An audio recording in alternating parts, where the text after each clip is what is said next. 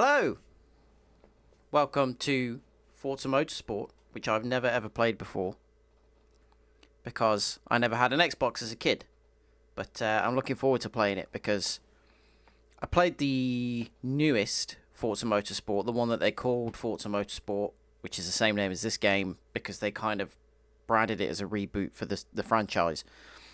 Because I always played Gran Turismo growing up and absolutely loved those games. And Gran Turismo 7 was probably the most disappointed I have ever been with a game. Maybe only Cyberpunk has disappointed me more. So I played the new Forza because I thought, well, you know, that might be a good alternative, and it was middling. You know, it wasn't great. But I'd always heard how great the Forza series was in general. So I wanted to play them. I wanted to play from the beginning. So here we are. And we're playing on an actual copy, not emulated, on an original Xbox with the controller that, as a child, was far too big for my hands, which is one of the other reasons that I always preferred the PlayStation. So I don't know anything about this game. I know like limited stuff, like you can modify the cars and things, which you couldn't do in Gran Turismo, which sounds really cool. And that's kind of it. That's kind of all I really know. So yeah, I'm really looking forward to it. Let's just get the sound on. Hopefully that's not too loud. I've turned down the background music. I don't think it's licensed, but I still turned it down a bit just in case. And also, you can already tell that this was a game that was marketed to the American market because, like, it's really awesome guitar music in the menus. That's like so different from what Gran Turismo marketed themselves as. So we're gonna start career mode, but one thing that I have noticed, I just played the game for like 10 minutes just to make sure all the settings were working and stuff. There's time trial mode, which is prove your skill by setting the fastest single lap times on specific tracks with a specific car. So it's not just like pick a car and track. It's like I think you have to pick a track and it gives you a car, which I'm not gonna do this now, but I'm just gonna have a look, and I've picked Tsukuba. And we'll just see what car it gives us. And I think this is like a specific mode. It's like, you know, like a challenge mode kind of thing. So yeah, it's given us an Impreza for this. Oh, it's the Cusco Impreza. Cool. I always really liked this. This was in, I think, Gran Turismo 3. Wow, that's pretty loud.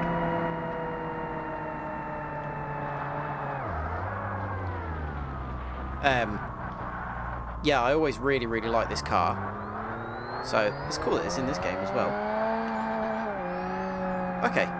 Oh my god, I'm going to have to get used to where the start button is on an Xbox controller because it's very, very different from the original PlayStation.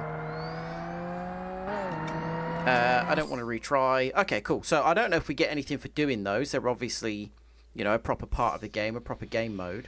So maybe we will have a go at those at some point. I don't know if we get like cars or something like that for completing them, or if they're just there for fun, but we might have a go at them. Okay, arcade mode, home region. Home region determines the availability, starting cost and rarity of the cars in your career. Home region does not affect which tracks are available. Okay, so it's just cars. That's throughout the whole career though, so I assume if I pick Europe, Japanese cars are going to be more expensive throughout the entire career. That's interesting. Many cars are common in their home region, but they're rare and thus more expensive in other regions. For example, a TVR Tuscan S is common in Europe, but rare in North America and Asia. Okay, go for Europe, because I am from Europe. And we have 23,000 credits to start with. Saab! I did not expect there to be Saabs, but that's cool, I like Saabs. I was sad when they went under. Corrado. SLC, I don't know that model. I know the VR6. I'm assuming this is a lower model than the VR6. Mini Cooper S. Passed my driving test in one of those. Never been a fan of the Audi TT. And there's the Golf. The TT is essentially a Golf. underneath. Oh, it's the GTI 180. That was called the RC, I think, in other territories. Quite a fun car. I have driven one.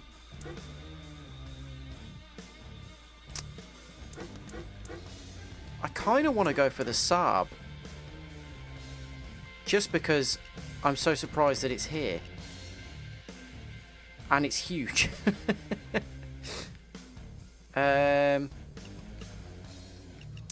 think I'm going to go for it. Which colour? Let's go for it in red. Red's the fastest colour.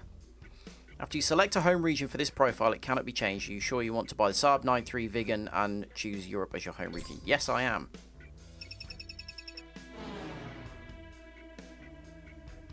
Okay, so we've got our garage. Oh, no. It slipped down into buy cars there. Okay, it's good to see that that's going to happen. Tune car setup. Cool. Buy upgrades.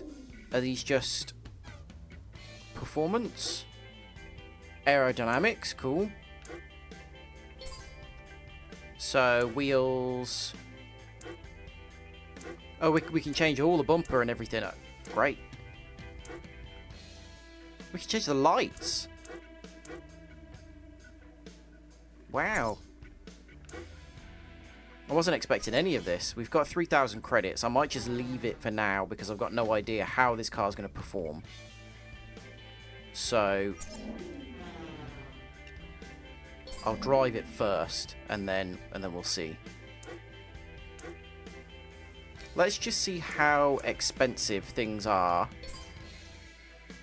in comparison to each other. So if let's look at something fairly low range. So we know that the TT is 21 grand. S4's 24 grand. Then let's look at Japanese cars. And try and find something in a similar range. So MR2 might be similar to... it's not that much more expensive than a TT. 26. Old Supra, 21. 25 for a Celica. That doesn't seem like they're that much more expensive.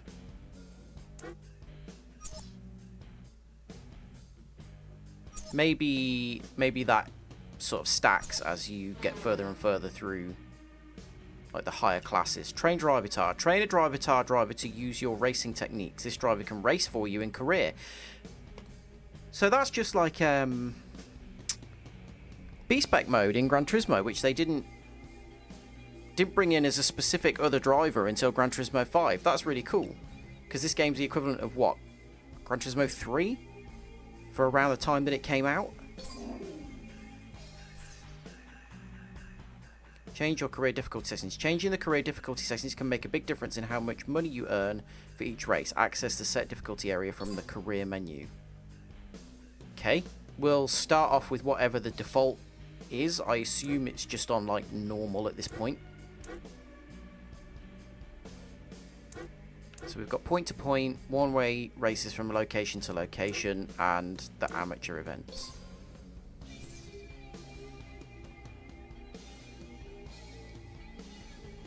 We've got a front-wheel drive car, so...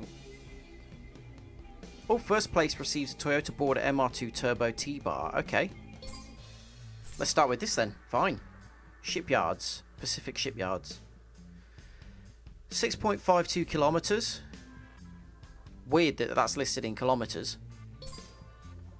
I've got units set to miles per hour because that's what we tend to use in the UK. Although if it's gonna put things in kilometers anyway, I might just switch it to kilometers per hour because I'm fine using either.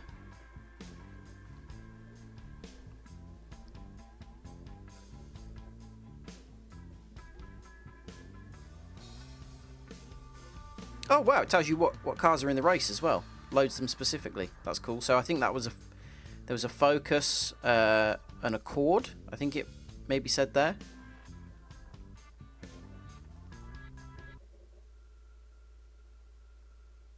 Loading times are not too egregious for a game of this age, which is Nice. A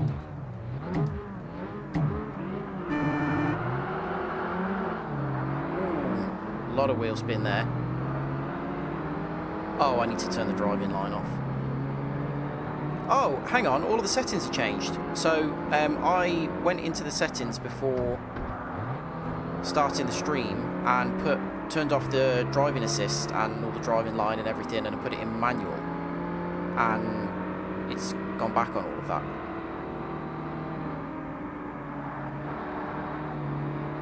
So I'll need to go and change all of that again. Whoop, sorry about that. Oh no. This thing doesn't stop very well. Oh, we've got damage as well. Okay, we're pulling to the right. That's pretty cool. Again, Gran Turismo did not have any damage, so...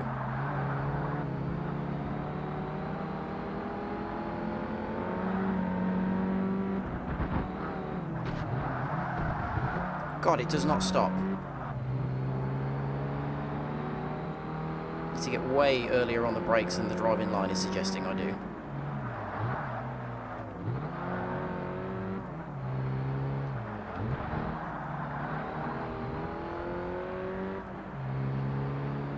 Very far behind the car in front now, so I don't know whether we're going to be able to catch up.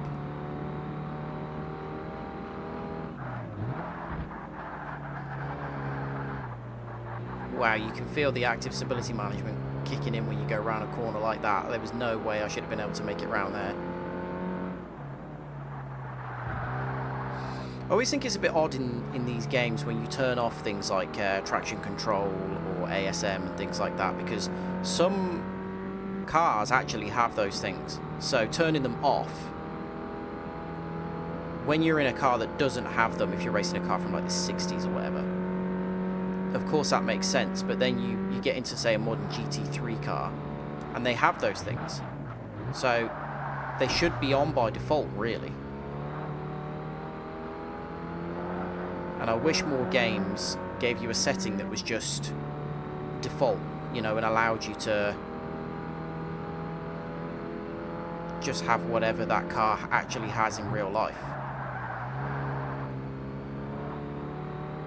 Yeah, we're not catching first here. 6 seconds, yeah, definitely not.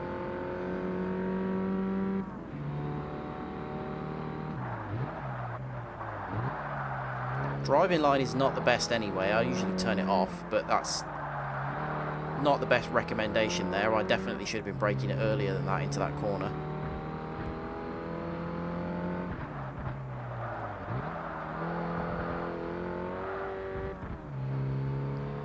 Love that there's a race around some shipyards though. Half a second through that sequence of corners, so we should be doing okay here if I hadn't completely like crashed off the track. Oh well, you know, 1900 credits is not bad. And level up a bit. What does... Oh, okay. Y-rated tyres for all cars are 10% off in the upgrade shop. Okay, cool. So leveling means you get access to parts. Use the brakes early and often. I understand. Right, hang on. Let's go into the settings. That counts as a completed race. So I wonder where I have to finish in order for it to count as completed. Right, suggested line off. AI difficulty will keep on medium for now. Limited damage. Limited damage. Most systems will only damage halfway. Increasing difficulty also increases potential earnings. Simulation. I'll keep it on limited for the time being. Shifting, manual, ABS off. TCS off.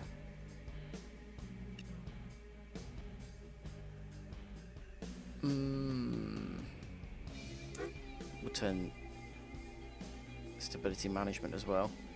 I've never heard it referred to as STM. I thought it was ASM, active stability management.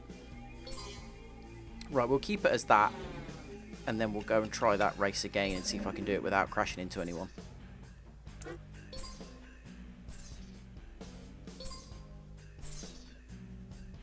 This music sounds suspiciously like it might be copyrighted.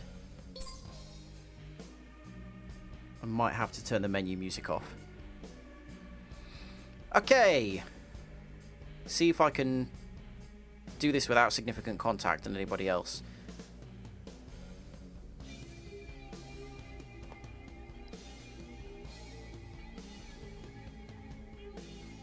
This soundtrack actually reminds me of some kind of older games like PS1 era where you had that kind of heavy rock a lot in the menus, which is pretty cool.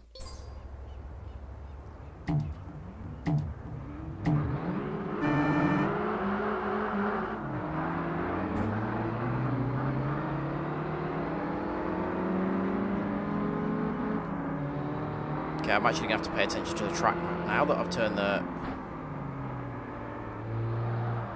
Oh, excuse me. He just completely drove me into the wall.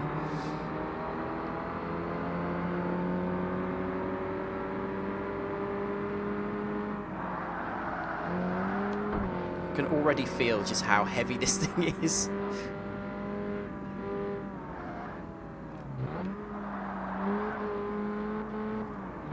It does okay, actually. Definitely with the settings off, I've got a lot more control over how it's driving. God, it's hard to see in the dark on a screen this big, though. When you play an older game on a big high quality screen, it does lose a lot of detail.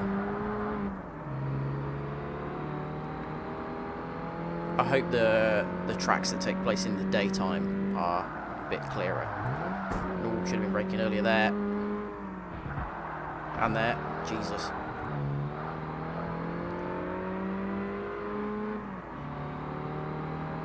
I'll be fine around tracks that are in other games.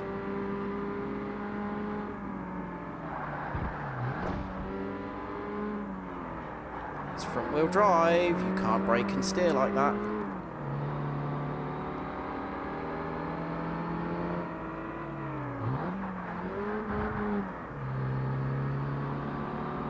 Okay, let's see how we compare on the straight. Ooh, not well from the looks of it. He just tried to pit me. I don't know if that's good or bad AI. I don't know if the AI is programmed to be particularly combative or what.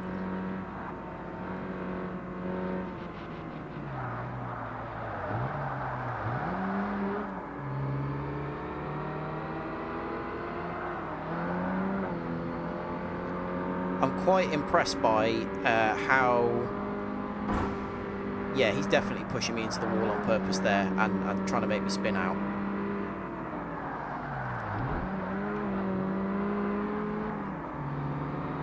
Yeah, I'm impressed by how much I can actually feel when I get some oversteer or when I'm losing traction. I wasn't expecting that to be as... Like there, for instance, as well, I hit the brakes hard and felt the wheels lock up, which for a game of this age is really impressive.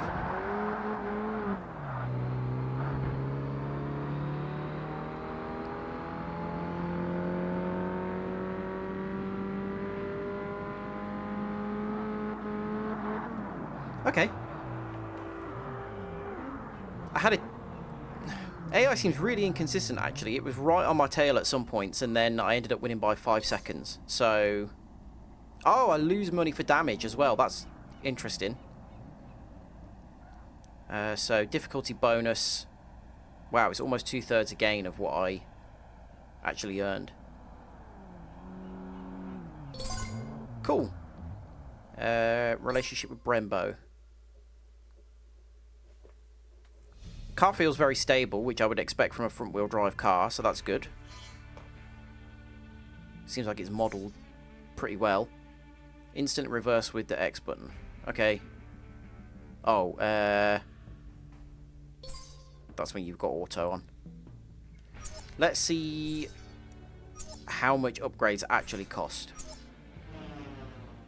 So, garage, buy upgrades. What's it going to be under? So engine and power, chassis and drivetrain, I would imagine. Yep. So we've got a relationship with Brembo.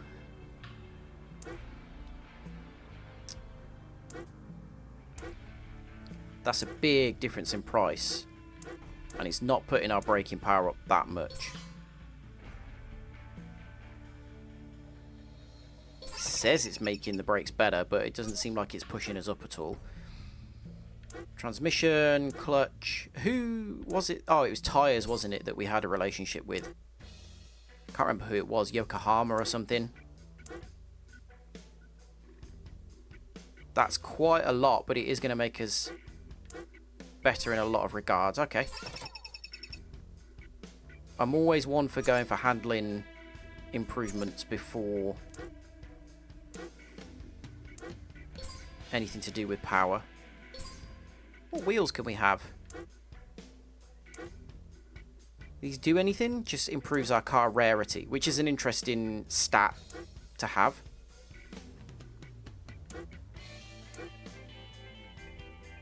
I'm not really bothered about having any different wheels if all it does is improve rarity. I know in some of the later Forza games, depending on what wheels you put on your car, it would make your car handle better.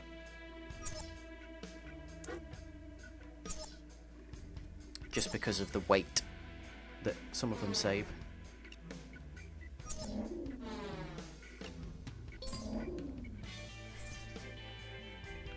Right, let's do the other one of these then. And did it say we get an MR2? I don't know what that is, the border MR2 T-Bar. I don't know what generation that is. Maybe the second gen? Which is the nicest looking. I don't know what class that would be in either. I suspect... What are we currently? D? That might be a D or a C.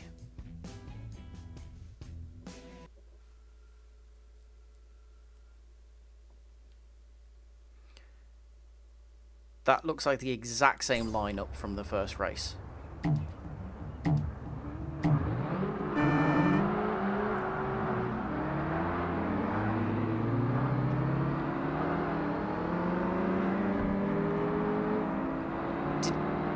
Did he do that on purpose then? Again, I don't know how well this AI is programmed, but that felt like he sort of cut in front of me there. The amount of times they have taken my back end or tried to.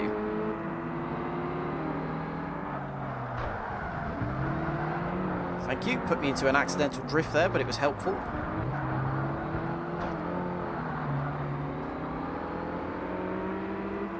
There's a little icon on the speedometer that I think is telling me when I am in the slipstream of the car ahead.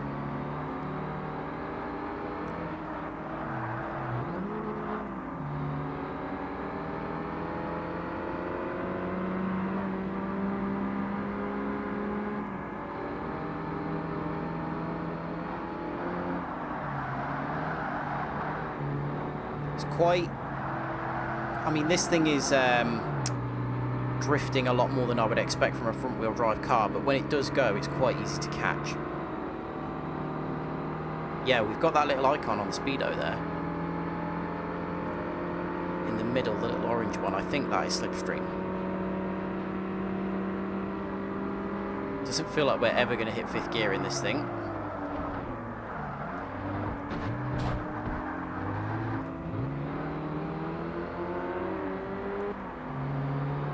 Be interested to see if I finish like second in this, whether that has me down as the winner of the overall event because I won the other one, or whether I do need to win both races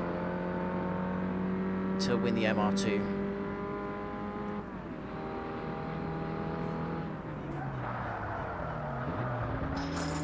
Well, he had a bit of a crash there, but I biffed it as well. It is interesting that they are inconsistent. They're not just driving to perfection.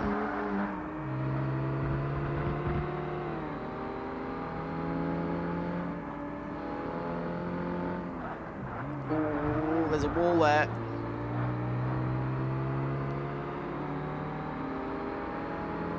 It's so hard to see what's actually happening.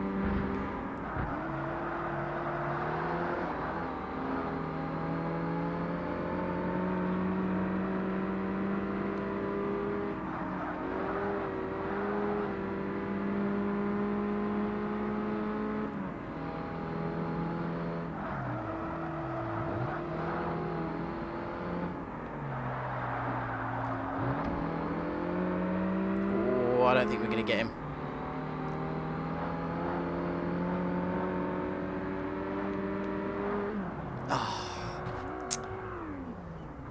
Oh wait, that's our best lap that I was looking at there. Okay, so we really didn't finish too far behind. Now, do I get that MR2 is the question.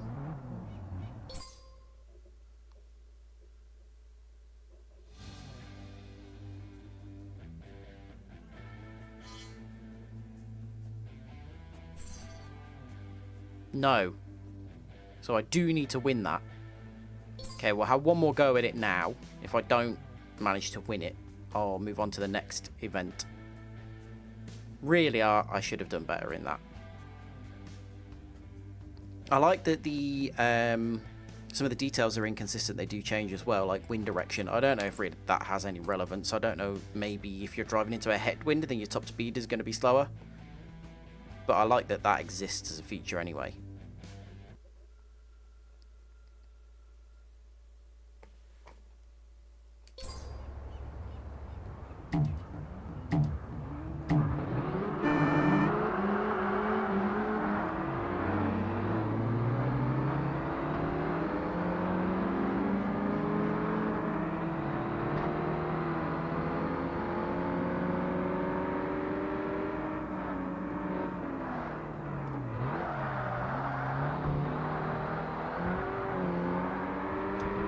Doesn't feel like it locks up really easily, which is nice. I can hit the brakes pretty hard and still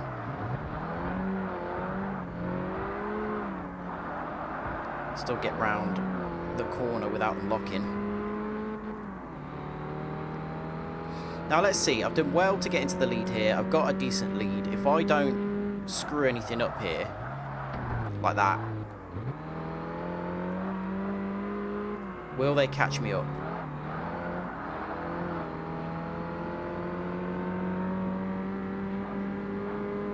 Will be interested to see if there's any like rubber banding on the AI, because the Gran Turismo games were notorious for that.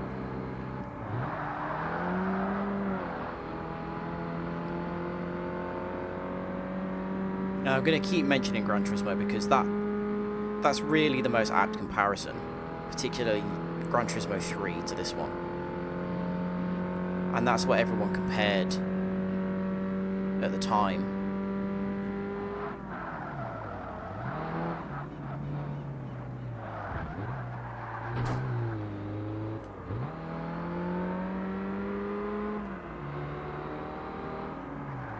The little damage icon came up there, but it didn't look like I'd actually damaged anything. Nothing was showing up in like red or anything like that. I wonder if that just comes up every time you hit something.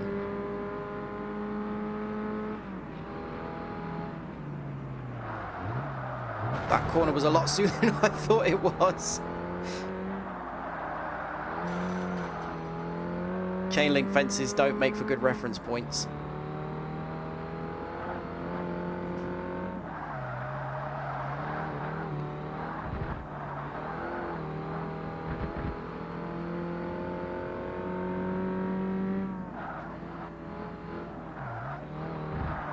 Ooh, okay. Couldn't see the apex there at all.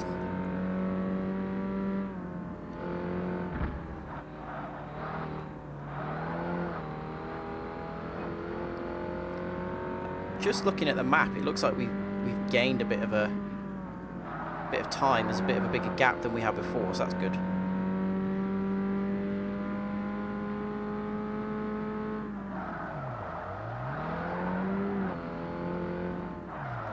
Ah!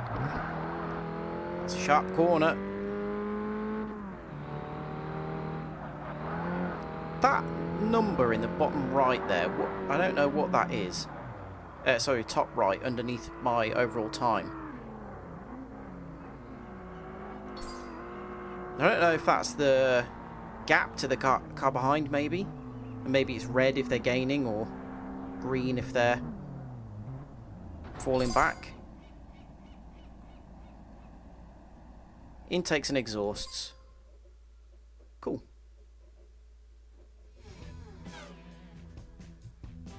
Ah, we got the MR2. Okay.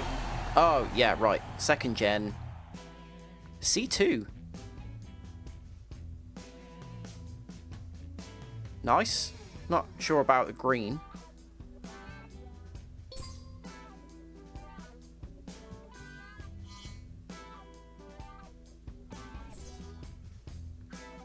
Yep. Just don't really need those kind of tips. Oh, actually, is there an MR? Because obviously MR is what the MR2 is. Why can I not enter that? You must reach level 5. Okay. So we've got a car that's eligible for it, but we can't enter it yet because we're too low a level. European Open. Well, that makes sense. Current cars not eligible. Okay, so it has to actually... It's not just Asian tracks. It's cars from Asia and North America that have to take part in those. Good. So Europe, we've got Silverstone, Maple Valley, which is fictional, but obviously based in Europe, and Alpine Ring, which is, I would imagine, in the Alps. That's the looks like the Matterhorn there.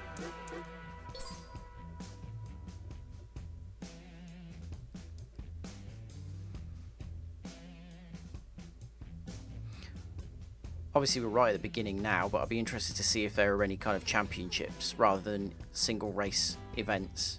If we, have anything where we maybe have 3 or 4 or 5 races in a row where you get points and things like that.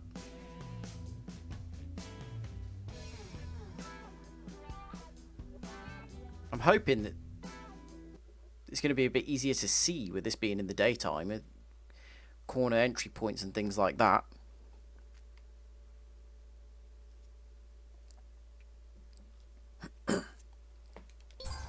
Obviously helps that I know Silverstone as well compared to those specific docks.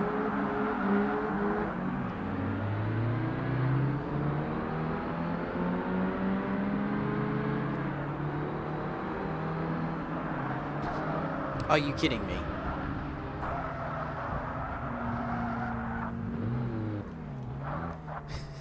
There's not much point in me continuing with that, is there? Good.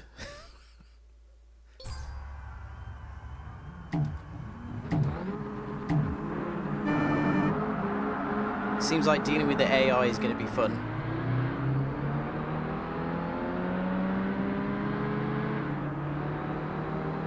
Right, I'm going to take a slightly wider line here, knowing that he's coming. There we go.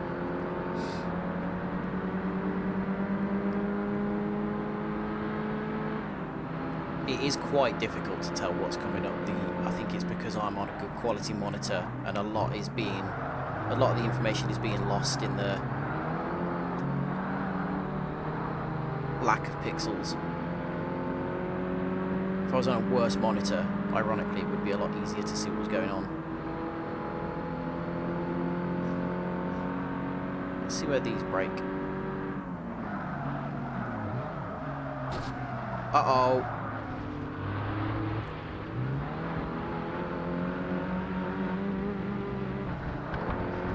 That one was my fault for understeering into him.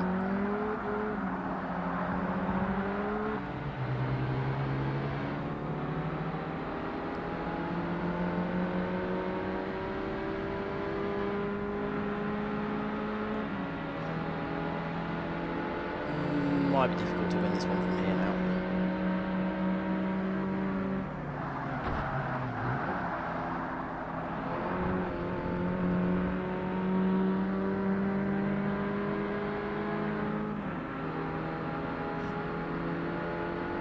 I don't want to be on the outside here.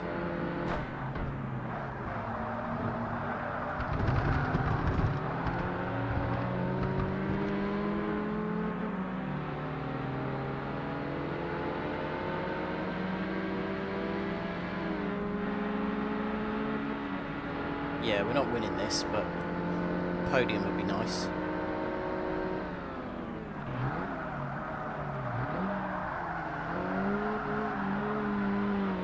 A bit front wheel drive drift there.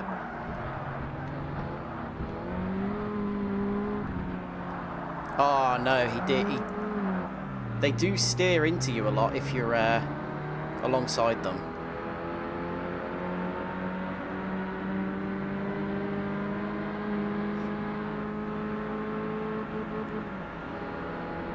Well, third place.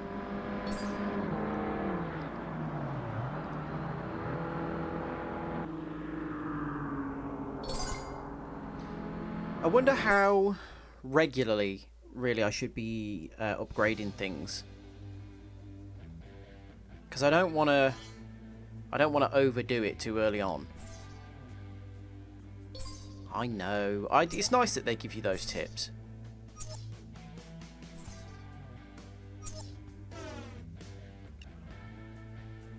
Let's see. Buy upgrades. Engine tuning. Exhaust and intake. Let's see. Put a nice big exhaust on it. 1200. This is a very odd game. Look at that. It's measuring the power in kilowatts. Which is fine as a measure of power.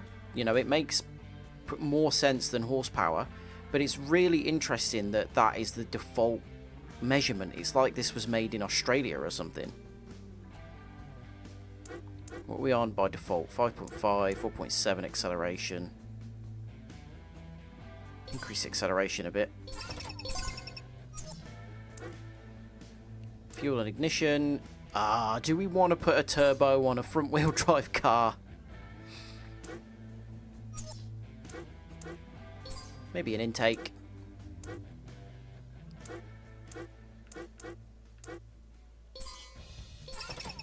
We won't put too big of an intake on though.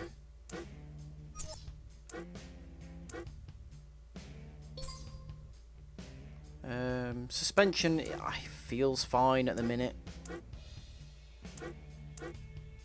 Maybe a bit of weight reduction.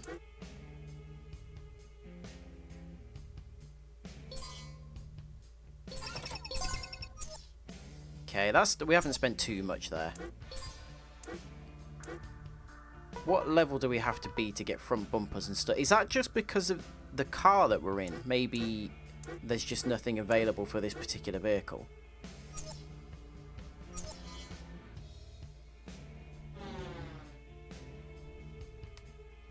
Oh, I can't see it.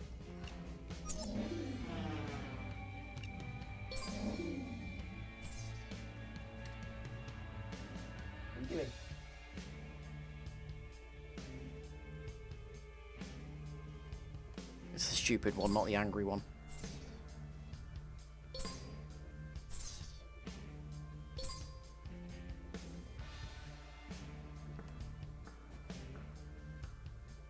She's doing some climbing. It's going to be a big bang.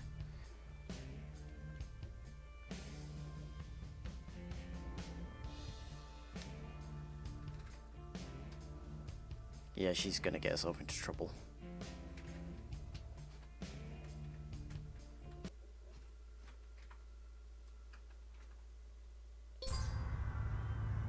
Alright, let's see.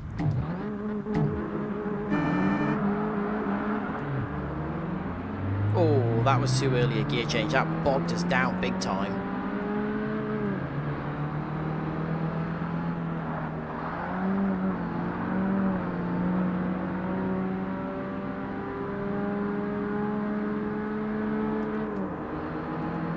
Feels significantly faster. We didn't upgrade that much.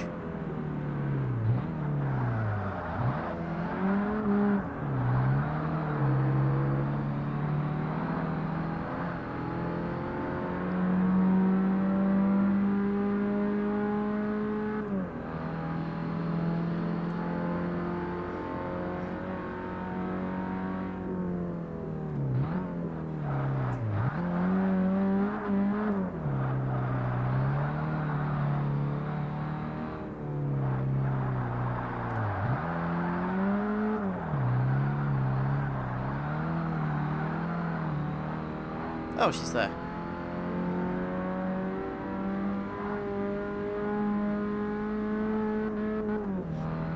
There's no cockpit cam or anything like that in this, which is not surprising, again, for a game of this age.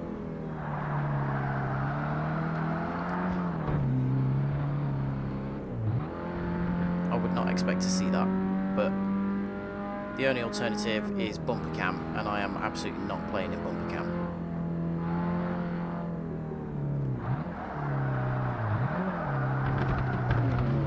Ooh, locked up, locked up, locked up.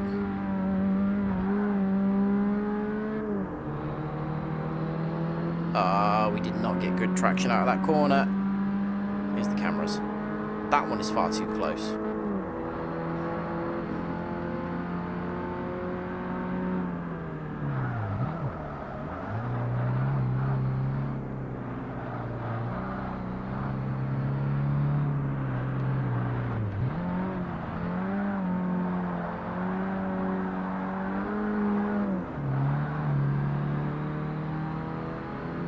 Okay, should be fine.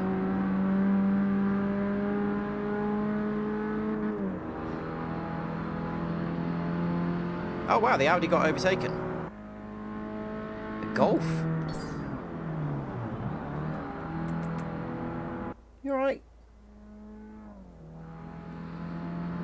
Ah, I hate when that happens. Look at that. What's that? A couple of XP away from leveling up?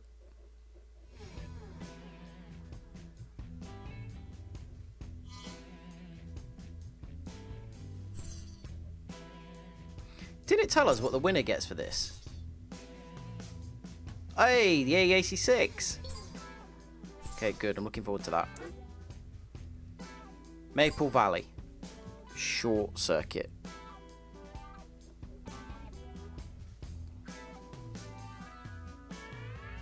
Fictional, but I know it because of the new Forza.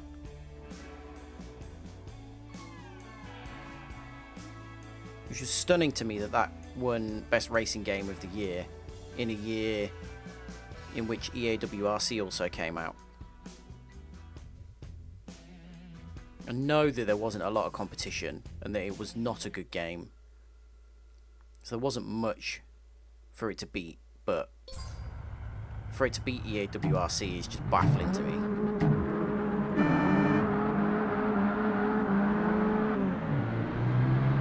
That was a better gear change.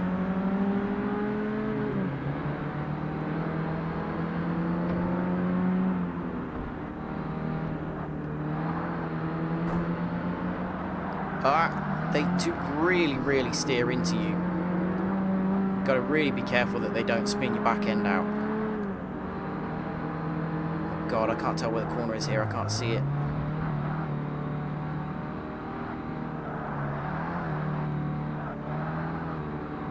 Right, hang on. Forgot we were on the short circuit for a second there. Oh, that means we don't have the super fast final corner. I really like the final corner on this one.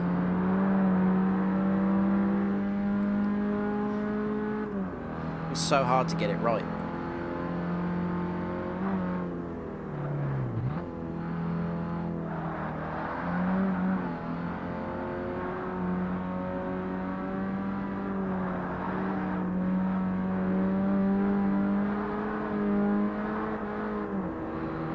Game could just do with some slightly increased contrast.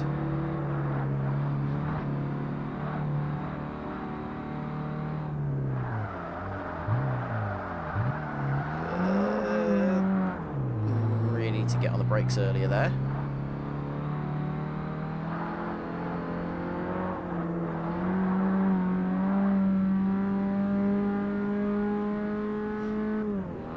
I can't remember if Forza 2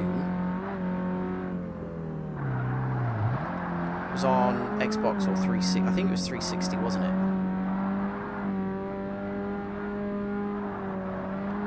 So I imagine there's a big graphical jump between this one and that.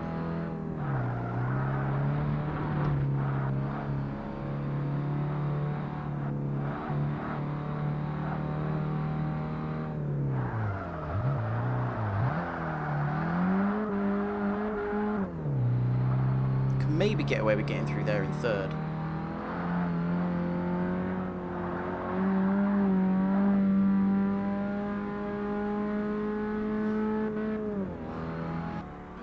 I like this car. This is nice. I like that it's not throwing me into a good car straight away and that I'm kind of building a little relationship with this Saab.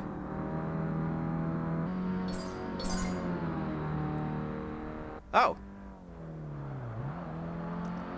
What? Oh, that's just a reward for hitting level 5. Okay, cool. We've got an NSX.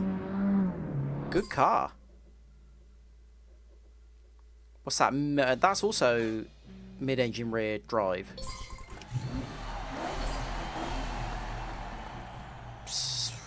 We haven't got a huge amount of use for that MR2 now. Both Japanese, both MR. Really know a situation in which I wouldn't use the NSX instead. Oh wait, no, because this is an Acura, it's American technically, so gives us something to use in American events. Keep cars you win. Generally, it's better to hold onto the cars that you win. May be required in later events. Also, selling cars back to the dealership only gives you a fraction of the car's worth. Selling cars over Xbox Live will give you a much better return. Well, we don't have that option, so Alpine Ring. I do not know this track, so this will be interesting. That looks like it's dirt. It's just the colour of the tarmac. Oh, wait, this... I think I have seen this track from someone playing Forza 7? 6? I don't really know the games that well, so just that track map looked a bit familiar.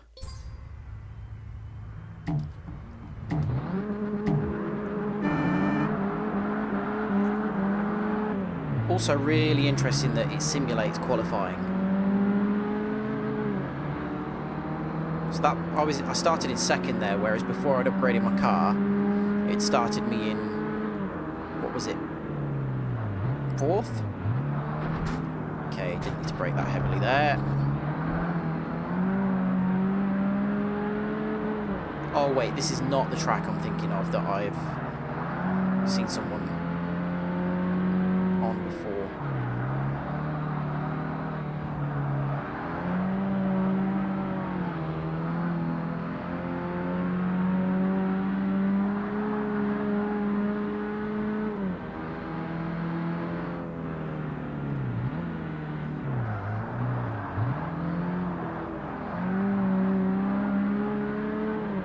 This kind of has Grand Valley vibes. Again with the Gran Turismo comparison, but they're going to keep coming. Oh. Oh well.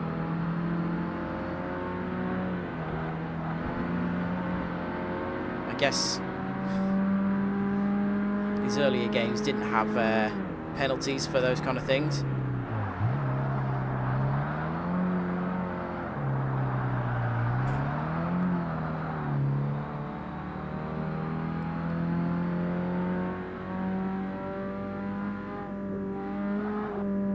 Ooh, that's an interesting final corner.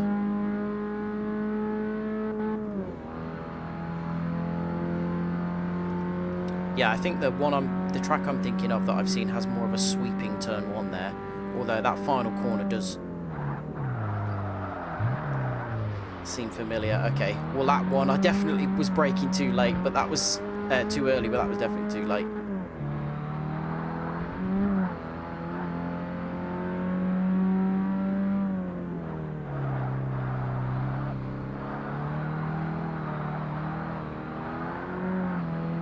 This is an odd car. There are a lot of corners where I feel like I should be in second, and actually third is fine.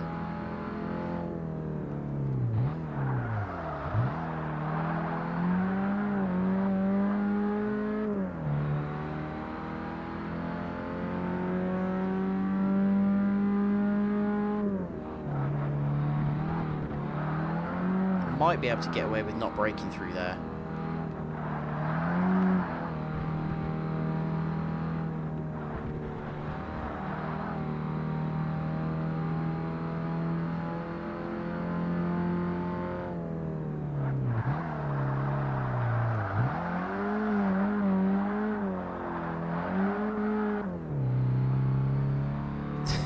That was not a tidy corner.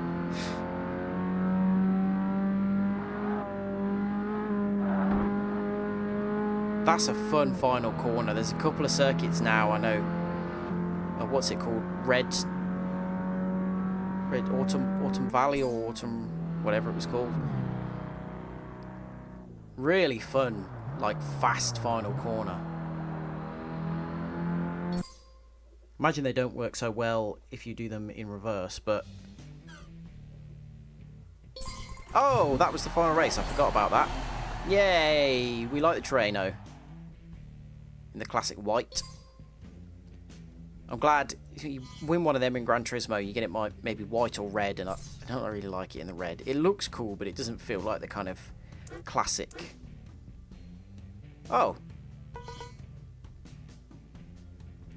Oh, so, right. Well, that's annoying. It doesn't... It should tell us if we've just got a car that's eligible.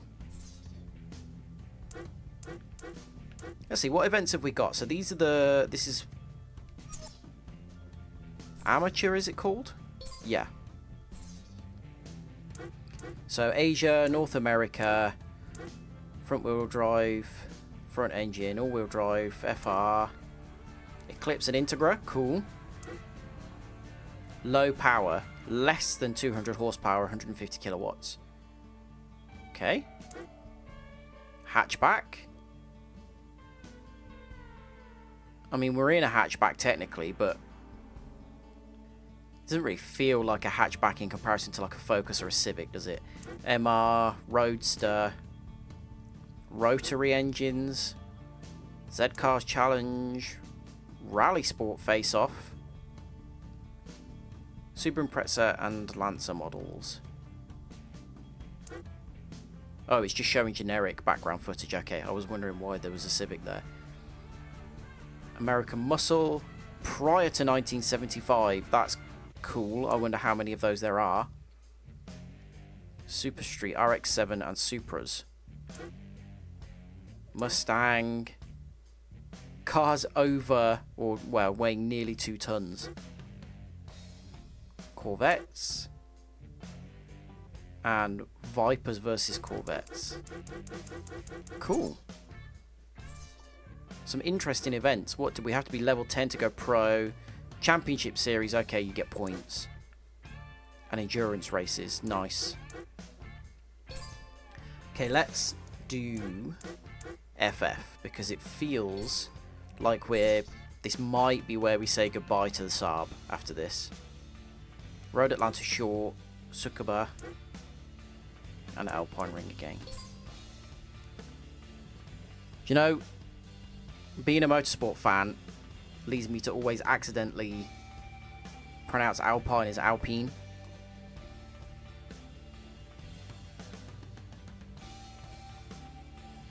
I wonder how good a representation of Road Atlanta this is, because that first section where you go down the hill and you know you're winding through, I imagine that could feel a bit crap if you don't model it very well. Modeling the elevation change is important as well in early games like this where you haven't got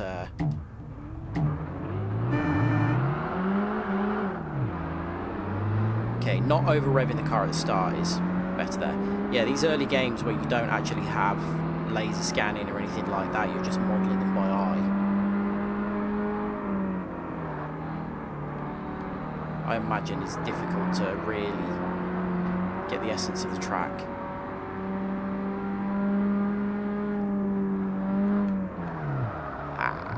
Yeah, they're doing a decent job of that. I haven't, on the other hand. Wow, the grass slows you down.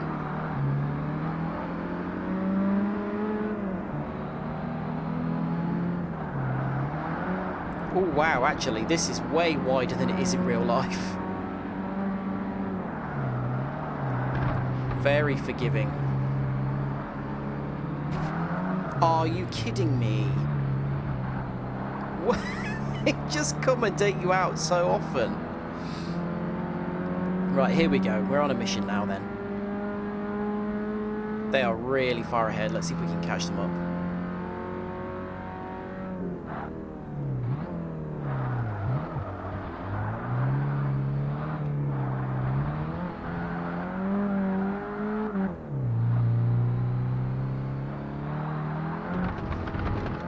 Not like that, I'm not winning. Yeah, we can get around that final corner at full throttle, I reckon.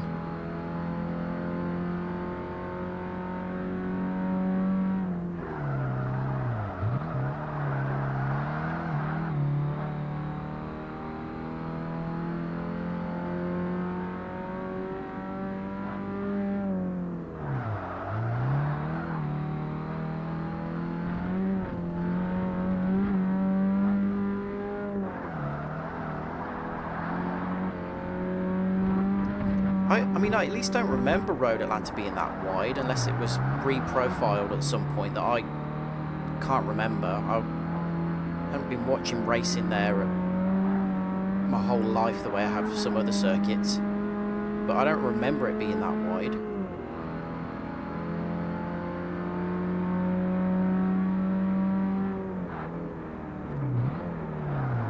Oh, come on. It was so bad.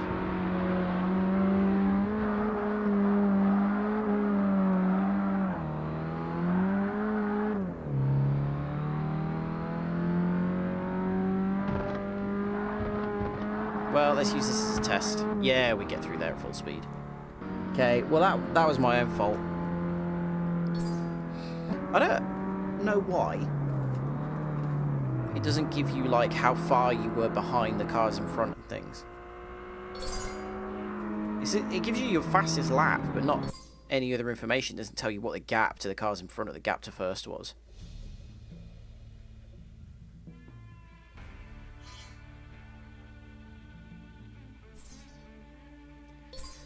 Yeah, I know about understeer and front-wheel drive cars. I'm dealing with it.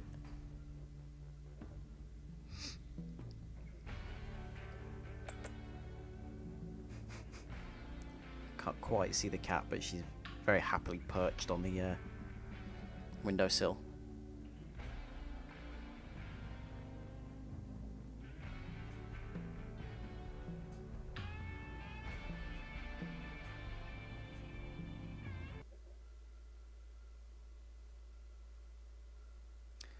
Qualifying is simulating me as the second fastest car in this race. I've got no excuse. I'm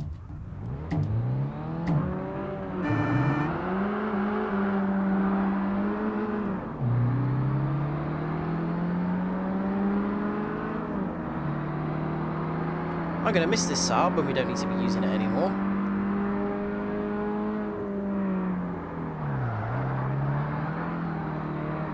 I feel like I've developed a nice little bond with it.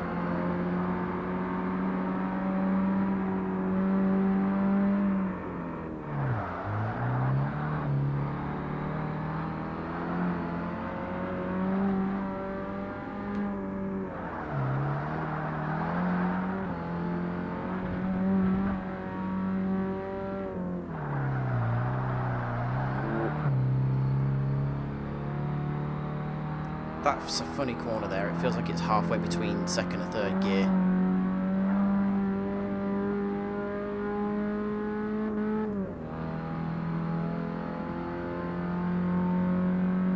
Right, I do not remember what my braking point was here. I used the scoreboard on the right that time, and that felt okay.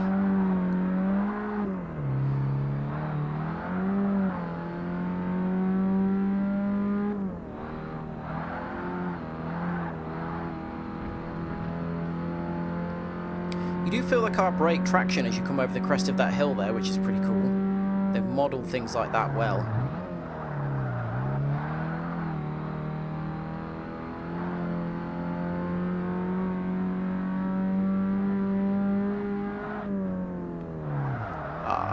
Okay, good, I saved that. Jesus, that was awful.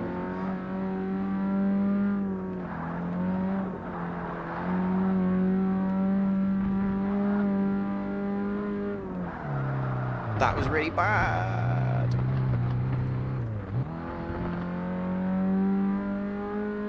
It's fine, we've got a big lead.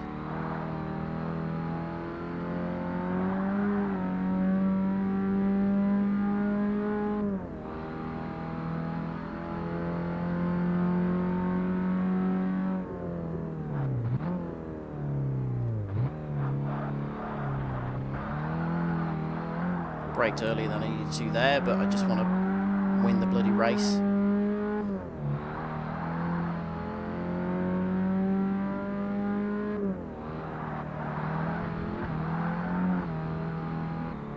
Hey!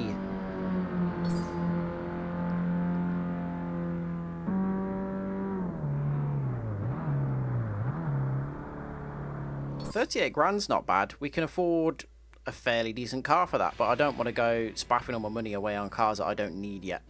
We'll wait until we get to an event where I don't already have a car that can enter it and see what we can buy.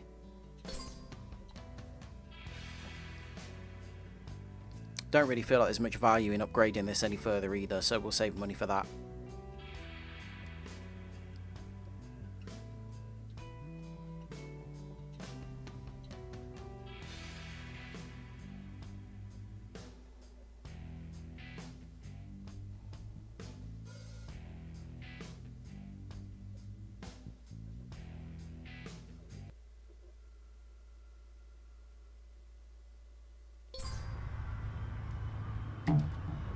The Xbox is so loud that I can hear it through my earphones. My headphones, sorry. It's really working hard.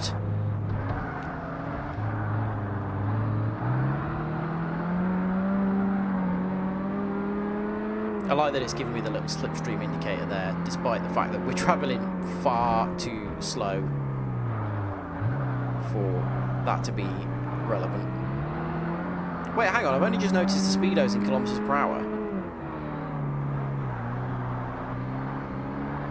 I'd set it in the settings to remain on the default, which at the time was miles per hour.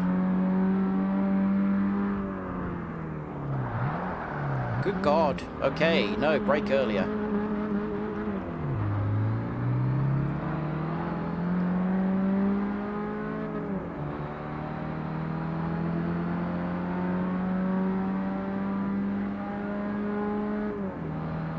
Every game I play, I always feel like I'm not really that bothered about Tsukuba as a circuit.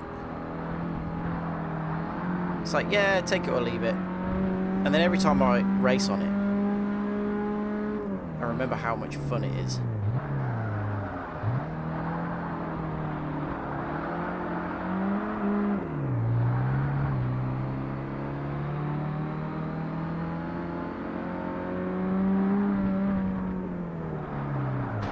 Sorry, fella.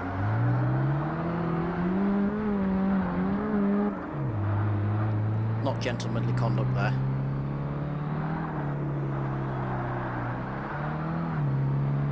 This does feel really, really wide as well, compared to how the track is in real life.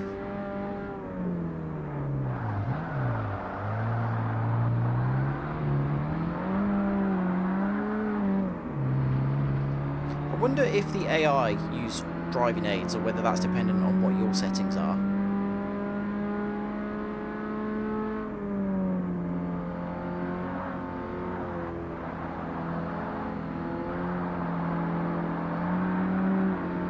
Like if you have the TCS turned off today,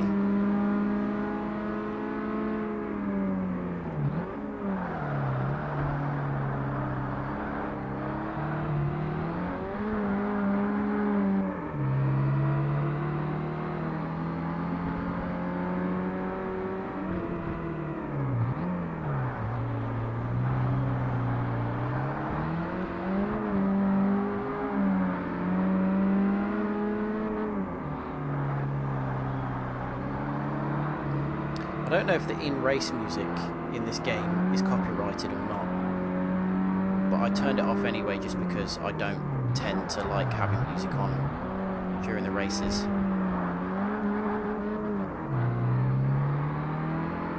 The only kind of place that is different is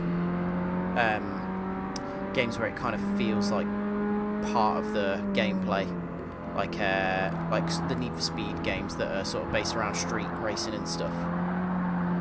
So let's keep on there. Cool.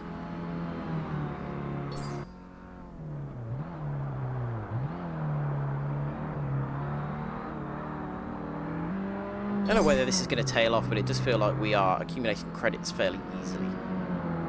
Authority, never heard of that brand. Modified fuel and ignition upgrades for European cars at 10% off in the upgrade shop. So maybe it is the case then that the cars from outside of your region are not necessarily way more expensive, but it costs quite a bit more to upgrade them. Can I turn those tips off? They're quite annoying.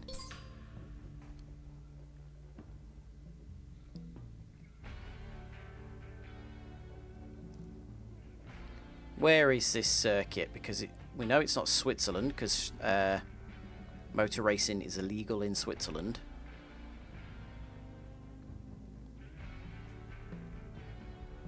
Maybe it's northern Italy or France or somewhere like that.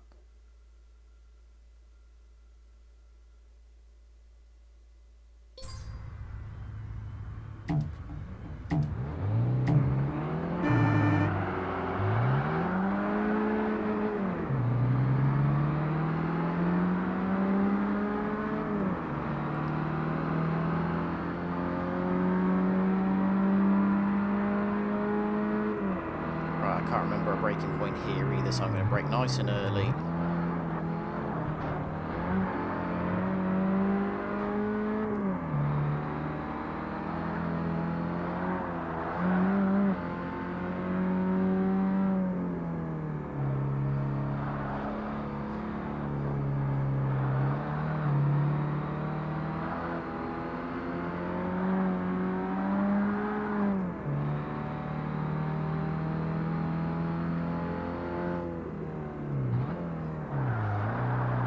Start of the curb feels like a decent braking point there. See that corner there, I instinctively went to shift down to second and then didn't, and third was fine. Feels like there's quite good mid-range torque in this.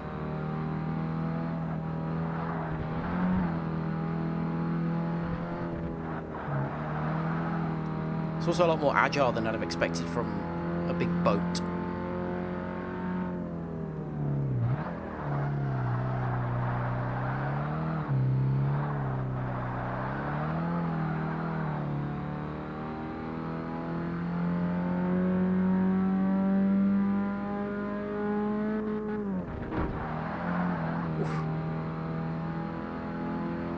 It's so sad that Saab died. I was reading that whoever it is, that the parent company that, or whoever it is that owns the rights to the Saab name, is considering bringing them back, which would be cool. But I don't know whether I mean it wouldn't be Saab really anymore. Just like those MGs that exist now, which are apparently quite good. They're not really MGs, you know. I think they're made in China. I think they're owned by like Geely or whatever that company is called. And I don't think they're kind of MG in badge only. I think that's kind of what the plan with Saab is as well.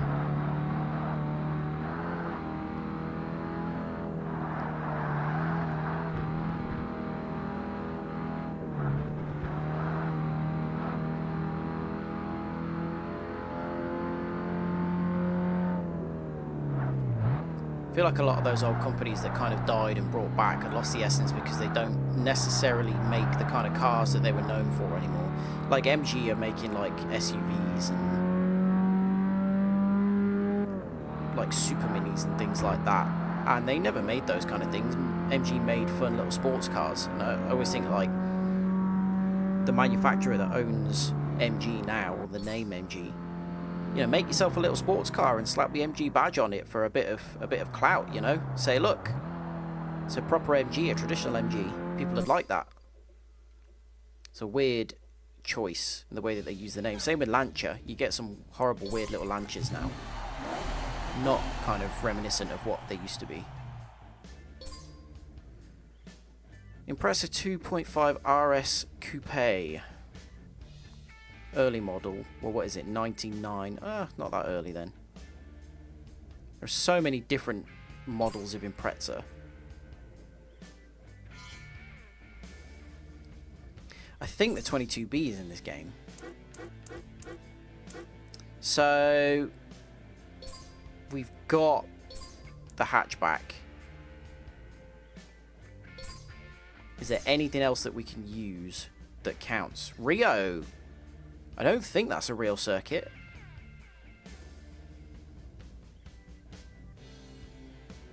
It doesn't. I think they race around Rio in the Brazilian stock car series, but I don't think that is a real circuit.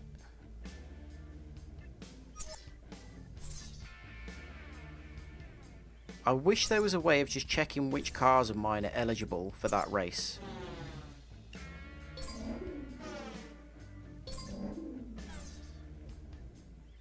And what kind of car family, in inverted commas, each one belongs to. Because technically, the Trueno is a hatchback as well, but is it eligible for that race?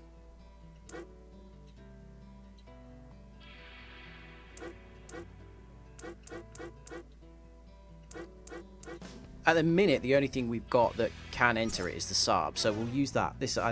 Then I really do think this is going to be the last championship, or the last series that we use the Saab in.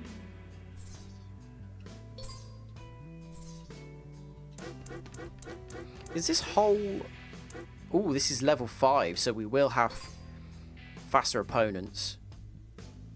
I mean, they haven't changed that much. It's still the R32 and the Focus and stuff, but...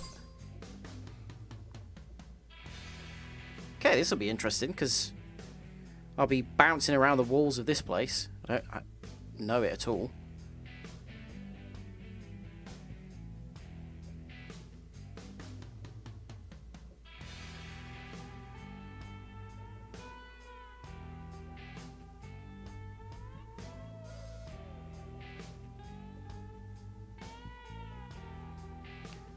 Feels like it's taking a while to load. Oh, there we go. The loading times are not too egregious, really, considering the age of the game and the fact that the console sounds like it's about to take off. But obviously, you know, when you're playing a PS5 or a Series X or something like that, you're used to basically no loading times whatsoever, so anything feels long, really. Where's... Oh, that's the pit exit. Ooh, I nearly steered straight into that then. Okay, let's see if these opponents actually are a higher level, or if it's just that they're maybe in slightly faster cars. Oh, look at this! What's that? Is that Ipanema Beach? I know that that's not the only beach in Rio, but it's the famous one, isn't it? Oh, Jesus. Okay, I was completely distracted there because he did not need to brake through that chicane, but then that put me off for the actual corner after it.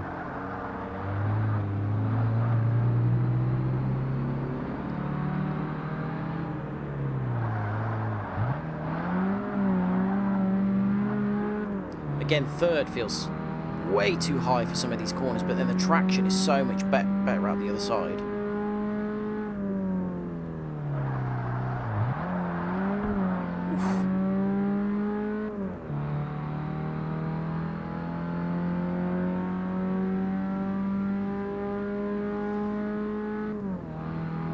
I don't know how many circuits there actually are in this game. I wonder...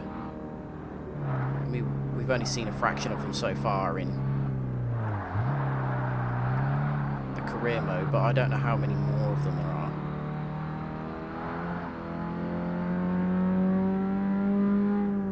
This is fun. Is Rio actually like this? There's a lot of elevation change for a big city. Ooh, and I like this. Interesting circuit. This feels a lot more interesting than a lot of typical street circuits. You know, this doesn't feel like a typical kind of boring IndyCar circuit.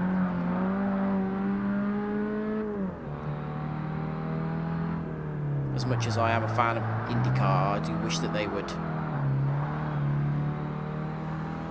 take a bit more, some more risks with the design or the choice of their circuit layouts when they do street circuits. Oh no.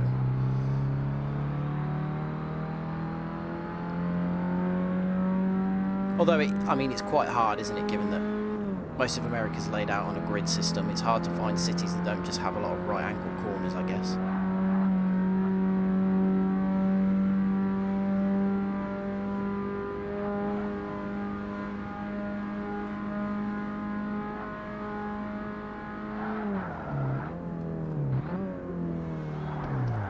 Oh, a lot of understeer there. I don't know where to brake there. Maybe it is best to brake going into that chicane just so that you slow down a little bit before.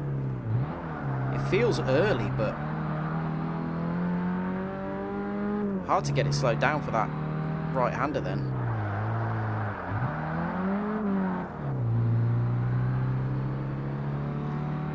I think they've actually closed the gap on me slightly since the last lap.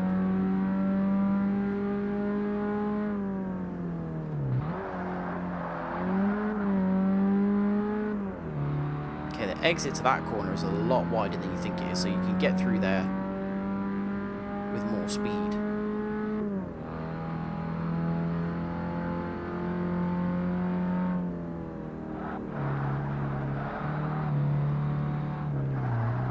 Oh no.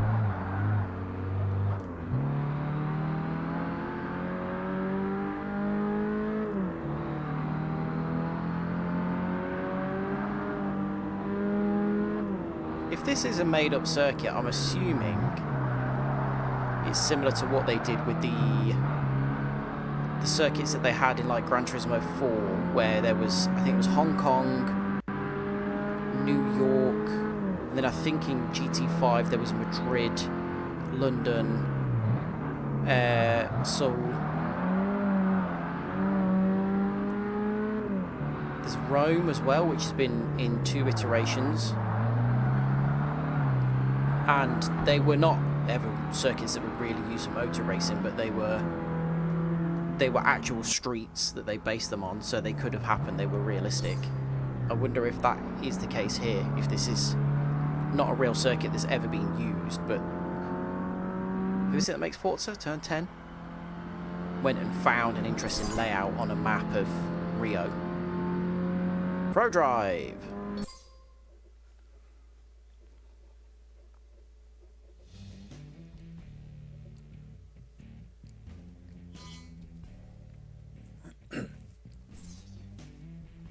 Apply decals. We haven't had a go at that yet. Let's go and we're going to be saying goodbye to the Saab soon, so let's go and see if we can give it some kind of fun design. Customize paint. We can start with that and then decals. Paint your car's body. Oh, you can paint individual parts.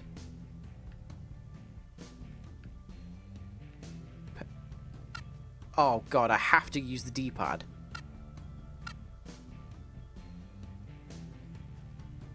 Yeah, I like that. So hang on, we've got some interesting colours down the bottom here, but is that because they're, so these are just flat colours. These ones have got a bit of a kind of flip to them.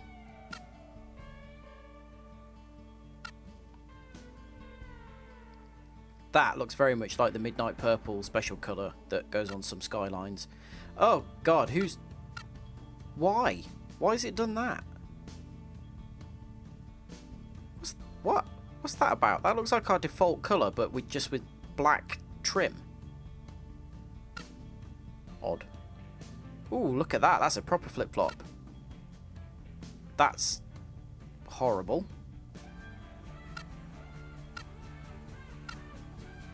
Oh, wow. Look, a matte grey. That's completely flat.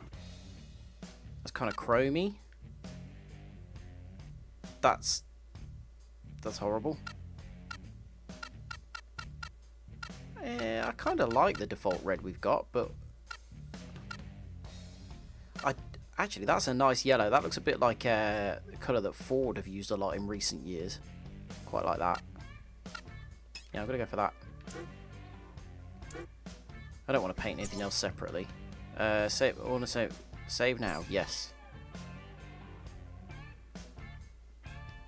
I wonder if you can paint the wheels if you've got aftermarket wheels. Custom look for your car by adding decals or vinyl. Each car in your garage can have one custom design, so you can't have multiple designs for a single car. I keep forgetting that the original Xbox only has one trigger button, it doesn't have two. Oh wow, yeah, this feels very of the time. These are awful. Exactly what you would expect for a game of this era. God, they're horrible. Tacky, real kind of what's the film? Fast and the Furious vibes with a lot of these.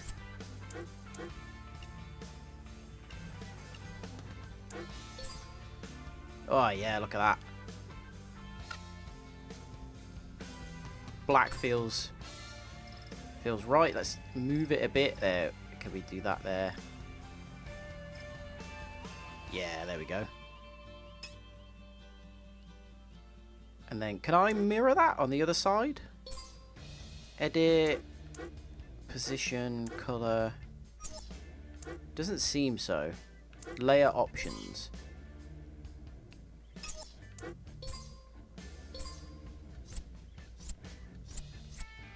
Let's stick some numbers on. Oh my word, that's huge. Size. Using the left thumb. Oh. I wanted it to remain even. Okay. Right, let's go to 80 and 80.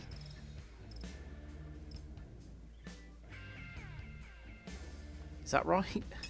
This is not a very good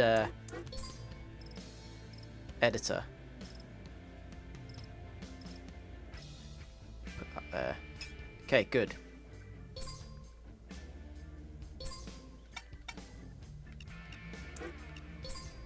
Okay, I'm going to do 26 because that's my birthday.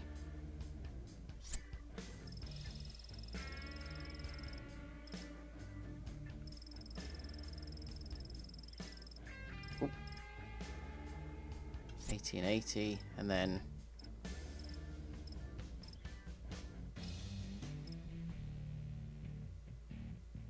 is that right? That's about right, isn't it? Surely. Maybe a bit high. Yeah, there we go. Awesome, look at that. I think we've definitely improved this Saab. Definitely looks classy now. Right side. So we'd have to do that again. If I can't, there's no mirror option. It's terrible. Okay.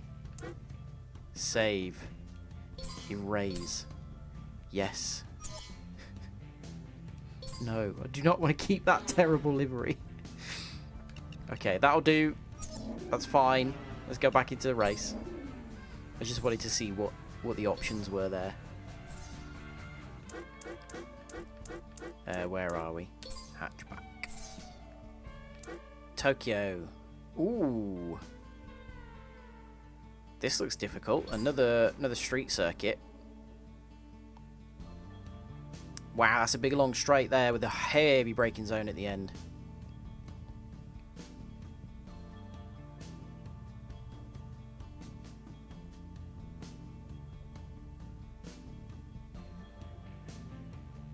This feels, I don't know, quite. What I imagine Tokyo to be like. Again, a lot of right angles and maybe some narrow sections, I would imagine.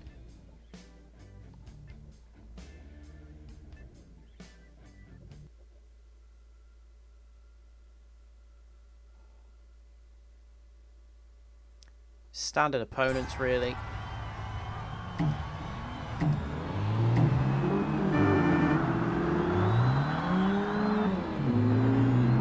That felt like a better start than what we've been having, although I'm still getting significantly out-dragged by... Why did he hit the brakes so hard through there? Oh, matey, do you mind? How did I not hit that corner there? That was... Okay, yeah, very narrow sections.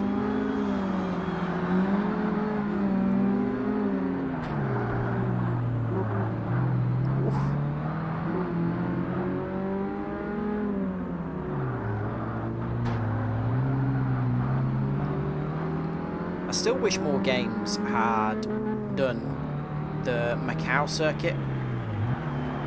You can get it on like PC Sims and stuff, and you can get versions of it on like Assetto Corsa and things. But it would be cool to see it in some more kind of mainstream games.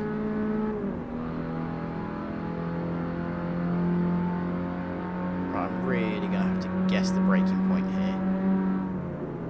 Oh, that was far too late. That was far too late. I thought the corner was way further away than it was.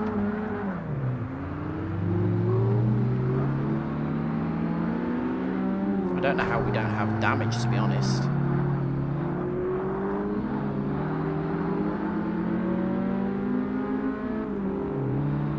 So that's 6.323 in the top right. I don't know what that refers to, but I think maybe it's about the car in first place.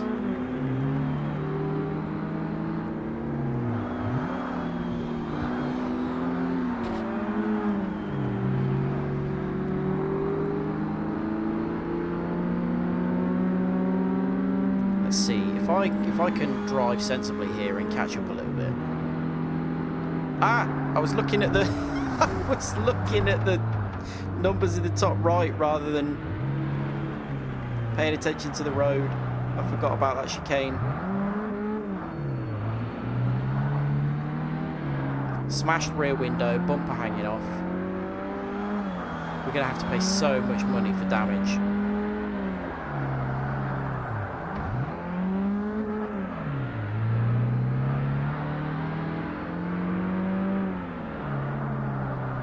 So we can cling on to this most pathetic of podium places.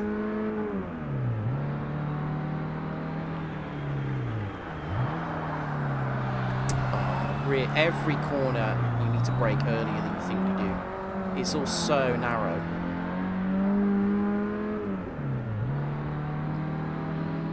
Oh, the absolute state of this poor car. It's a gold paint. I should have kept the red.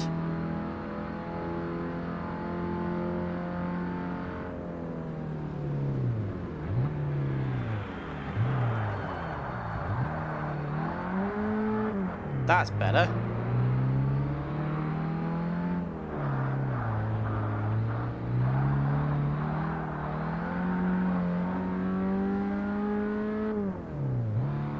Yeah, that 4.8. So the car ahead is 8 seconds. Is that where I am compared to my best time?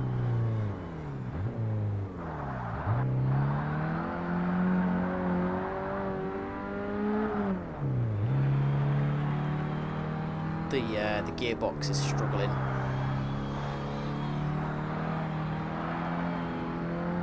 There's like a delay whenever I'm changing gear.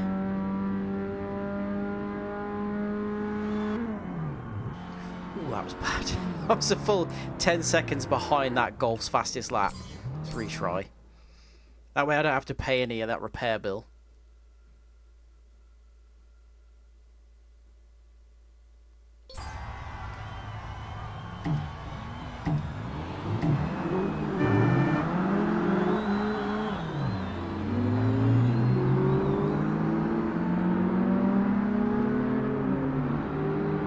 Oh, I forgot that he brakes for that.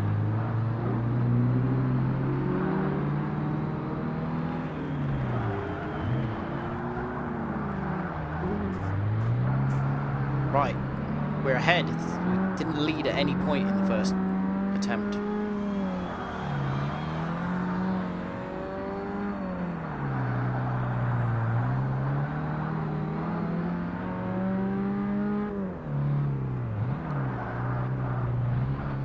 Yes, nice early braking. Careful round each corner.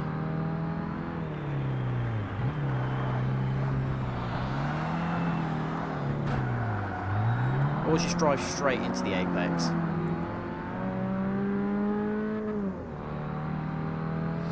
I wonder, so we've got tyre wear and fuel usage on. Obviously we're doing 2-lap races, so I don't really think that's relevant.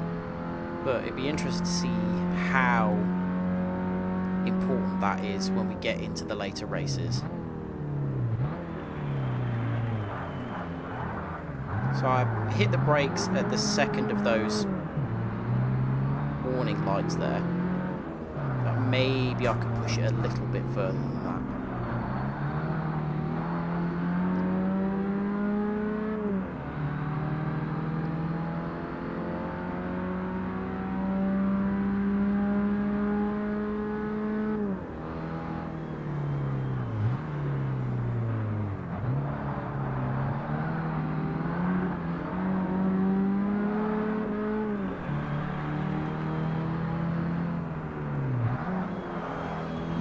I'm not good at that chicane, I need to improve.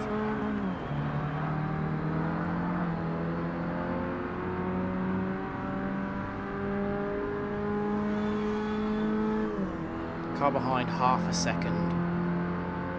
Oh, Jesus. Oh, you, right, okay, it is better to brake there because otherwise... Oh, wow, I am totally done here.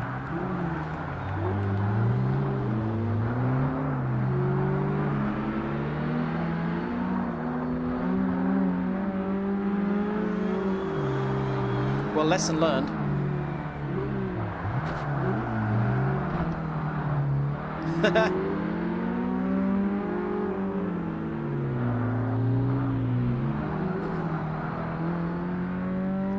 Well, I only gained half a second on him on the first lap, so there's no way I'm making back 5 seconds.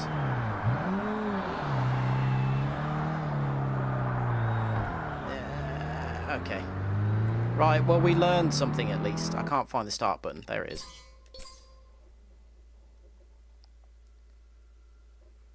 Do lift off into that chicane. You can make it through the chicane, but the little section afterwards, you will crash.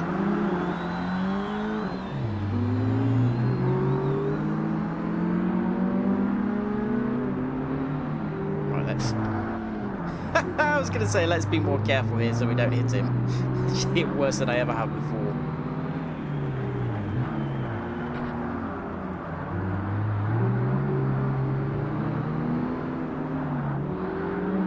This shouldn't be a very long race. Making it into one.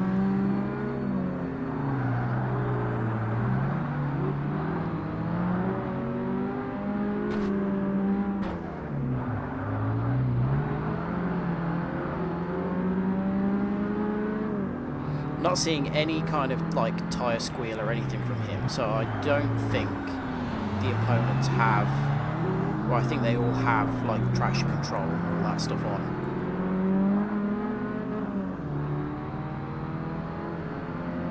Don't squeeze me.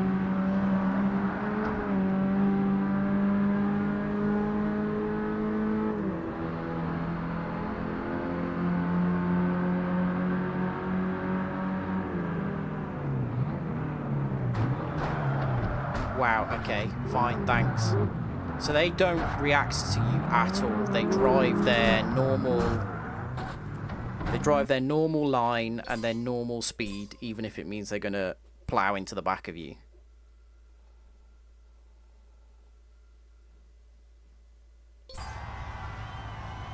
That's really frustrating, actually.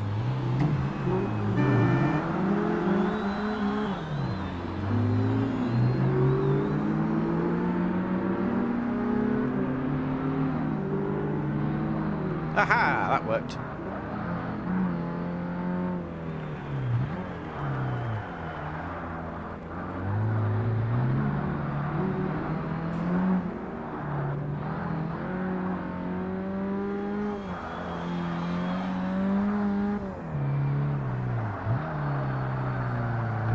Come on. It's no better than this by now.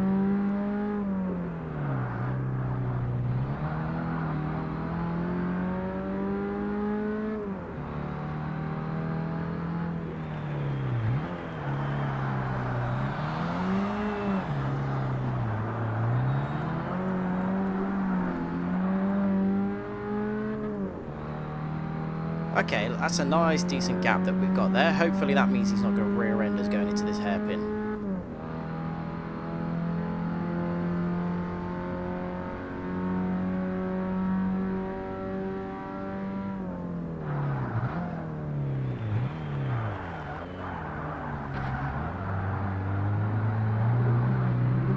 Yeah, maybe should have shifted down to first there, but it's fine.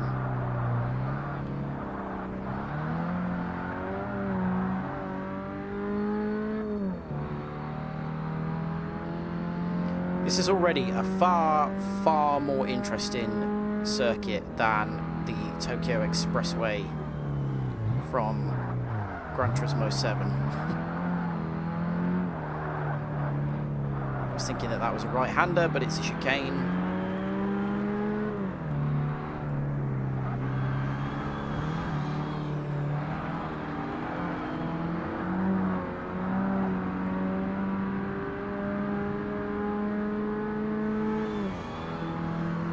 Okay, do slow down for this a little bit because of this left-hand kink. There we go. Oh no, I didn't slow down enough for this though.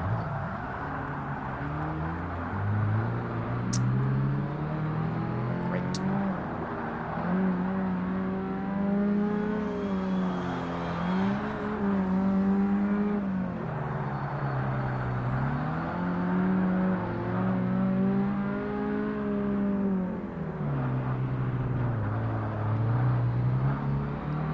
Does feel like I am better than the AI through these right-hand corners, though.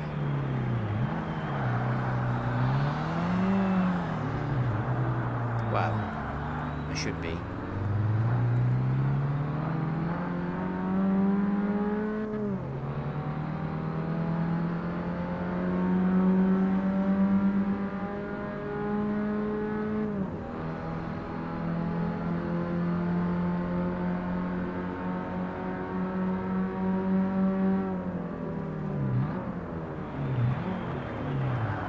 Wow, that was weird. I feel like I braked exactly the same point as I had on the previous lap there, and I just didn't stop.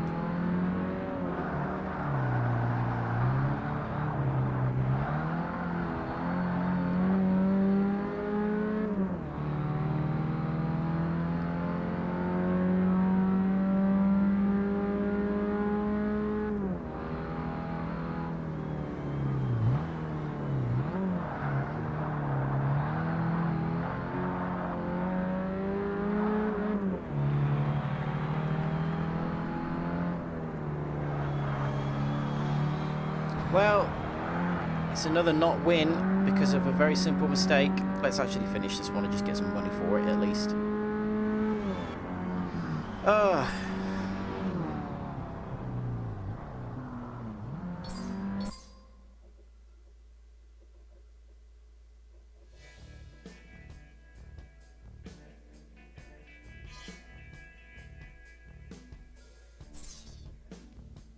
Okay, let's go again. I should be winning this comfortably if I stop screwing up.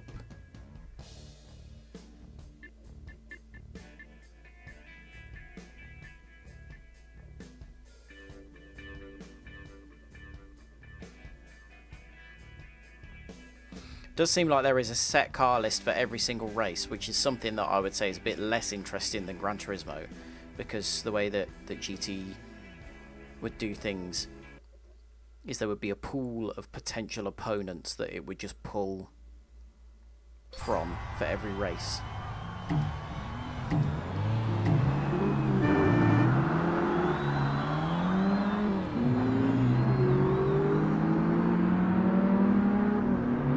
That was a very different initial approach from that driver to start with. That was weird. I wonder if it was because I got a better launch.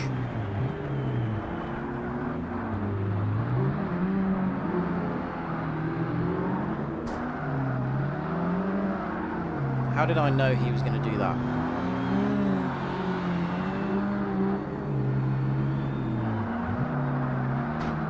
Good.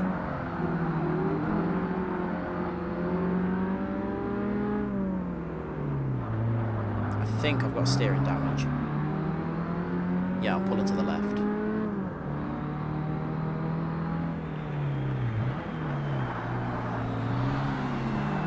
It's not too bad though, we can still get round right-handers fairly easily.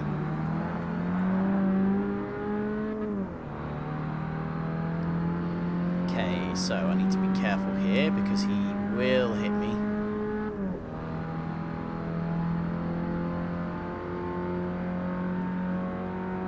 I'm not steering and it is pulling me around this corner.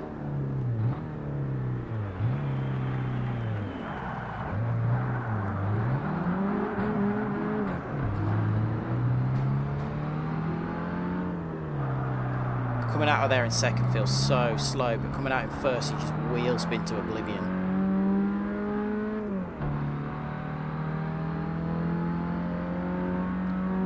Nice 1 second gap again. It does feel like that is the only car that is chasing us down.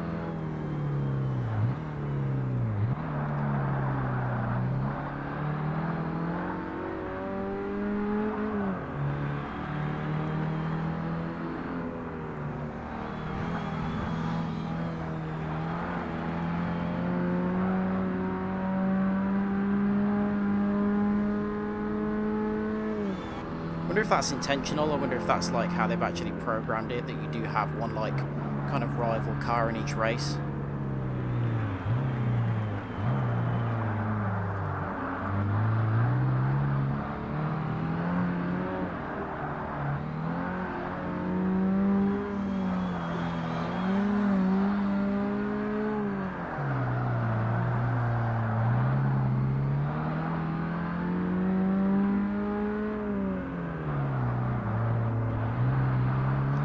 Oh, doing a bit better here.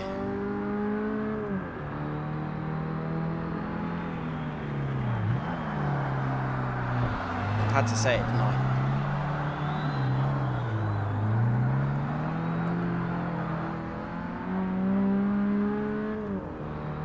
Maybe I should just absolutely smash him into the corner.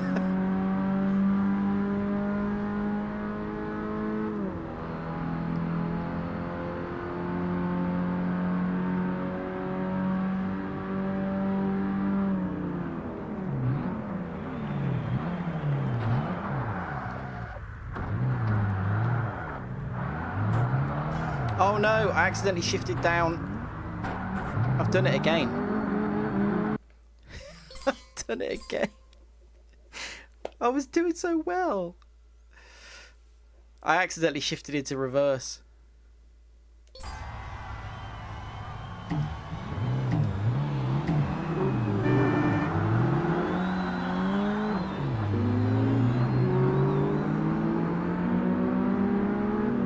Yeah, he definitely pulled across there to cut me off because I got a better start.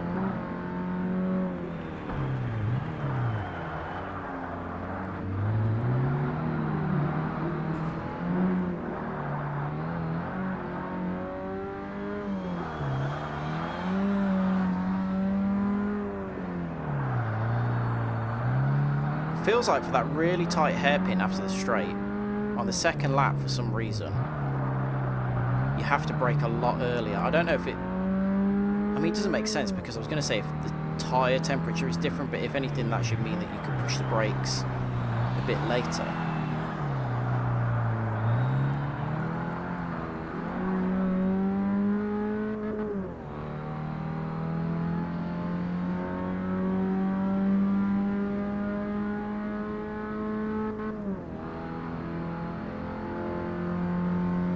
not bouncing off the limiter. So if I hit the brakes at the second of these lights, that's fine. That's what I did on the second lap last time, and it was not enough.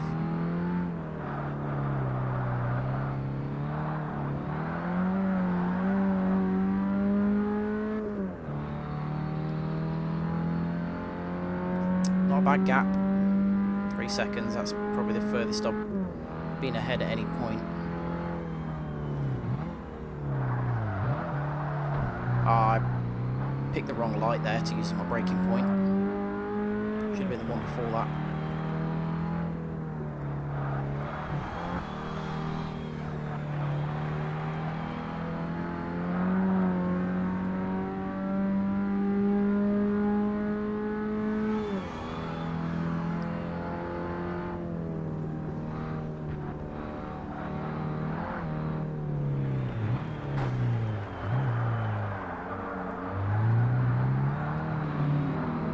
Still a lot closer than I would like there. I wonder if they're just faster than me on the straights. He does seem to catch up a lot on that front straight every lap. Oh god, I didn't realise I was first there. I shifted down a gear too many.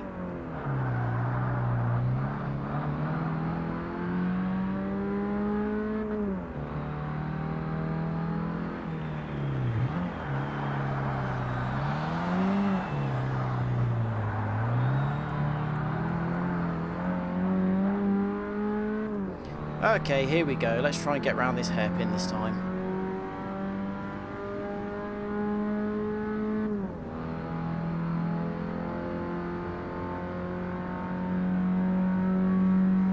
Right.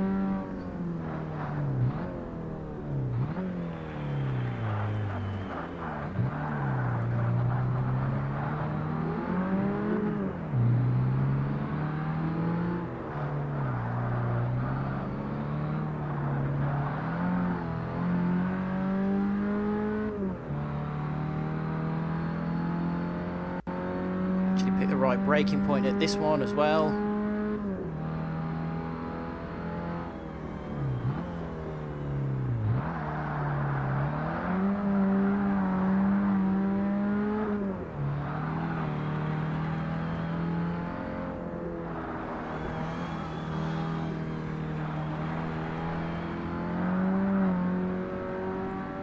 Oh, that shouldn't have been that hard.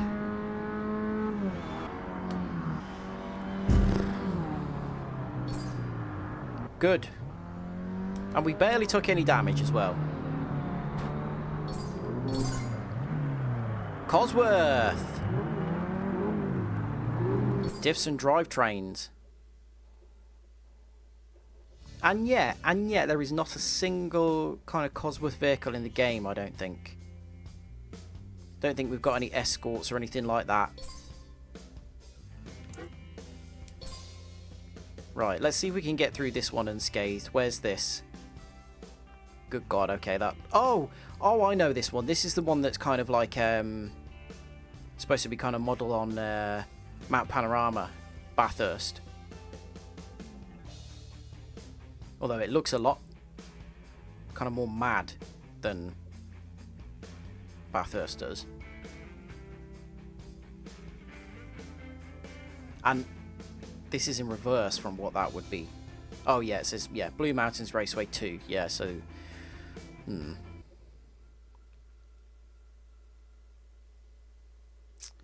Okay, well, we'll see.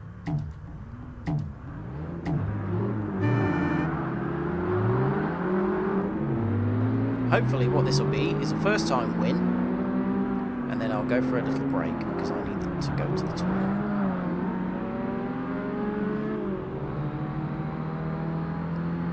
Track's a lot wider than the actual Mount Panorama circuit. At least on this section anyway, the back straight is nowhere near that wide, a Conrod straight.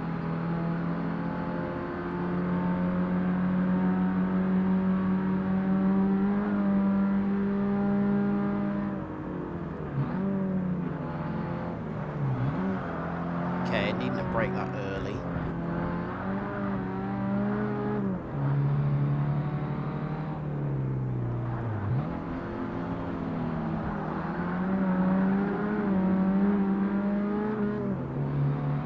yeah, there's a lot more going on. There are a lot more bends and hairpins and things like that in this than the actual Bathurst circuit.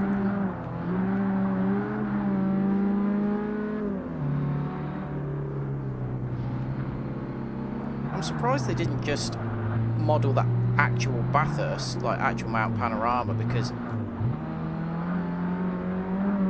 the majority of it is on public roads.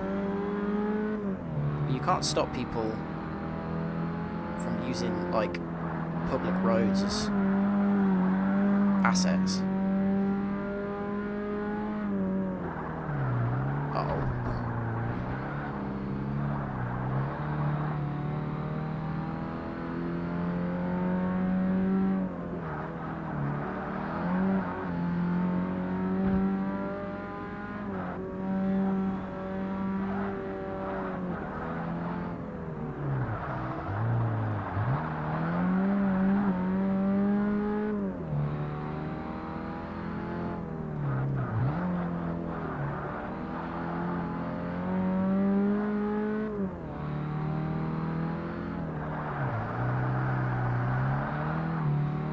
Okay, not the best lap. We haven't really pulled any more time back out of him. However,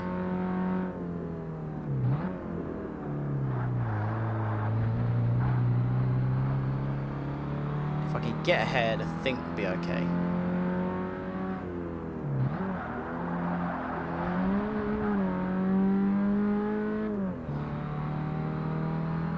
I think maybe this is the first time I've felt like the Saab is a little bit under-equipped, which is annoying because I think this is probably the last race that we're going to do in it. I don't really want to have to go and spend money on some upgrades.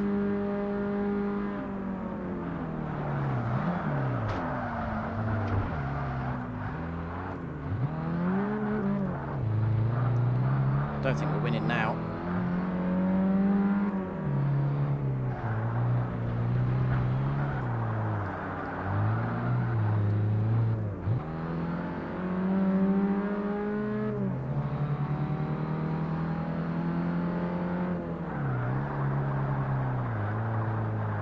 Oh, definitely not. Well, I'll finish the lap, we'll get a bit of money for it, and then perhaps I will go and spend a little bit more, because I don't know, it just feels like I'm not quite able to catch. It's only the Golf, really, that's the problem.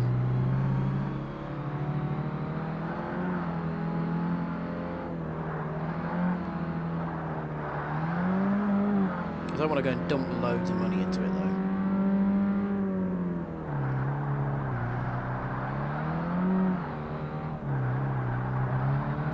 I would assume that the game does not alter the quality of your opponents based on what car you're using, because otherwise that would defeat the point of the progression system.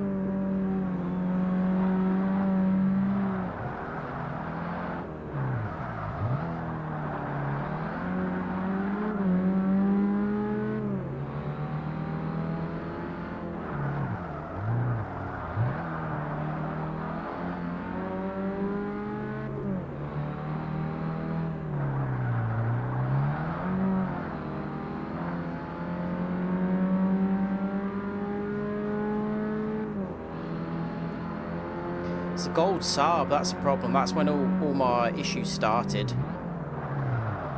When I repainted the car. Should have left it. It's even got the little bridge over the Bathurst straight, over the main straight like it has. Okay, I'm going to go for a little break. Back at about 1/4 past, and then I'm going to stick some upgrades on the car. And then we will try and finish off this one and then move on to a different car, some different championships. So I'll be back in 10, 12 minutes, something like that.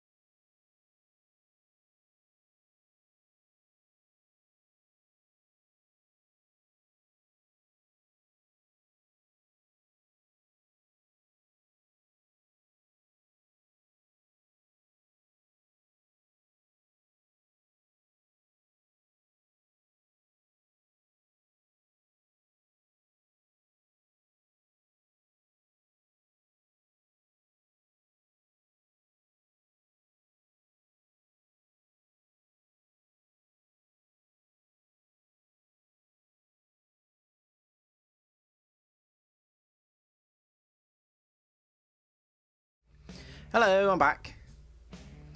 And we got a Honda Mugen S2000 for that last race. Or, well, not for the last race. I think it was for leveling up. I can't remember what level we reached, but that's pretty cool. Really don't like the NAF design on it, but can't fault an S2000. Oh, I've now unlocked professional events. Well, I'm not going to move on to those yet because I want to just work all the way through the amateur ones and then build up to professional. So we'll give it a minute before we do that. Buy upgrades. Let's see what else we can do to this Saab. I don't want to dump too much power in it because it's going to be a lot harder to handle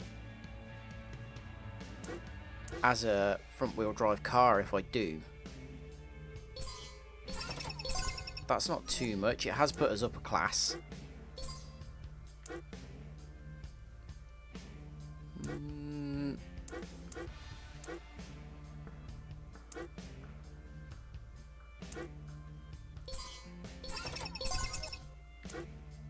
Ah, do I want to put a turbo on it? It would be funny. It would be really funny to just dump a turbo in this for one race.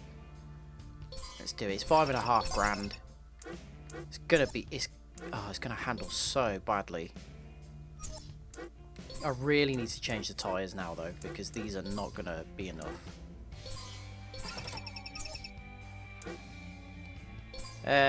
Diff.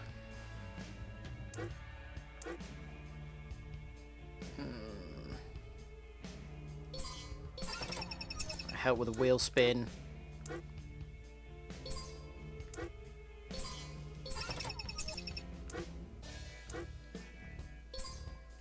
Brakes we've already improved. It's only 900 for better suspension.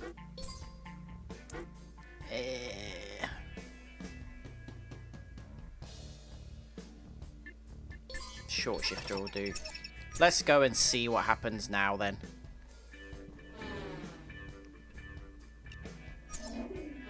Still going to get absolutely rinsed because it's my driving rather than the car that's the problem.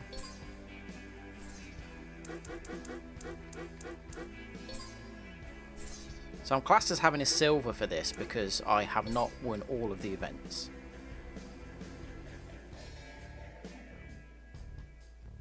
I would like to drive this circuit forwards to see that there's so much more going on at the top end than actual Bathurst that I feel it's not, doesn't really have the same profile, because Bathurst, as much as you've got some right angle bends and you have got like a hairpin down the bottom of the mountain section, it's actually really fast. It's really fast if you get it right over the mountain, and this doesn't feel like, even in a quicker car, you could manage that.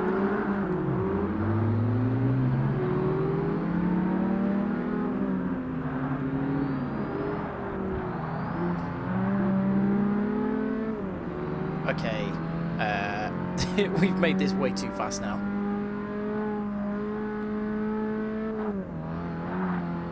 Feels like we're going to blow them all away easily. Oh well, this is a nice way to say goodbye to the Saab, isn't it? Make it OP, give it an easy win.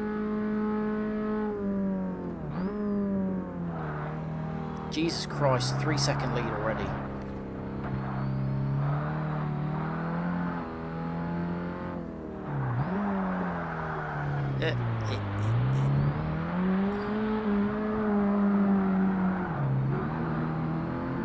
Made it faster, but didn't really improve the brakes. I need to remember that.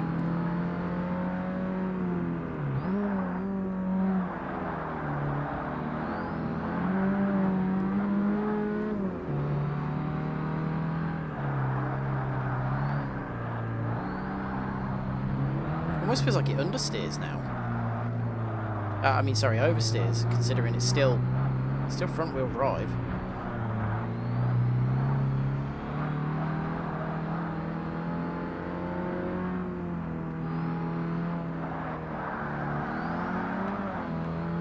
It kind of feels like what they've tried to do here is make like a technical Bathurst.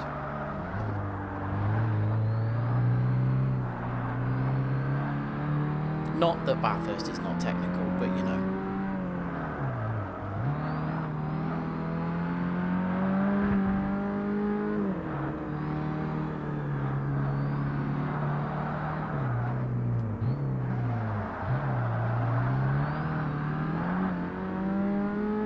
Yeah, I am having to brake a lot earlier now.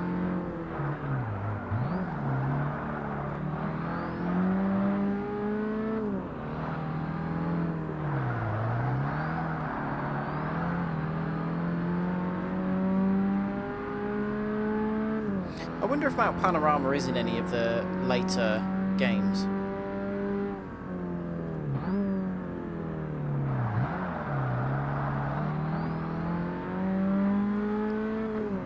I don't really know what what real world circuits are in the Forza games.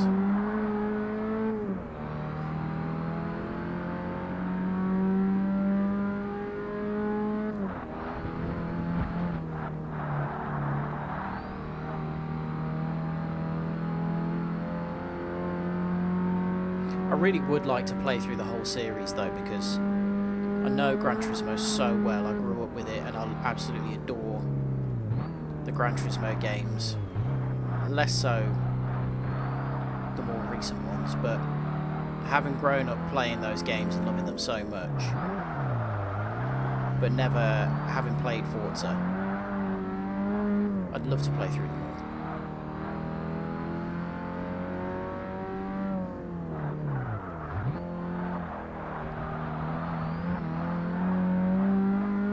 What I hear, 2 is considered quite good, and 4 I think people say is the best.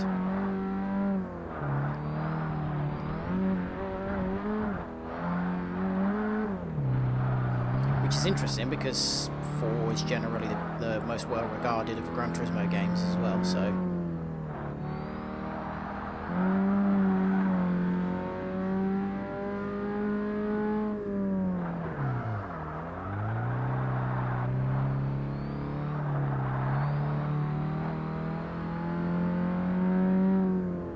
Feel the difference with this now, because before it was only understeering, under braking, whereas now it's understeering all the time.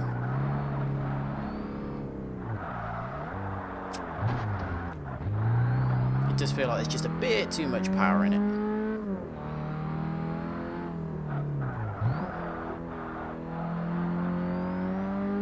When it's not understeering, it's actually still biting into the corners really well.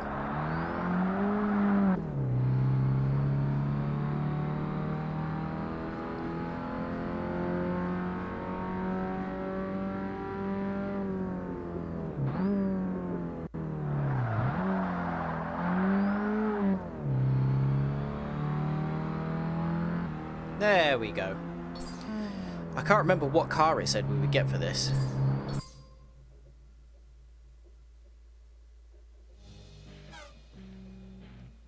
Oh, nice. Love the Clio VR6. Just rip the back seats out of a Super Mini and throw a V6 engine in there. Made absolutely no sense. Brilliant car.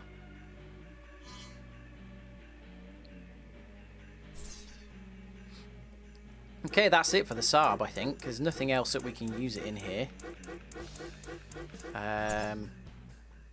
So what should we have a go at next? What else have we got in the point-to-point? We've got something that will do the all-wheel drive now. We can do FR, MR. We haven't got an Eclipse or an Integra. We have an Impreza, I think, so that's what we can use in that.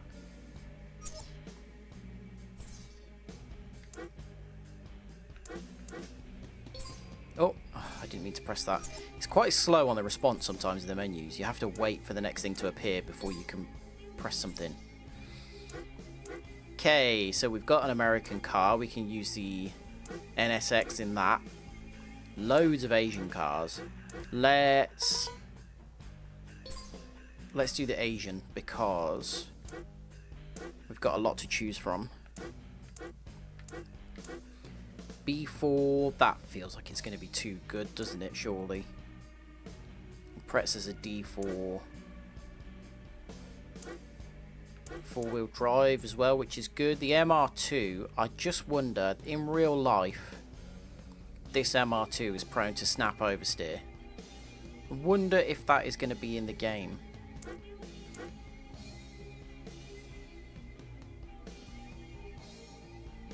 Let's go for the Impreza, because I actually would be happy to improve this if necessary, because we can use it for the four-wheel drive championship as well.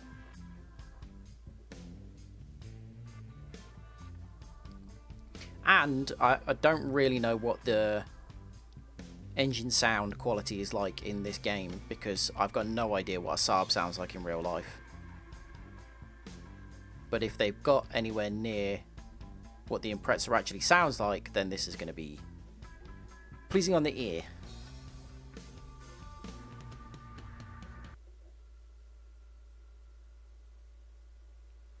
What are we against? Not dissimilar from some of the stuff that we were racing before. There's an Accord there.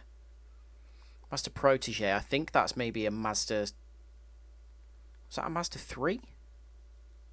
Hyundai Tiburon was a coupe in Europe. Toyota Altezza was sold as the Lexus IS 200 or 300 here. That doesn't sound like an Impreza. I'm fairly sure this model did have a Boxer engine. That does not sound like one.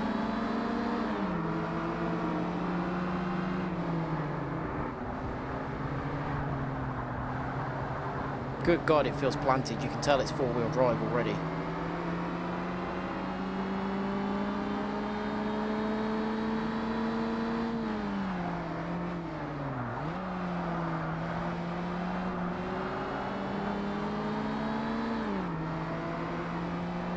Yeah, I think maybe we're a bit... Ooh. Skill issue.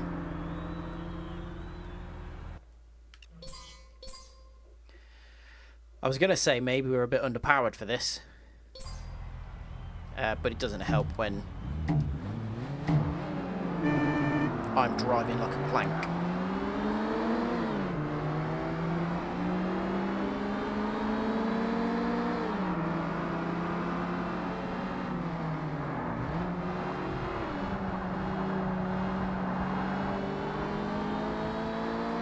Wow, it just does not struggle through the corner at all. You can feel four-wheel drive. It's actually impressive how much I can feel the difference here. That's really well programmed into the game.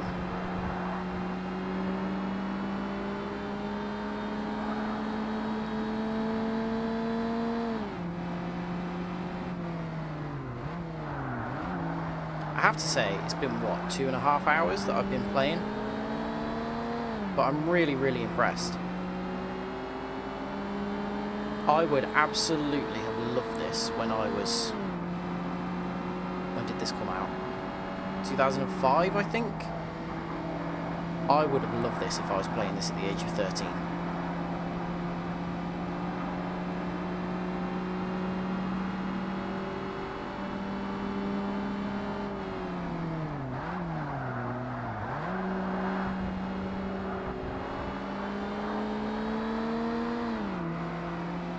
We definitely don't have enough for this race, but I'm gonna finish it and just get the money for it, and then we'll go and I don't know. It feels like we're down on power. The handling feels fine, so maybe I'll just go and stick an exhaust on it or something. Oh, there we go. First time we've got into a four-wheel drift.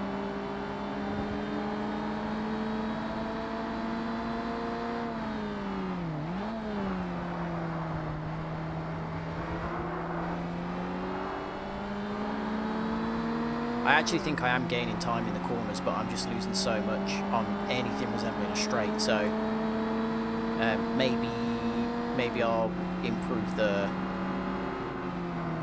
transmission a little bit just to get it accelerating quicker out of the corners, and maybe put a little bit more power in it. I'm gonna struggle to hold on to third here if I'm not careful.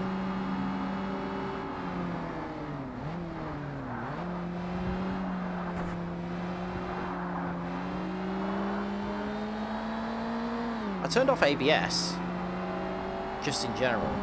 But even in this and the Saab, it does not feel like I'm locking up at all going into any corners. Like, I'm hitting the brakes fairly hard. I've been cautious onto the brakes mostly. But even now, I'm hitting them really hard and I'm not locking up at all.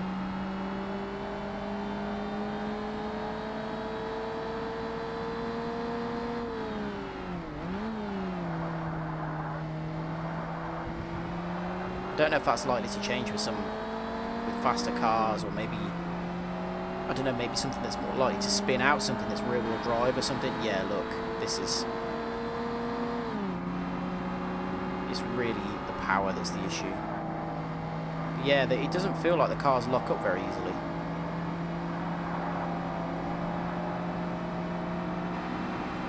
Well, we kept third, so that's a little bit of money.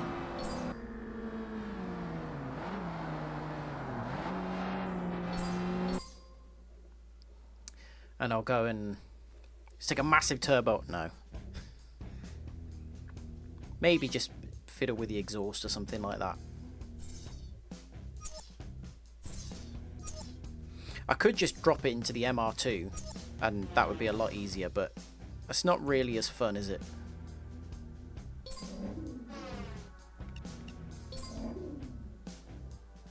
I'd rather upgrade something that's a little bit underpowered than just getting something that's going to win the race easily. Right, what's that going to give us? 4 kilowatts. 8 kilowatts. It's not a huge amount.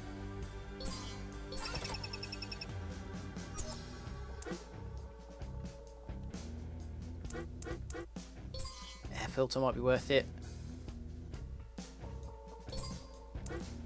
Oh, wait. We don't have... Wait, hang on.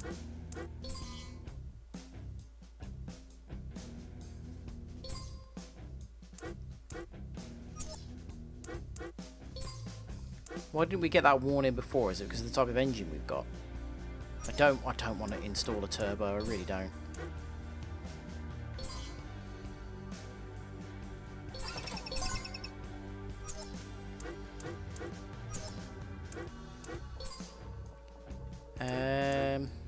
Let's put a new flywheel.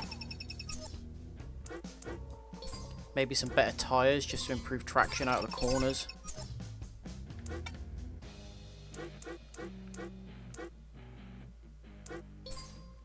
Brakes feel fine as it is.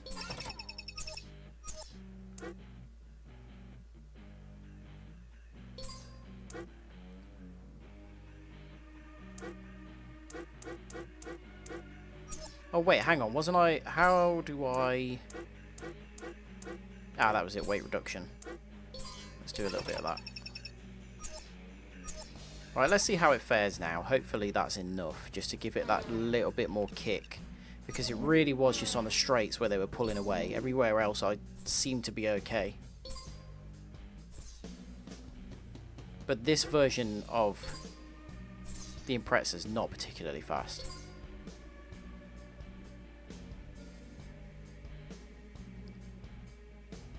It's like the lowest of the fast versions of the Impreza you could get at the time, I think.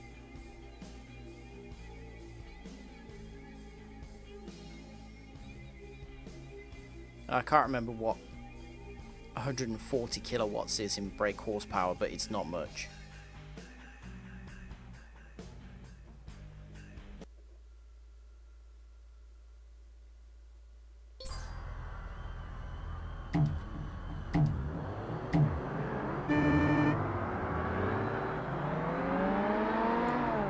I wonder if all of the races are standing starts.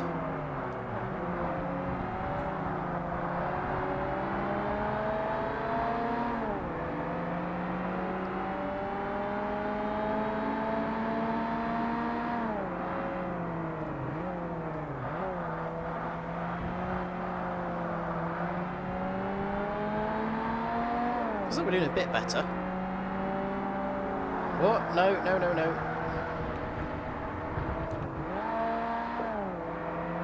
Okay, well, we'll definitely have to test it now if we're going to be able to pull back on the straights.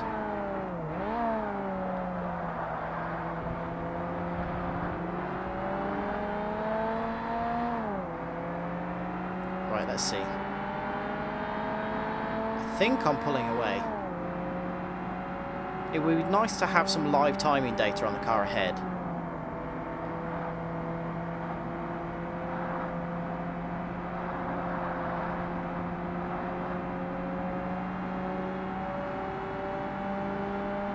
Two seconds. I think I have pulled him back a bit.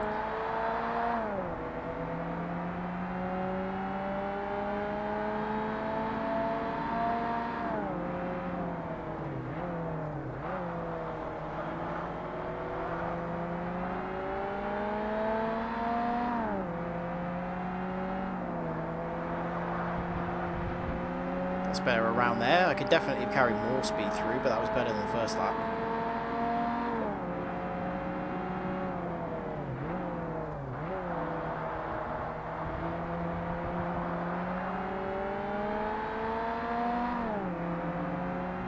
Yeah, I am making time back up on first place, but not enough. What is that behind?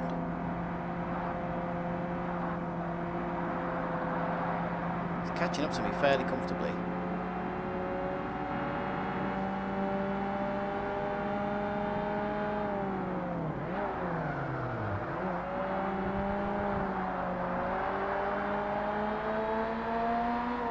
What is that ahead? It looks like a Toyota Sora or something.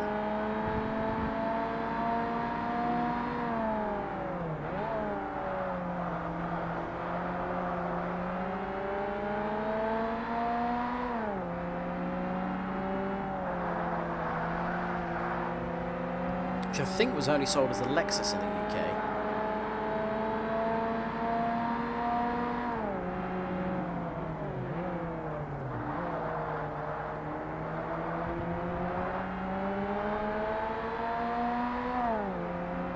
Yeah, definitely faster, but just that screw up in the first lap has lost this race for me. They are, I think they're still quicker on the straights. But not enough that is really causing me problems now. Oh, it's an S14 Silvia.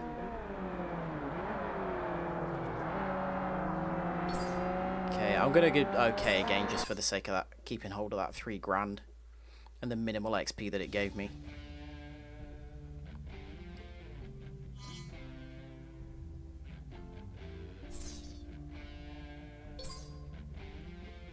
We'll have to go through the loading screen again, but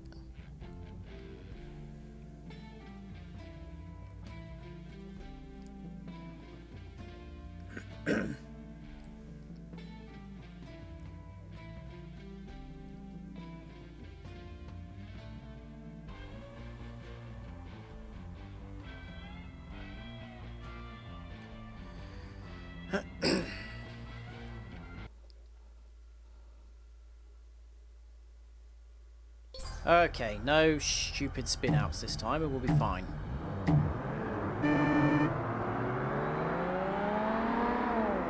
Actually, I want to change the colour of this as well. It's a bit boring as it is, isn't it?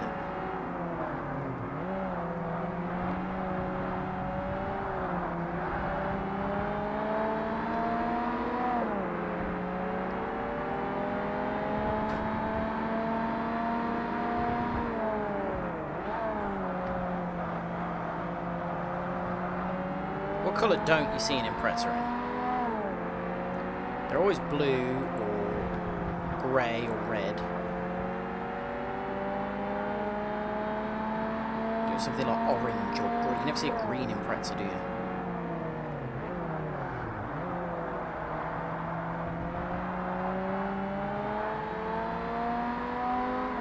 God, this thing handles really nicely.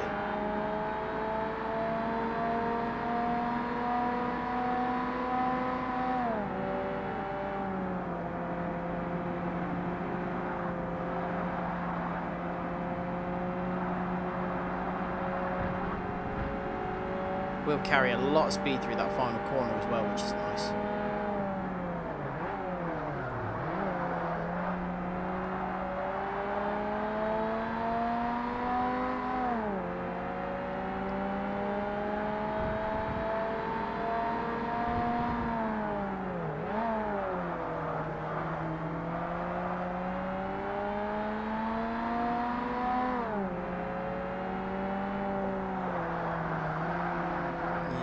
Pushed it a bit hard there.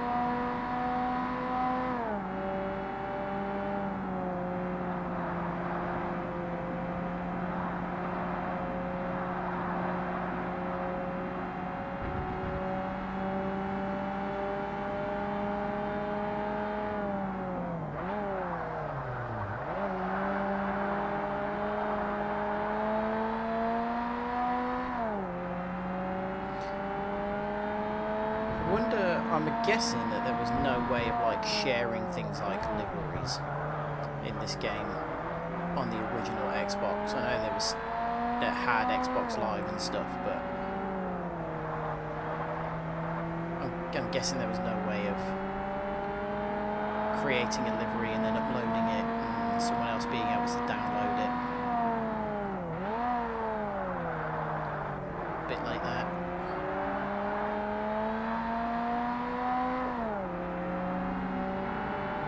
Nice gap. This is good.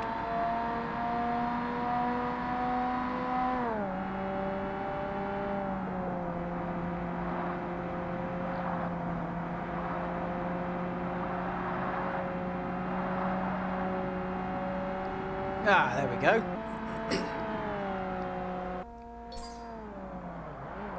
No damage. Nice easy win.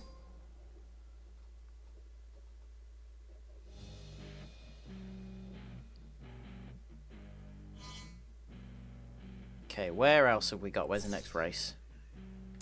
Oh, I've just noticed that Tokyo is there. Well, maybe with it being nicely planted and four-wheel drive, getting around those right-angle corners would be a bit less stressful.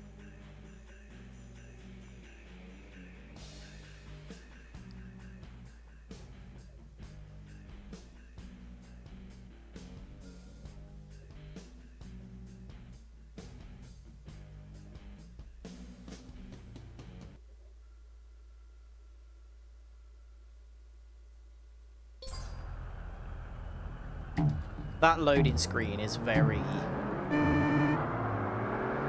of the time as well, making the little loading icon of the turbo. I don't feel like games do those kind of little stylized flourishes now. Oh, hello. Okay, maybe I should be taking a lot more speed around this corner. It seems like everyone's flying around the outside of me. Can have more confidence in this thing than I could in the Saab. Although they seem to go really slowly through there.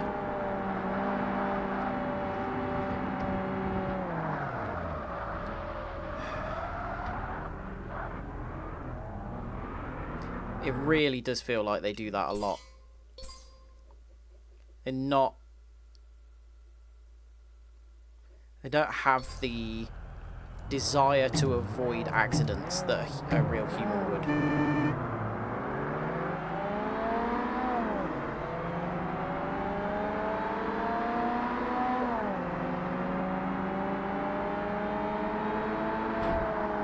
See?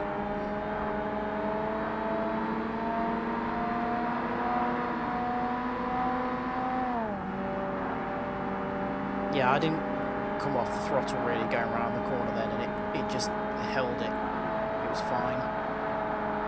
And there. And there.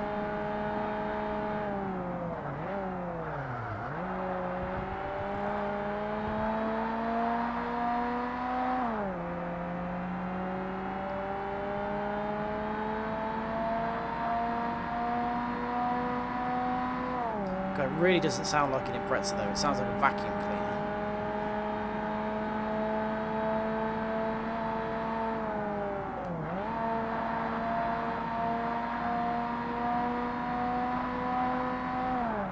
Pretty sure that on the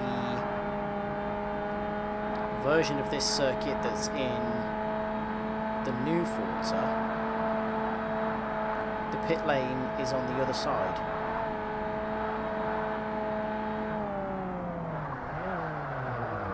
I don't know if that's something that I don't know what game they changed that in. That, for all I know, that could have changed in Forza 2. But yeah, definitely the pit entry is a lot earlier as well.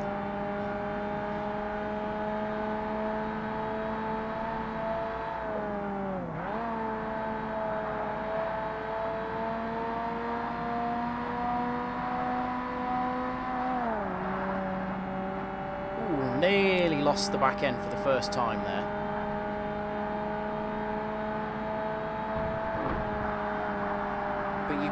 You can push it so far before it gets there, and it recovers really easily.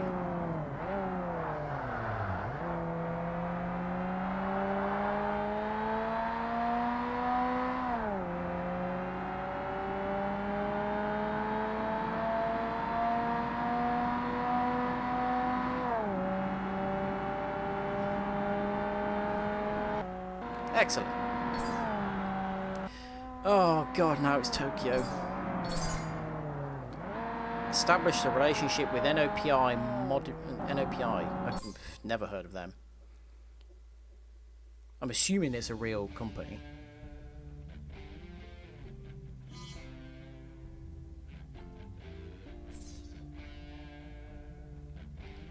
Rip to custom set. Oh yeah, I forgot you can do that on the original Xbox. You can put like CDs and stuff in, rip it to the system memory, and just play that in as the in-game music on basically any game. That I always thought that was amazing. That was so far ahead of anything that the PS2 could do.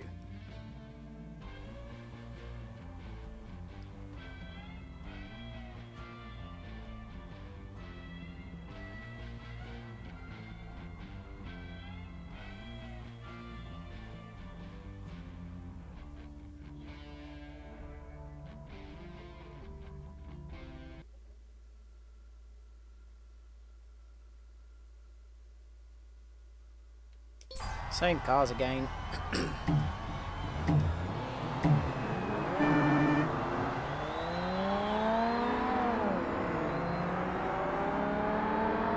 I'm glad I'm quicker off the line in this because I don't. Dealing with that Golf through that first corner was stupid.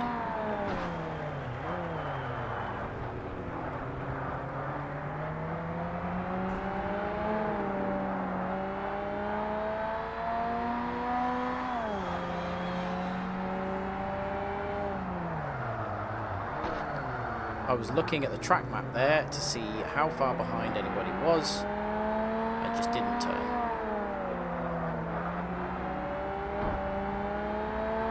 Good.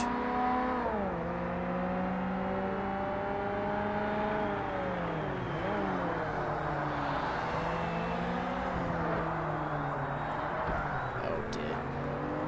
Braking points in this are going to be very different from what they were in the Saab. And also, I believe all of these cars are faster than me down the streets.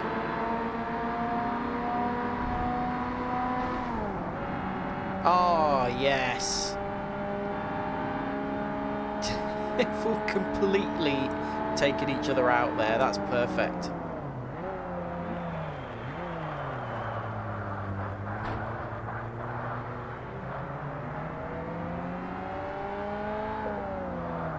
That Sylvia was the fastest car in the race, and it's now in like 7th. Good God, even the gap to 3rd is huge. Good, that's all worked out in our favour, so hopefully now I'm not going to make any stupid mistakes.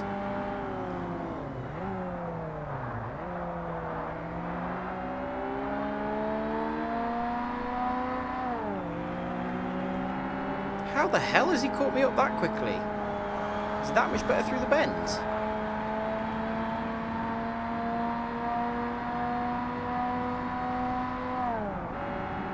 And now he's gone. Oh, yeah, they hit the brakes really hard through the chicanes, don't they? That's why.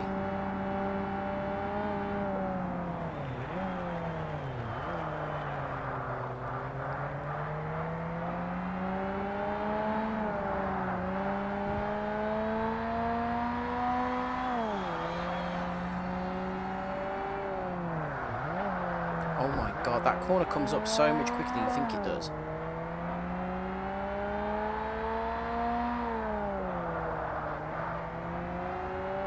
Four and a half seconds ahead.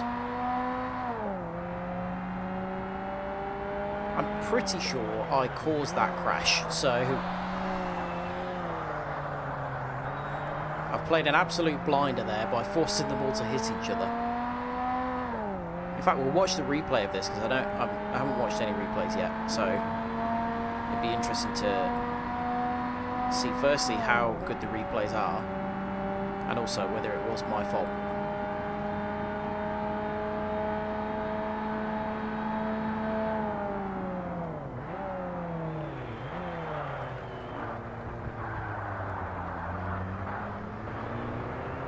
Again, they gained so much time there. They just seem to be able to stop for that corner a lot more efficiently than me. I don't really feel like I can brake any later, but they just seem to be able to.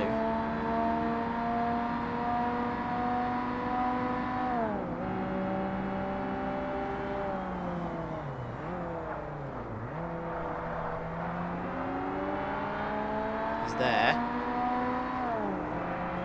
And then through this one, I'm pretty sure he will drop right back. No. Okay, don't know what happened last time then. We're fine though, we're ahead enough. It's a lot closer than I was expecting it to be. See where that Sylvia finishes 5th. 7 seconds, I'm considering how much it's spun. Do I not get a replay?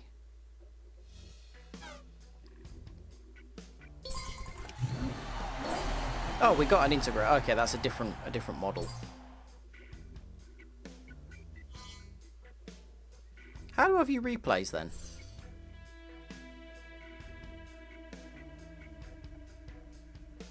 Okay, well that's the Asia Cup done. We can do the all-wheel drive as well. Opponents. What are we? D2. So that R32 is back. Oh, forget that that's all-wheel drive. Delta, I'm assuming that's the Integrale. Eagle Talon, Eclipse. I'm fairly sure the Eagle Talon is just an Eclipse. And a Subaru RS, which obviously is what we're in. It started as D4. Low power. See, we could do this because these are all D1s and D2s. If we upgrade it too much more, we won't have... We'll have too much power. I think we're at something like 140 kilowatts as it is. So we might as well try this. Tsukuba, Rio, and fake Panorama. Let's go and paint the car.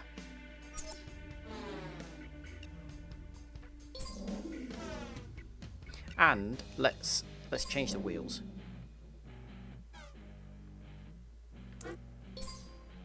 I'm surprised there aren't any options for changing bumpers and things like that. So I do like 5 spokes on an Impreza. I really don't think a kind of split spoke look like that is good. I think multi single spokes look decent. Like I think they were on the rally car for a while. Though, like those, but I don't know those particular ones. Ooh, some dark ones like that maybe.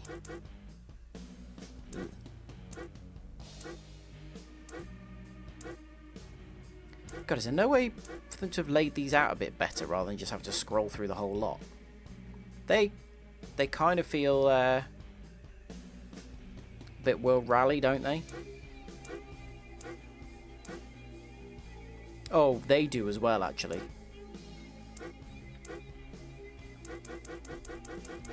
think those black 5 spokes, well, they looked kind of black.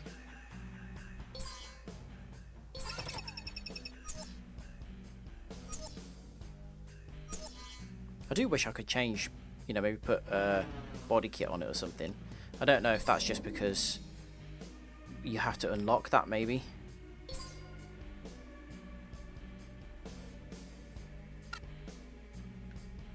That is a lot, isn't it?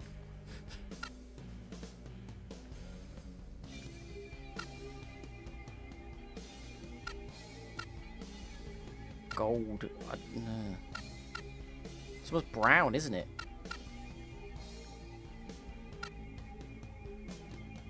Ah, so this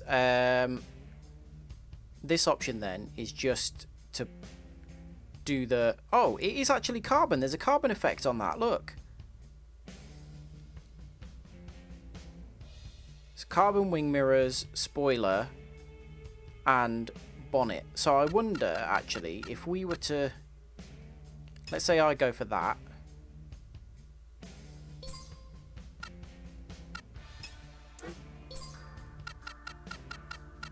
Can I... Yeah, that is carbon. So it won't do the whole car in carbon fibre, but it will let me do the bonnet and mirrors and spoiler. Let's do that. It looks terrible, but this is like... This is exactly what you would do in a game from this time. You try and make a... like a racing, kind of like boy racer looking car. Bright pink, carbon fibre everywhere. Was I right there? It wouldn't let us paint the wheels? No, it won't. So wheels always stay the colour that they are. Don't really like that, but... Cool. So I'm not going to try any upgrades on it again yet, because firstly we don't want it to be any faster, because we're doing the low power championship. But also I just want to see how we perform against the cars that are in here already.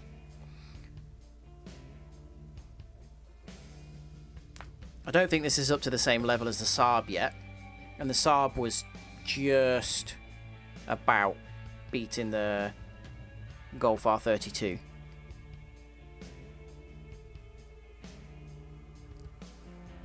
So we'll see how this holds up against it.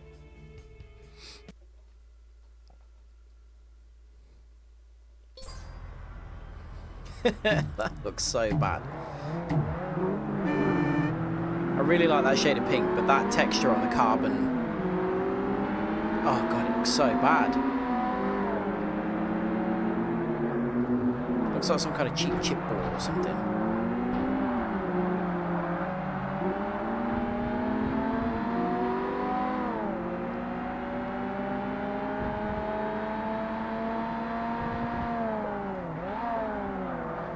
So 150 kilowatts seems like it's about 200 horsepower. So this is indeed a very low range Impreza to have what would have been, when we first started using it, way below 200 horsepower. I don't know what the power is on a 22B, which is the fastest version, but I think it's somewhere around 300 horsepower. So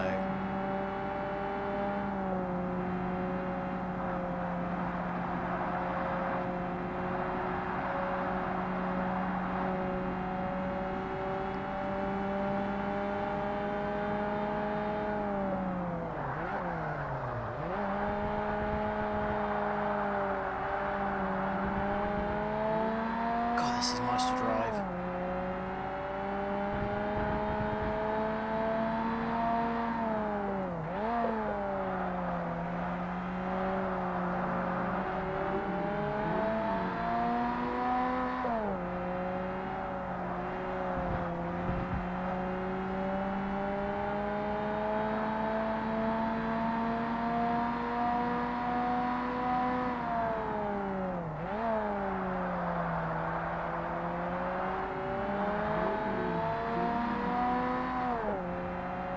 do feel like it's given us a lot of prize cars that I don't know when I'm going to get around to using them. Hopefully I do, and I can use them in various different championships, but it does feel like maybe like there are some unnecessary prize cars. I was looking at the box. I think there is something like 200 cars in the game, which feels like a lot for the amount of events that there are, but I suppose it gives you options. You know, there are lots of... We could have used a different car for this championship, for instance, rather than continuing to use the Subaru.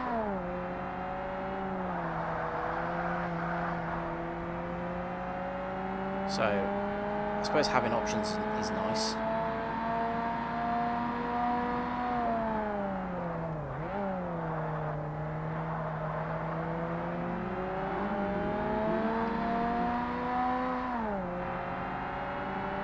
Hey, I've just noticed my little man in the car.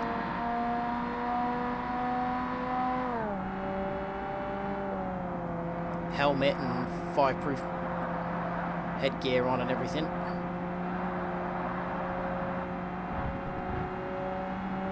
4 laps.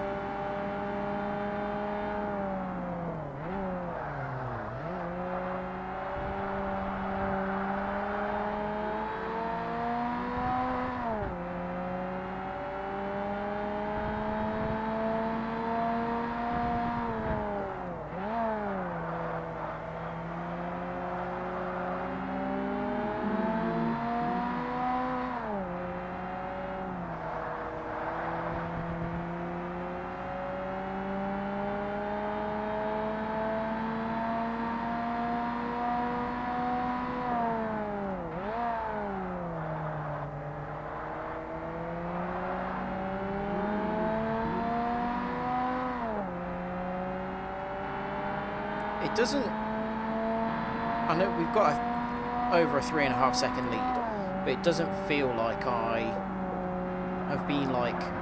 Ooh, took too much speed in that time.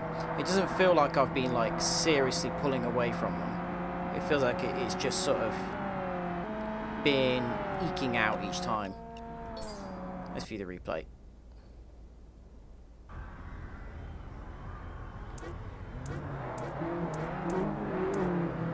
Oh, got telemetry. Oh, that's interesting. That's full telemetry as well. Brakes and steering and everything. What's that, G?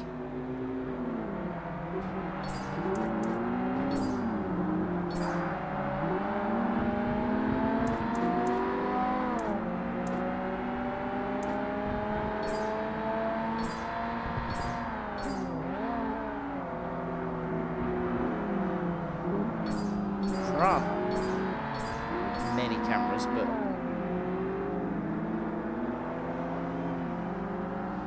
oh, nice.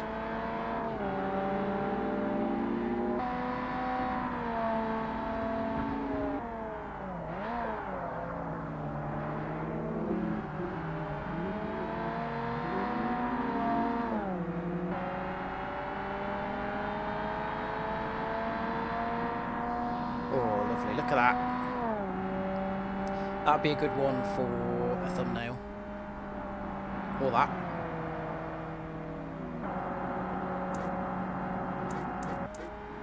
You can pause as well. You can only restart though, you can't rewind.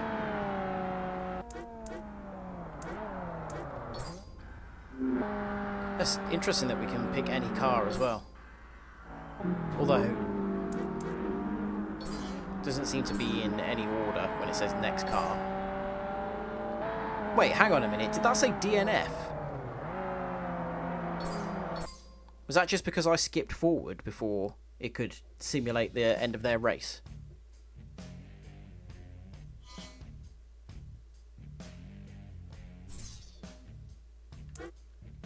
Right, Rio. Yeah, I liked this one, didn't I?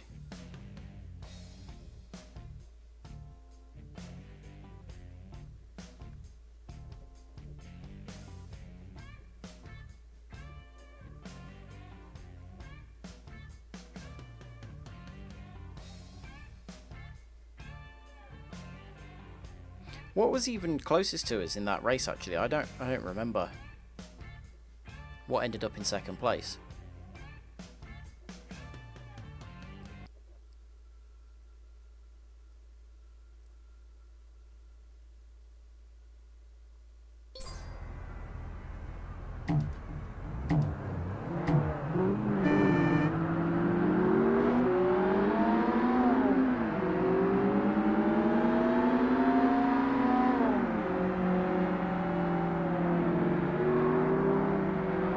Weird corner because it is a right angle, but it's got a very open radius.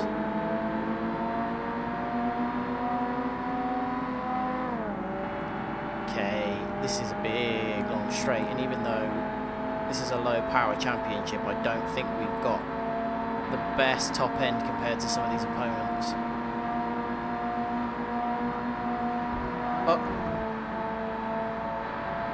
Oh my god, they are so susceptible to taking each other out.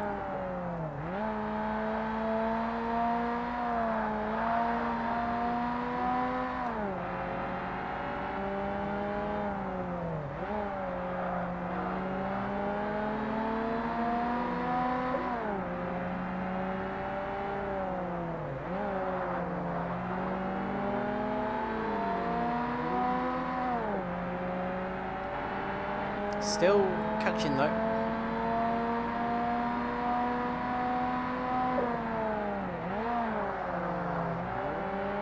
God, yeah, you can take so much more speed through these corners than you think you can, because even though they're right angles, they're so...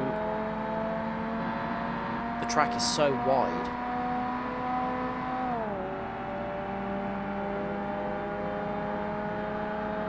Narrows here a bit.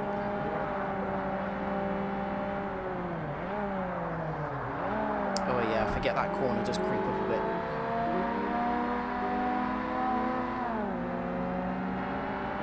The RX-7 then that's closest behind us, although it was the MX-5. I wonder if the MX-5 would be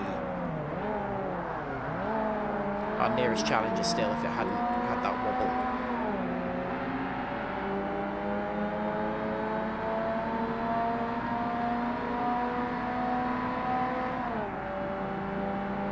Go away. His back window's completely smashed. And his side window. What the hell happened to him?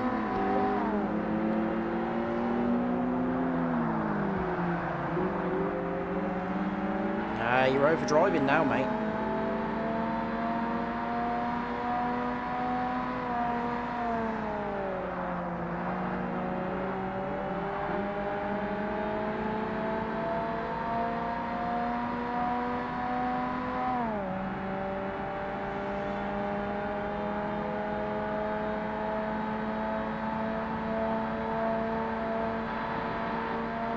Yeah, that RX-7 definitely looks to be the fastest. It doesn't look like the MX-5 is keeping up.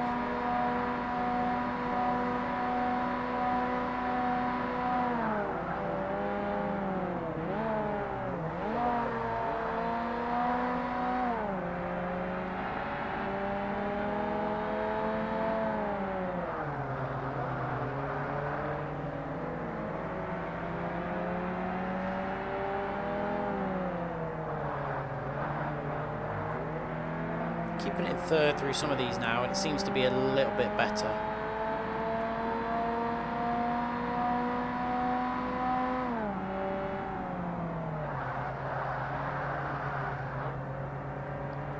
Oh, I thought I was in third there. That was not sensible of me.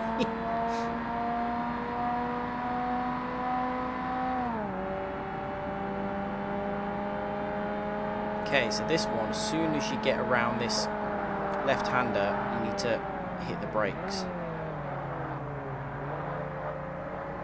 That was better. Maybe should have gone down to second.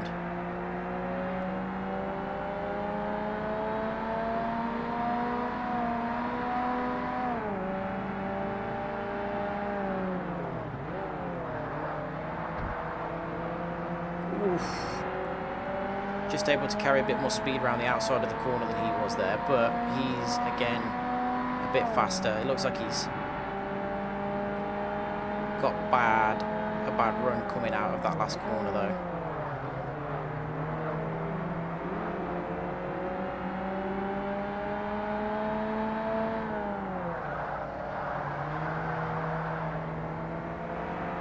Yeah, we're okay. We're good. I want to see what happened to the MX-5 and the... Right, hang on, camera. That's the one we want. Next car. Okay, so we'll watch the RX-7 because I think it was me and the MX-5 that tangled, and then the MX-5 I think ended up taking the RX-7 out. Oops.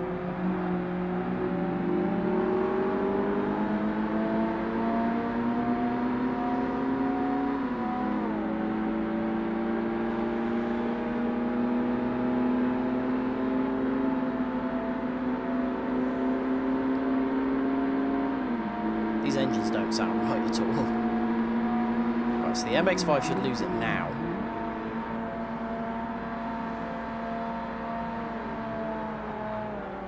Wait, really got... Oh, okay. So it wasn't anything big at all. It was just the... one of those things, old video game things, where suddenly a load of damage appears because you've taken a hit on a certain part of your car. I should have watched the MX-5 actually, because I think that properly spun out.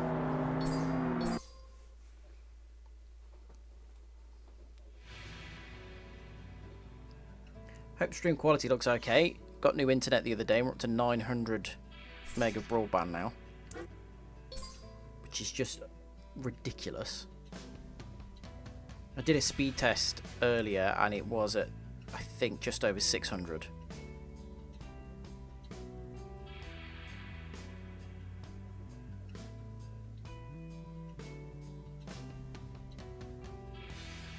I realised that if I'd emulated this, then the quality would be a bit better.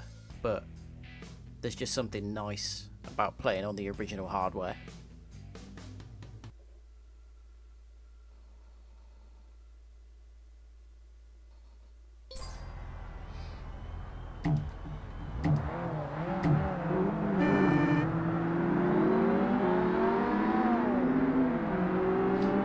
Oh, we're forwards this time.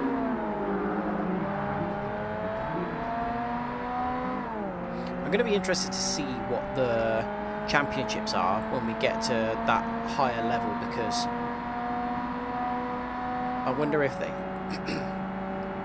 they replicate like real world championships, maybe, like if they like in Gran Turismo they used to replicate like the JGTC and like DTM and stuff like that. So I wonder if it's the same in this. And the same goes with the endurance races, really.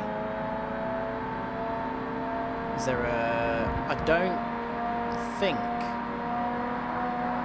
Sarth is in this game, so there won't be like a Le Mans endurance race. That MX-5 is so quick through the corners, which is not in the least bit surprising, but it's still going to be so hard to catch.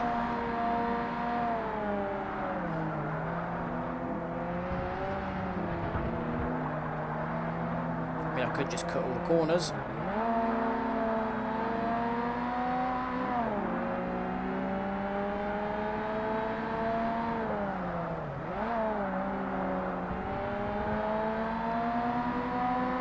Annoyingly, I think it also might just be faster than me in a straight line as well, so... Uh-oh. If I'd have put it in the gravel there, I think that would have been game over, so...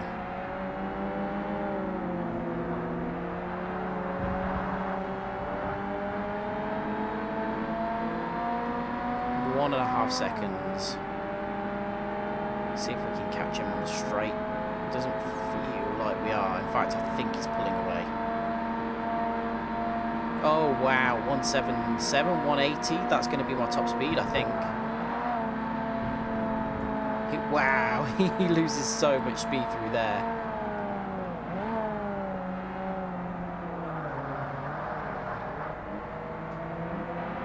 Jesus, that could literally be where I clinch the race. The way he goes through that final corner is so slow.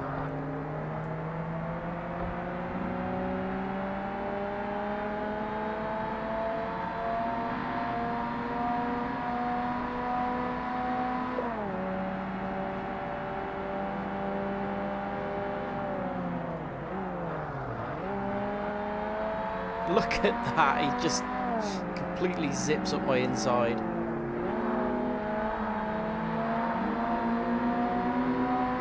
I could definitely do a much better job of the top of this circuit than I did in the first lap though, so...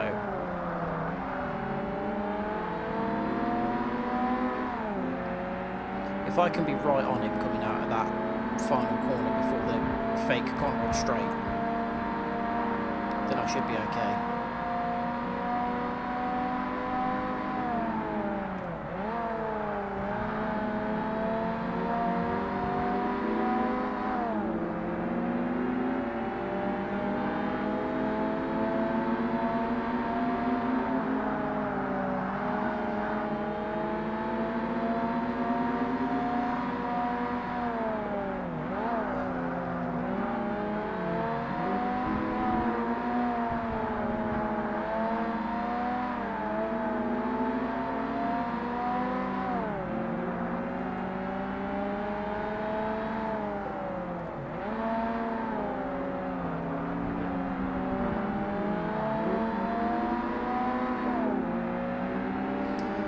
I'm further away than the first lap, if anything.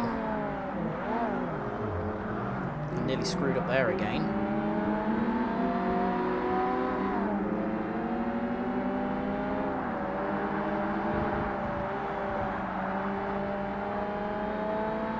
.8. We'll just have to see.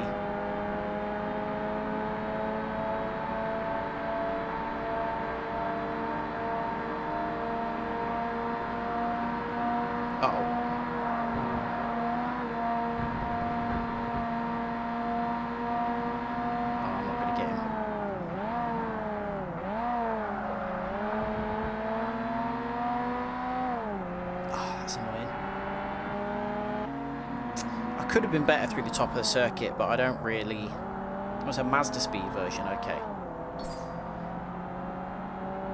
So we can go to what, 200 horsepower or...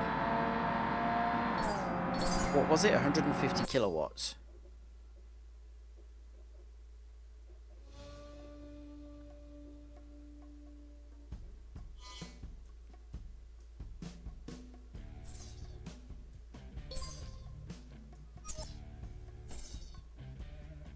Yeah, 150 kilowatts. Let's go and see how close we can get the car to that.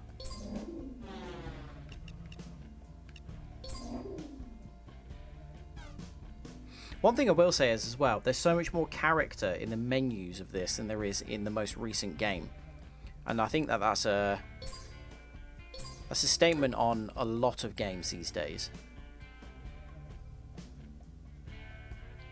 I don't know what my current kilowatt is it anyway, so what, I don't know what 17 does. 160. Oh wow, okay, we are on the limit of how many kilowatts we can have, so it's basically only handling upgrades that we can... Wow, that jumped us from, what was that, D2 up to B3 just from tyres.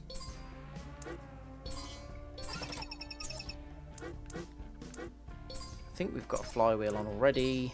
We've got a short shifting diff. Let's put some good brakes on. Suspension, I think, is the same.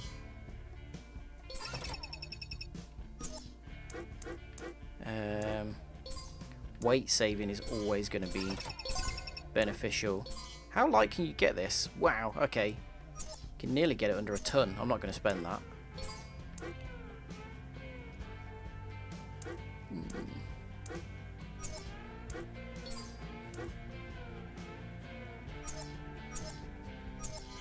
Let's see what that does. It's an MX-5, so it's always going to be great through the corners. So it's not going to have done a huge amount, but we'll see.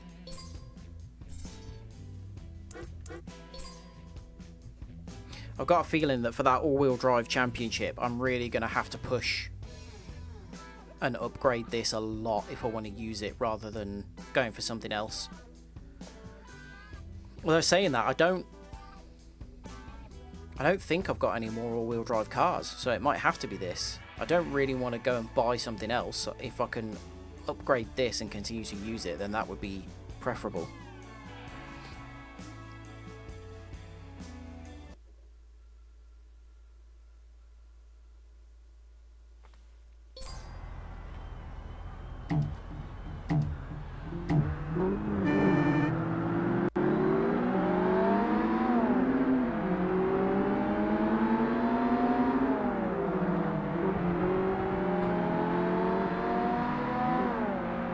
Really doesn't help that I am slower in a straight line as well. Or, well, actually, maybe, I don't know, maybe that little bit of weight saving and stuff has helped, because it seems like we were kind of pretty even with them through the corners there. Sorry, along that straight.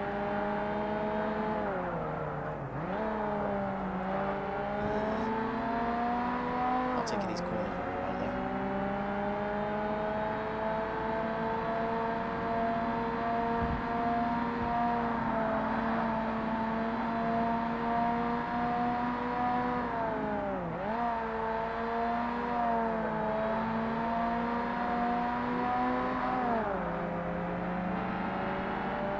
Okay, this feels like fake McPhillamy Park.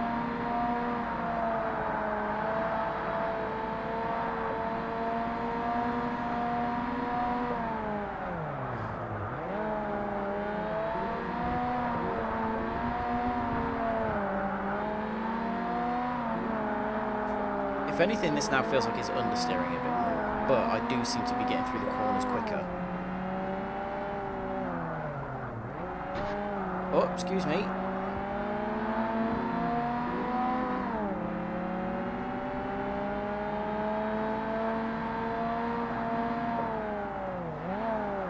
Okay, that's better. Both times before, I was way too late on the brakes in that corner.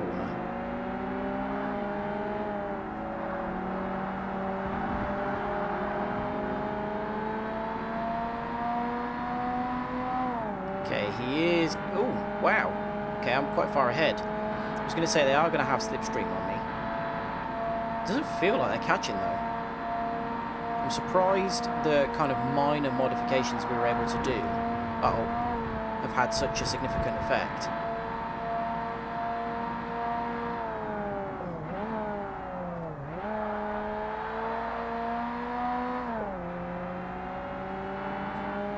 The MX-5 dropped right back as well.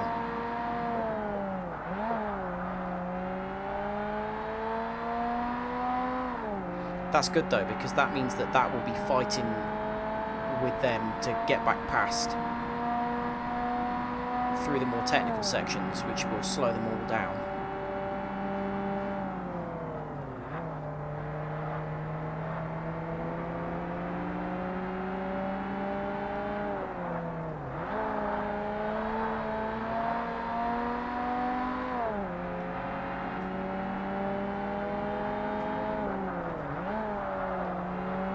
I would imagine like an RX-7 is not going to be able to compete with an MX-5 coming through this section, so if it is able to get back onto them, it's going to cause them problems.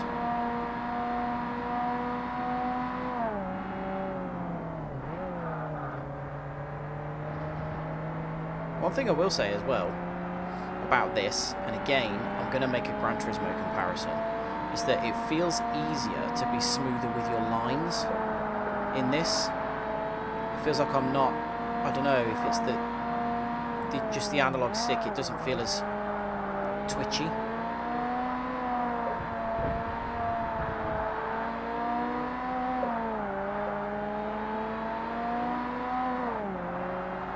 am able to make a smooth line through a corner, which was quite difficult on the earlier Gran Turismo games, and actually now more so, I would say.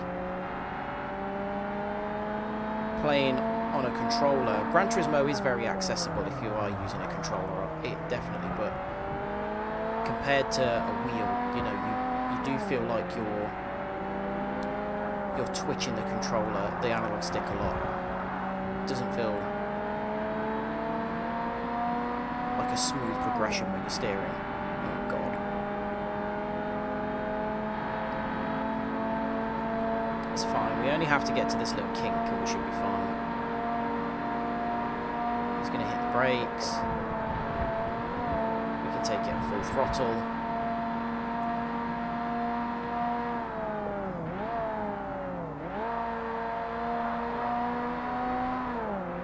Good. There we go. I can't remember what we win for that. Something all-wheel drive, obviously, but...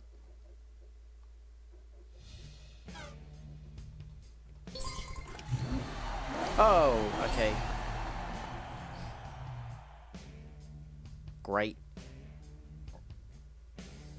I mean, Wings West. I've not heard of that. Wait, oh, it's low power, low power. I was thinking we were doing the all-wheel drive championship still, but I like the look of it.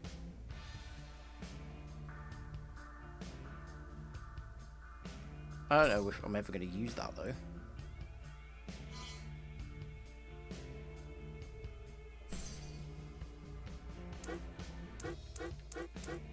Impreza versus Lancer, we can do that. We are currently up at B2. So theoretically we should be a lot quicker than everything else in there. Tommy Kyra M20B. Jesus. You don't see them a lot.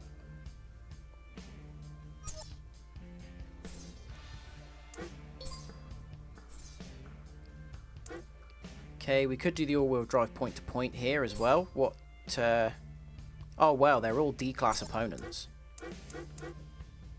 Yeah, Impreza versus Lancer again.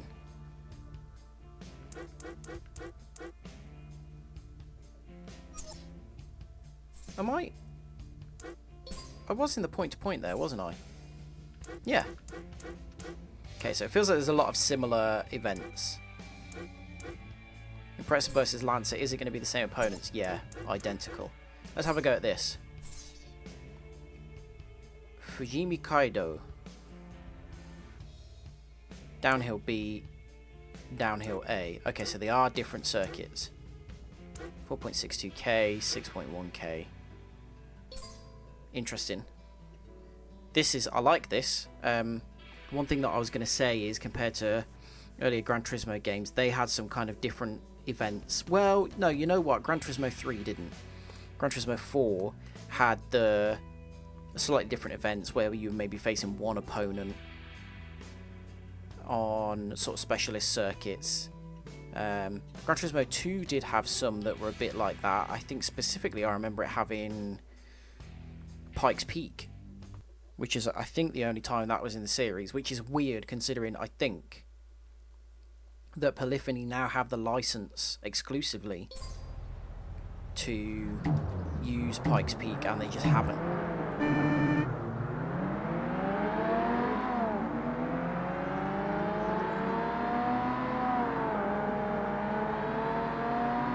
But yeah, there was some sort of different, more mixed up and interesting events. Good God, this is steep. In some of the earlier Gran Turismo games, and this feels like it's that kind of version of that.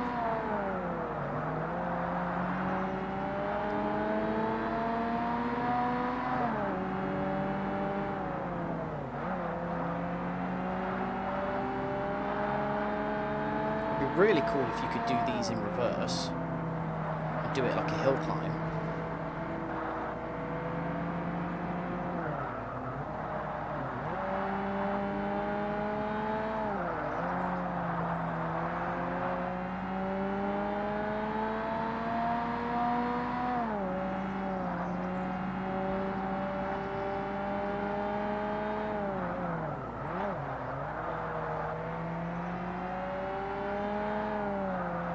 Got to think about this because you going downhill, you need to be in a higher gear than you think you do through each of these corners. I keep thinking, you know, going to shift down to second, and then it's not the correct decision. Second was right there though.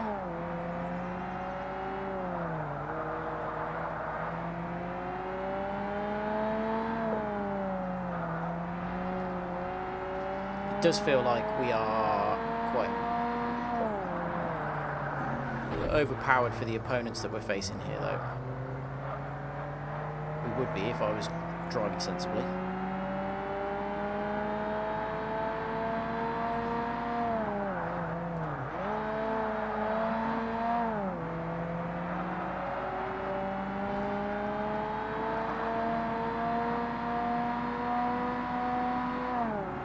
Okay, looks like flat out to the finish here now.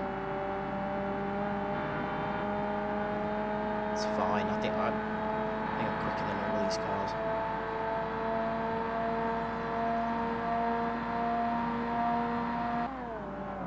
That was good.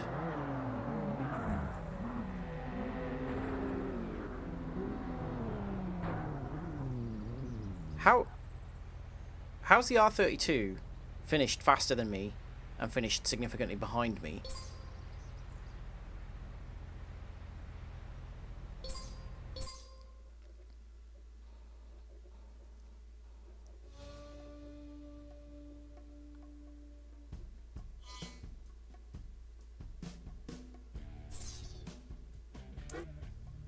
Okay, so this one is longer.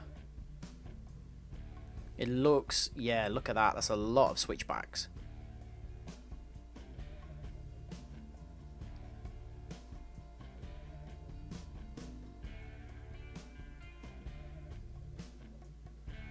The end of this, it looks like this just ends exactly where the other one starts.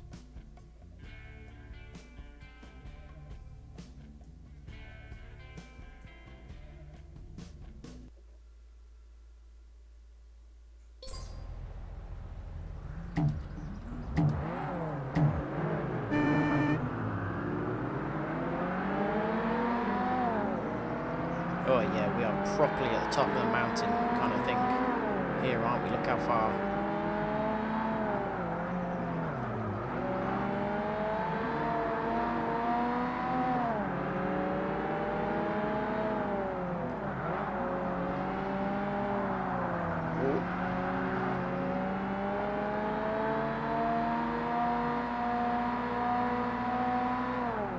There are some crazy mountain roads in Japan and, well, everywhere, US and Europe, like this, but there's no road that actually has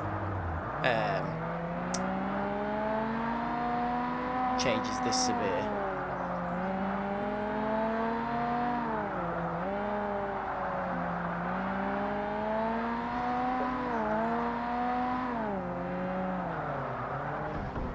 But realism in a video game isn't always fun, is it? Nearly had the back end swap round on me there.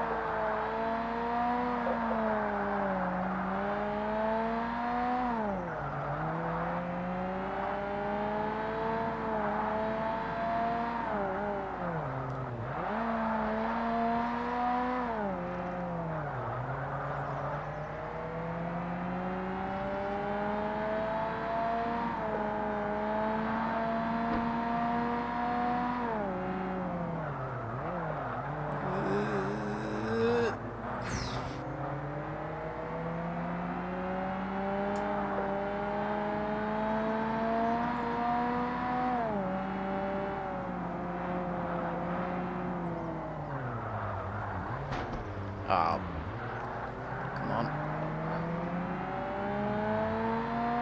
It's not like I couldn't see how tight that corner was on the map.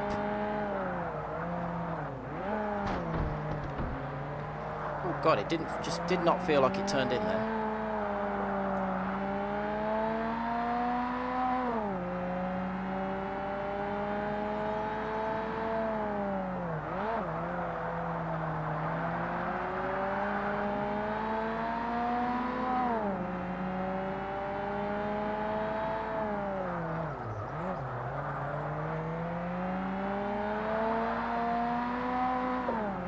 Yeah, that feels like the really slow technical bits are done.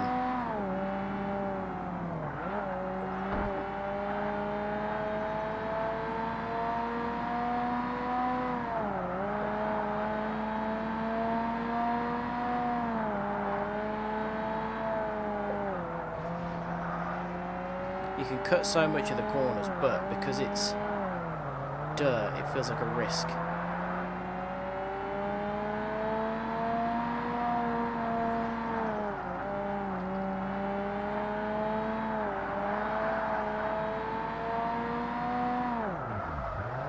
Ah!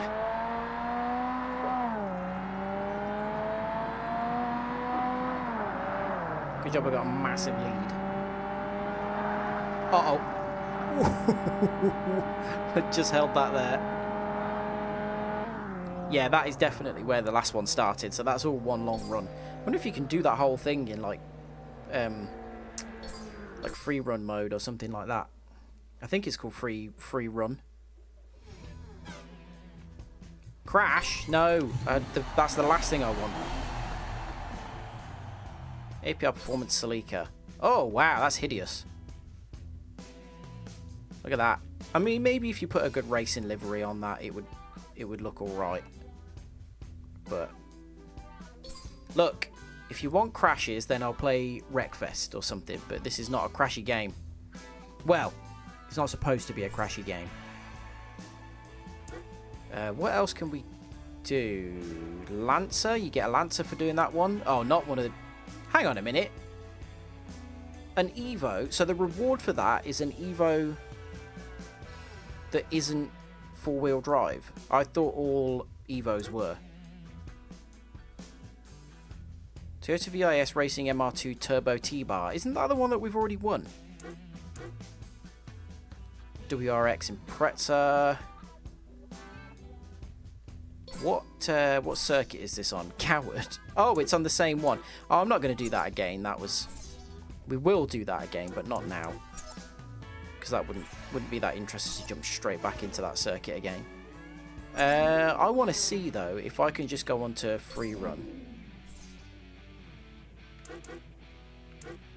So it is point to point.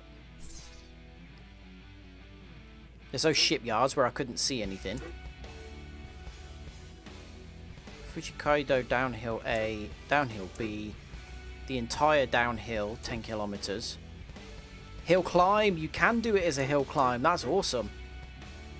Oh, you can do the separate sections of the Nürburgring as well, that's interesting. And then drag strip. So doing that as a climb is pretty mad. Cool. I wonder if that will actually appear as an event. Do one where you'll crash. There aren't any. I could play Burnout as well. Autocross, good god. This is... I find autocross a little bit weird. That there isn't a very big autocross scene in the UK. We more do track days. But I don't know, maybe autocross is... Maybe we'll have to do some of that later on in the game. Compete in wheel-to-wheel races to unlock cars, so there is a purpose to the arcade mode. Autocross is where you have like a big open field, a big open tarmac area, and there's a course set up in cones, and you take your own car, so you can just go. You could go in your Mocha if you wanted to, and you take your own car. You pay an entry fee, and you go through the cones in whatever course has been set up, and you do it take it in turns, do it one at a time, and then you have to set the best time basically. And I think if you were going to do it, if you went to an event and signed up your car or whatever, they try and put you in categories to give you other people to compete against who are in similar things. So yeah, we don't really do that much in the UK. People tend to just do track days and stuff if they want to take their own car out, but their track days don't really have that competitive element to them as much.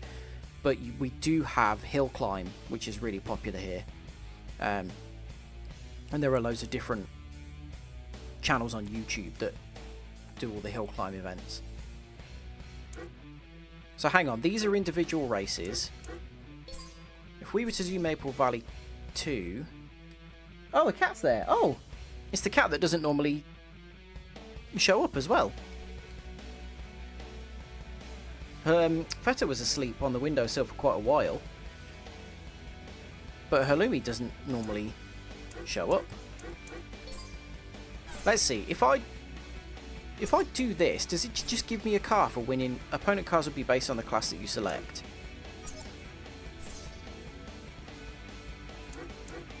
What do I win cars for? It says win cars.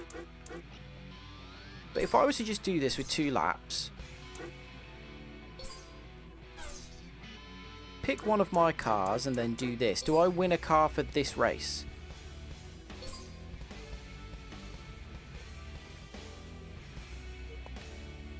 She's gone to sleep on top of a big pile of boxes now. She likes it because it's high, so she feels safe.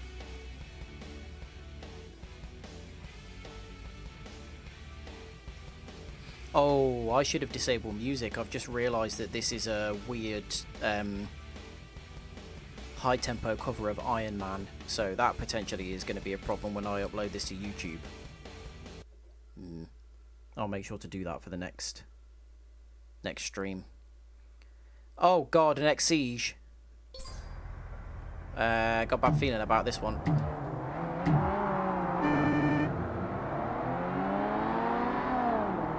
Ooh, they're all a lot faster. This is bizarre because it said opponent cars will be selected based on the class of your car. And these all feel like they're in a higher class than me.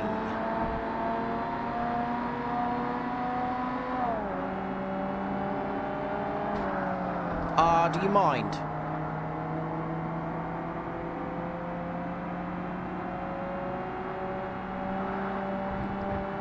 And it's only 2 laps, so I don't think we've got a chance here. I think I've not made a good choice in terms of car.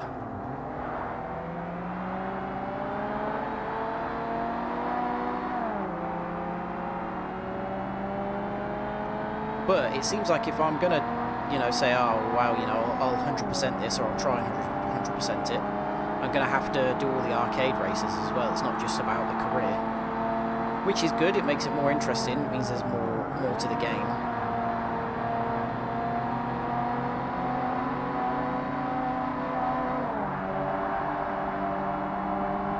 I do not accept that an Eagle Talon is that quick.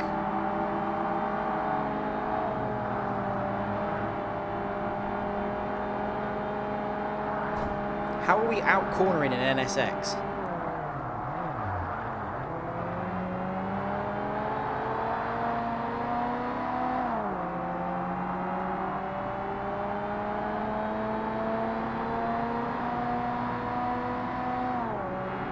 Yeah! We absolutely shouldn't have won that, but fine. No, I'm just using a controller. I haven't got any wheel that would be compatible with a game this, because it's on the original Xbox, and I'm playing it on an original Xbox as well. I'm not emulating it or anything, so I haven't got a controller that would be compatible. Sorry, a wheel that would be compatible. Right, let's see. I can't remember what else we have open to us now. So there's North American. We haven't done the all-wheel drive yet, which I think is going to be pretty difficult because of the opponents. What have we got? Silverstone, Full Road Atlanta, and the Blue Mountains Raceway. It does feel like it's repeating tracks quite a bit. I don't know how many tracks are in the game. Right, we've got the NSX.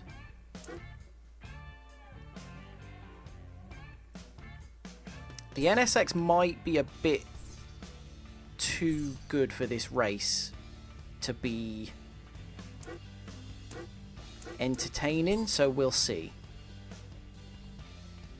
American Championship. God, this looks like just straights.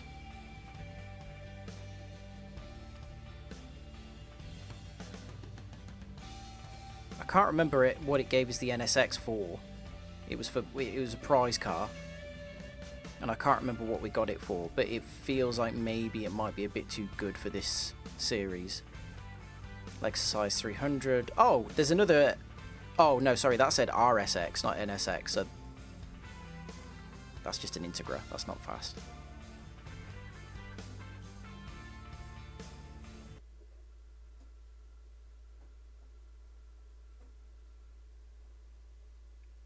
RSX, Eagle Talon, which is just an Eclipse, I think, with an American badge on it. And it's put me in first place in the simulated qualifying, which suggests that... oh yeah, wow, this is way faster than everything else. Ugh.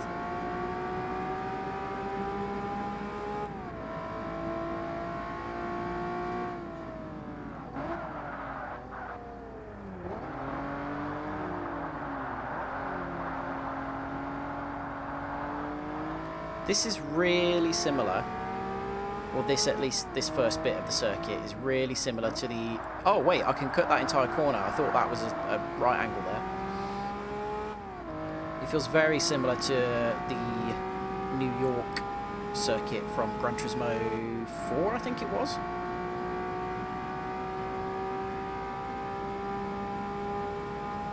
And this bit is from it as well. This turn down at the bottom of, what is it, Times Square, I think, at the end here. Oh, that was a bit early. Yeah, very, very similar. But then, I guess, if you're going to make up a fake circuit in a city like New York, you're going to pick these kind of landmarks, aren't you? So, it stands to reason that they would be similar.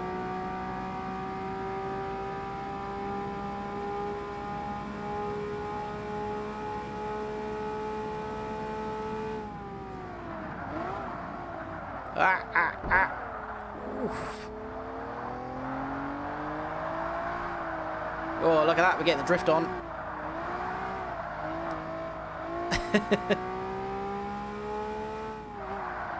Can do that on purpose. Yeah, get some drifting. I'm surprised that it took any of these kind of mainstream games as long as it did to integrate a drift mode. Because I think it was Gran Turismo 5, maybe, that was the first to do it. Oh no. Ooh, I almost botched that. Hey, that could be fun actually. There's there isn't Need for Speed Underground 2. No, but do you know what? I would love to stream that. Do you know the only sad thing about that though is that there is like, you remember that game. So much of what made that game great was the soundtrack. And, you know, screaming through that city with some of the songs that they had on it. It was so, so good. And if somebody had said to me, Snoop Dogg has done a cover of Riders on the Storm by The Doors, I would have said, shut up. Take it away from me. But it was brilliant. Okay, so the possible opponents in this, we have got the Integra that is in this race, and it's a D1. So I'm going to go and change into that, because that wasn't all that entertaining, was it, to watch?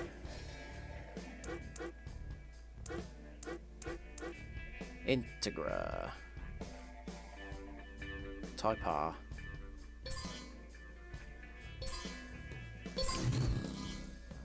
Yeah, it was, wasn't it? It was such a good song. I cannot believe he managed to make a song that good from those components. Right, let's just lighten it a bit. We'll put some better tyres on. Brakes are probably fine. What is this? Is this front wheel drive? And then maybe... Oh, what's that? 6 kilowatts of power. Is it worth it? What's that going to do? 26. Oh, that's put us up an entire... Oh, wow, we're at B now. Okay, I've upgraded this car too far. For no reason. I was just trying to make it a little bit more competitive, but it now might be too good. Although, because it's front-wheel drive, it's not going to handle anywhere near as well as the other... As well as the NSX did, so...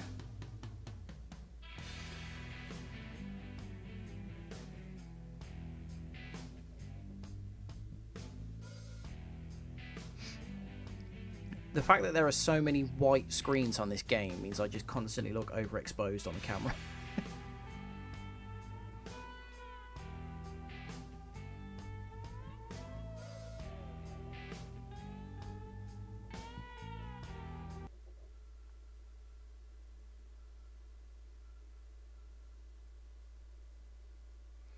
Yeah, all the same cars, I think, as the last race.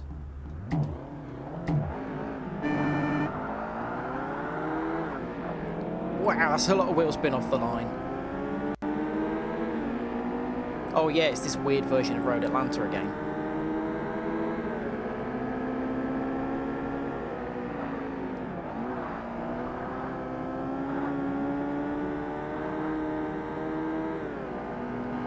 Yeah, I'm accidentally too quick again.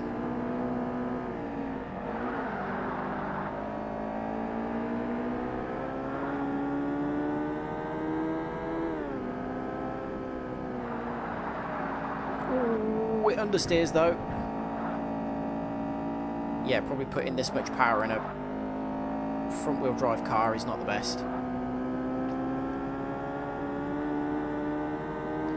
I actually think that there's been murmurs of them remaking Underground 2. I also think there's... Ooh, maybe pick an earlier braking point next time for that. I think there are significant mods for it as well that update it and make the graphics better and add realistic lighting and things like that, which is cool. I wouldn't say every game they've done since sucks. To be fair, Most Wanted is one of the best Need for Speed games, and that came afterwards. The first Most Wanted, they did another one that they call Most Wanted, and the only way to differentiate between them is to put the year after them. I don't know why they made that decision.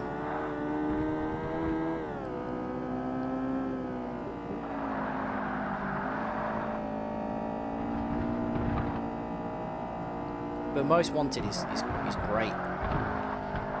I would like to play through the Need for Speed games again, because there are some of them that I haven't played for a long, long time. I replayed Need for Speed Underground 1 probably... Actually, I was going to say fairly recently, but it's probably... I was in the first flat that we lived in together, so that was maybe 6 years ago now. I thought it was more recently than that, but I remember sitting in the living room of that flat playing it.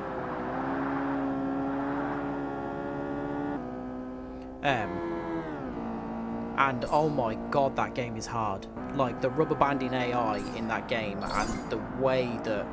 Oh, Sparko, weight reduction, cool. And the way that the cars just drive into you, and it's just like, you can be miles and miles ahead in a race, and a car will suddenly appear. And the opponent cars just defy the laws of physics in the game. Ah, Laguna Seca! Had no idea that this was in the game. But yeah, it was so hard. Like, I got to the last 5 races and I was just getting angry. I had to restart over and over and over again. And it was just making me mad.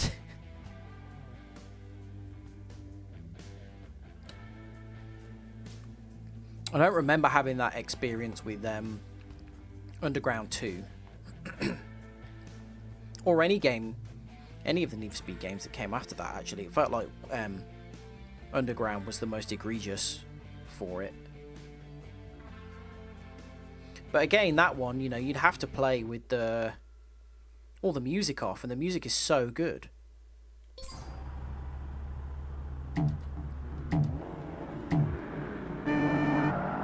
Oh wow, that bogged down on the start there.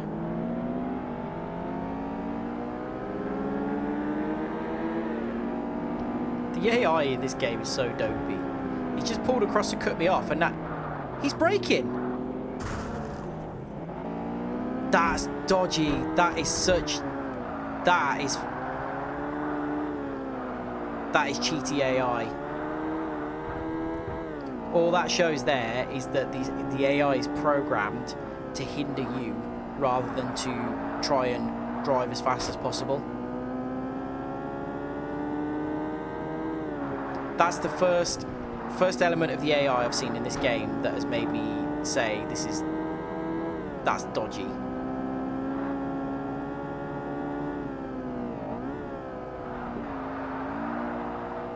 It's a good job this car is so much quicker than all the others. Otherwise, we would have had a big old problem after that happened. This feels like a fairly good representation of Laguna Seca. The corkscrew will be obviously the biggest test of that.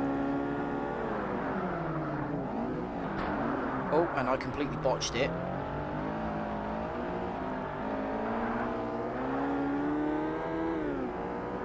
So, no idea whether the corkscrew is actually realistic or not.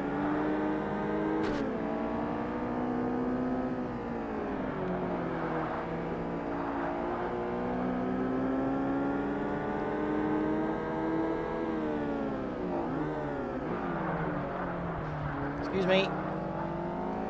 Apart from that weird little incident at the start there, the AI does actually feel quite good.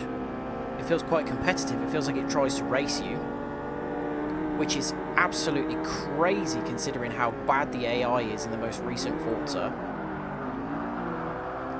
Like, this is my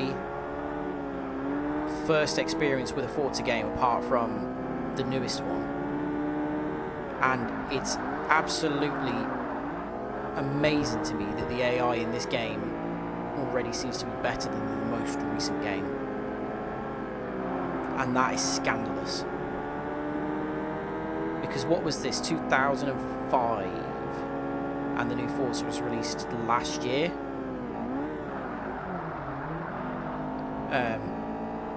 So in 18 years, their AI is worse. That's disgraceful.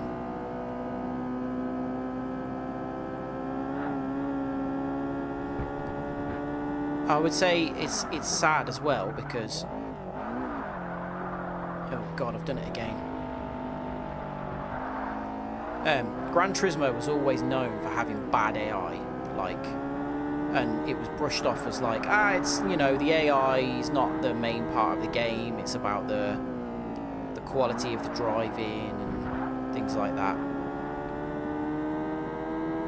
Which wasn't a reasonable excuse. But for Forza to have had what feels here like half-decent AI, and to now go to the absolute mess that they've got in the newest game, is absolutely shocking.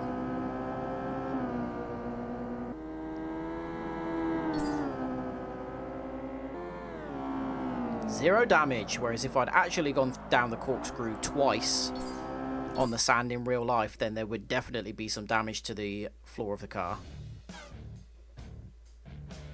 Ah, yes! Genuinely, in real life, this is one of my dream cars.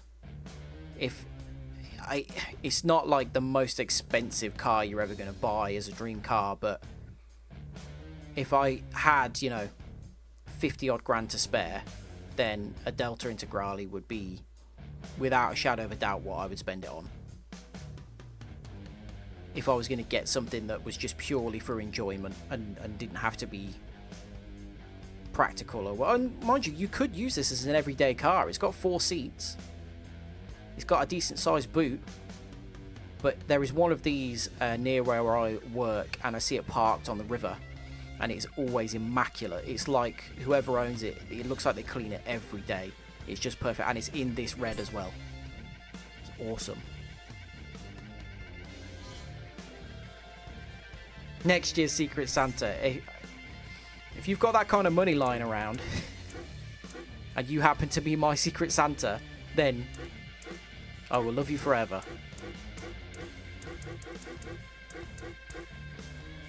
Eclipse versus Integra, we've got this. If we get a special version of the Type R, if we were... Ooh, that could be difficult. What are the opponent one? Okay, so it's all the same ones.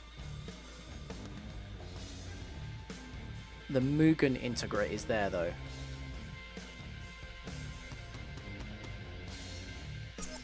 Which is the... What was that? We're B3. Oops. And that is B4, so technically we're quicker.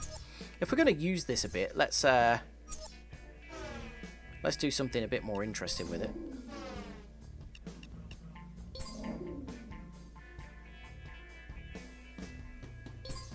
What colour are we going for? My Imprezza's pink, so I'm not going to go pink because we've already got a pink car. Orange. It's gold that looks like brown. Bronzy kind of colour. That's quite nice. It's got the kind of flip paint. Nice dark purple that changes colour a bit. It's a completely matte grey, which looks weird. Look at that. Nice kind of cyan colour. Looks very weird on an Integra actually. You wouldn't see them in. Oh god, look, a weird salmon colour. Bright orange. What colour do we reckon? Lime green as well. I always sort of gravitate towards the brighter colours.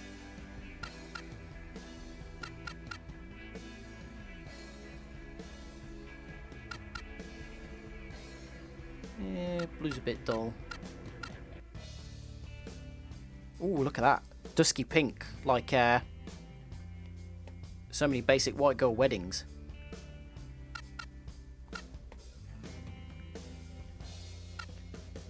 Always love the pearlescent colours. Yeah, me too. Good God, that is bright.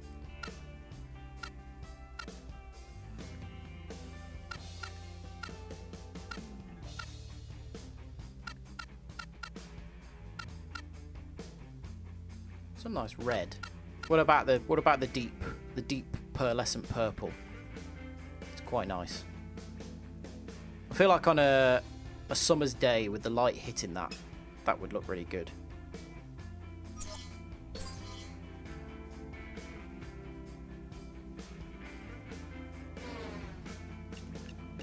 One of them that could look... Oh wait, no, I didn't mean to do that. That could look almost black at night, and then you see some like nice street lights hit it, and it would look great. Let's put some wheels on it as well. It's a shame that you can't change like wheel size and stuff like that.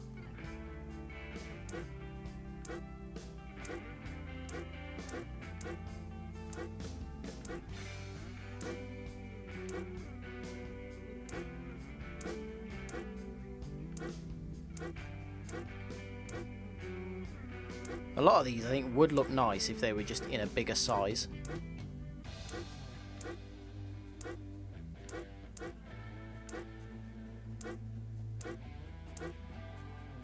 Although, I don't like a lot of them, to be honest.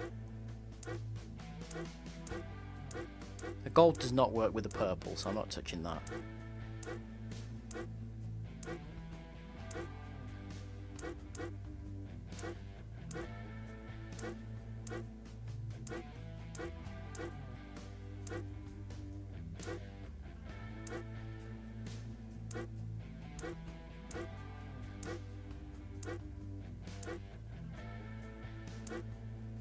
I don't like any of these.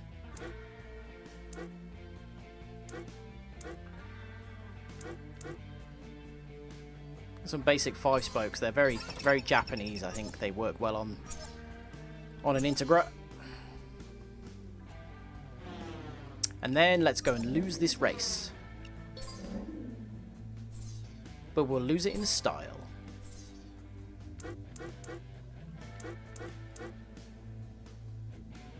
Oh yeah, technically this is an American car because it's an Acura rather than a Acura. Is that how Americans pronounce it?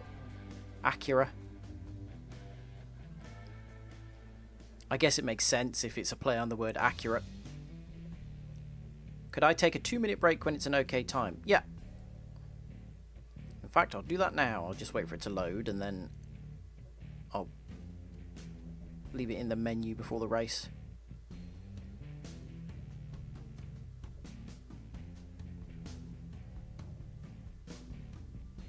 Probably not going to go too much longer anyway, because I'm starting to get hungry, and I've got a very large posh pizza that I'm looking forward to eating. So, oh god, I hope it's not another mouse attack. Right. Okay, I'll be back in a couple of minutes.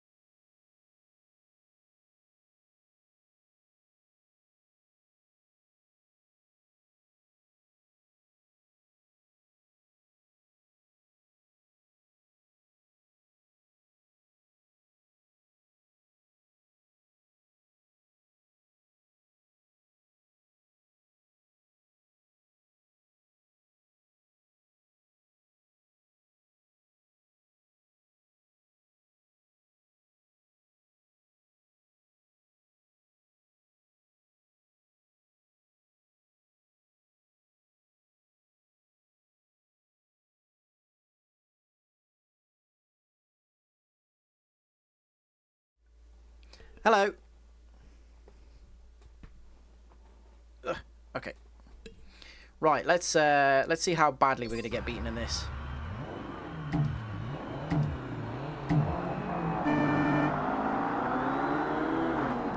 Whoa, that was some bad wheel spin. Everyone had bad wheel spin though, so we're okay. Pulling away from most of them.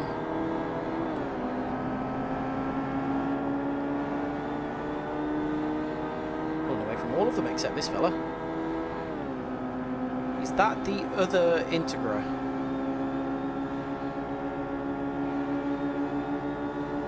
Okay, maybe we are quicker. Yeah, it is. That's the... What did it... It was like a special model one, wasn't it? I think that's a newer model as well. That's the model after this one. It was not a mouse.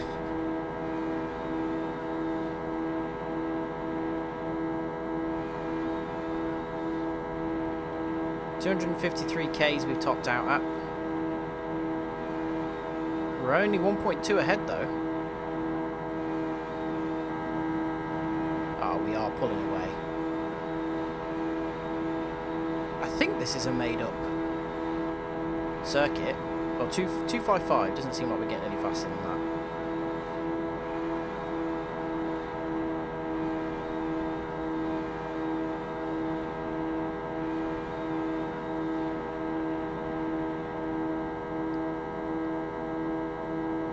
Well, this is fun.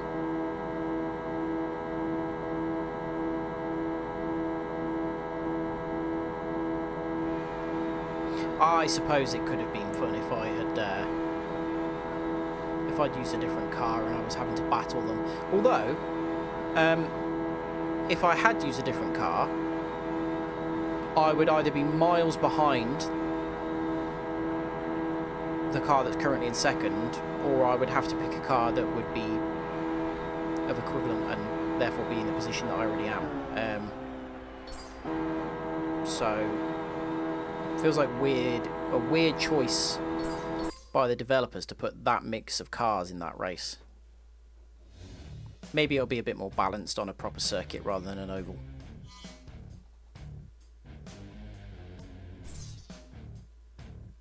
Oh god, yeah, especially with this one. Oh, it's in reverse as well. That's going to be... Okay, 2 laps.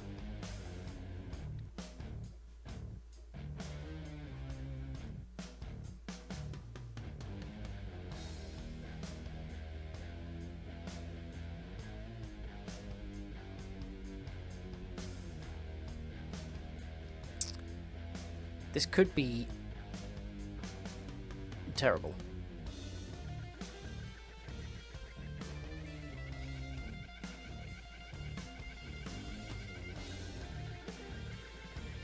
We'll see.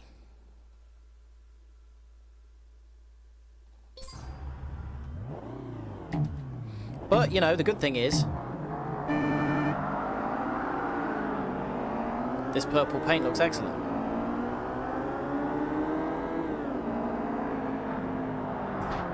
Oh wow, fella, why you're going so slow through there? What are you doing?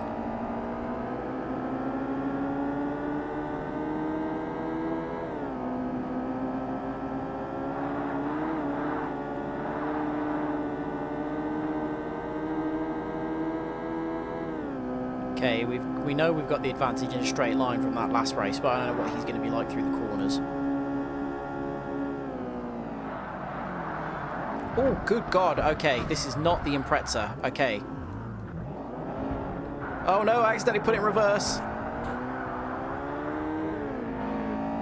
Oh, they all ground to a halt behind us because we were stuck. Okay, let's see. Here we go. This will be fun. See if we can recover. He's going to be what? 10 seconds ahead at least?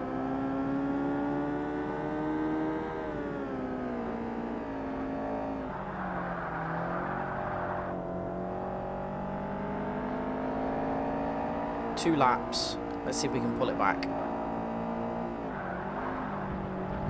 Yeah, need to brake a lot earlier in this than the Impreza.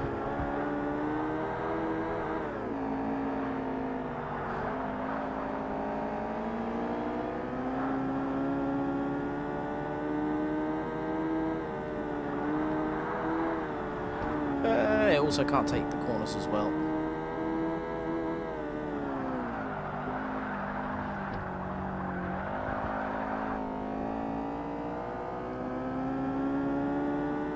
Oh god, I wish there was live timing info so I could know where I am compared to first.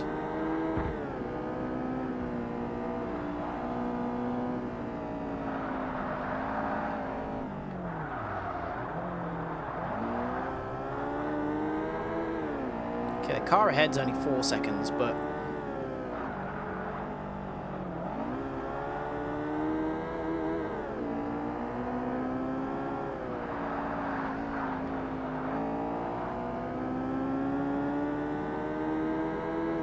pull some back on the straight here.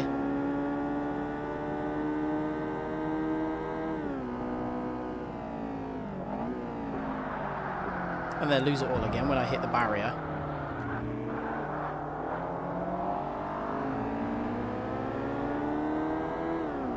Yeah, I think this one's done. Try not to smash into every barrier on this one.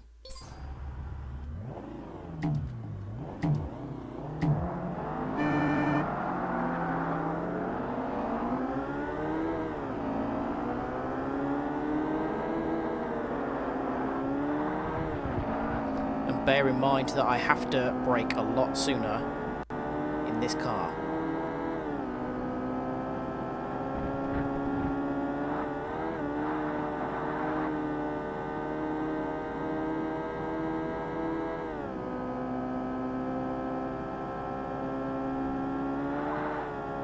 What I would say about this game, and one thing that still wasn't enough. The original circuits in this compared to Gran Turismo, I would say I think probably the ones in this are more fun to drive but are less believable as real circuits, which is not really a bad thing, I would say. It's not a criticism of it, but like Gran Turismo feels like the original circuits, like Midfield Raceway, for example. You drive them and think, yeah, this could be a real racetrack. Whereas a lot of the original circuits on this, I would say, it doesn't feel like they could be real. Or certainly not like they were circuits that could be used for any like major racing series. They would be like club circuits.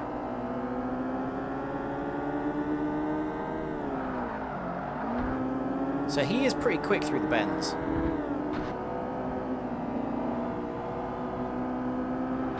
Oh.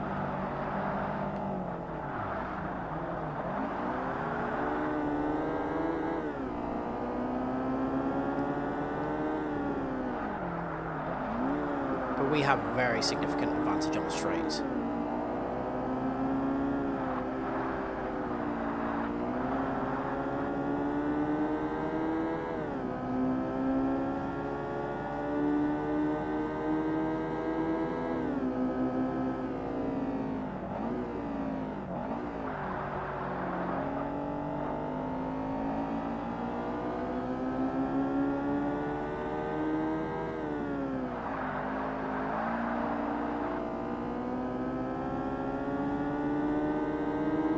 I need to do better on that second lap though, because I'm still behind him here, and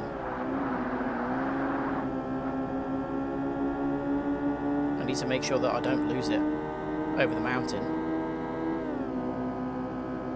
Calling it the mountain, like I'm just treating this like Bathurst.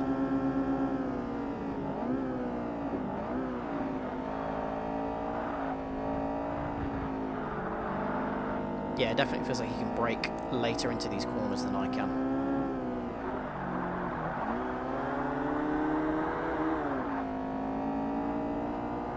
Although I'm at least not oversteering because this is front wheel drive, so that's helpful.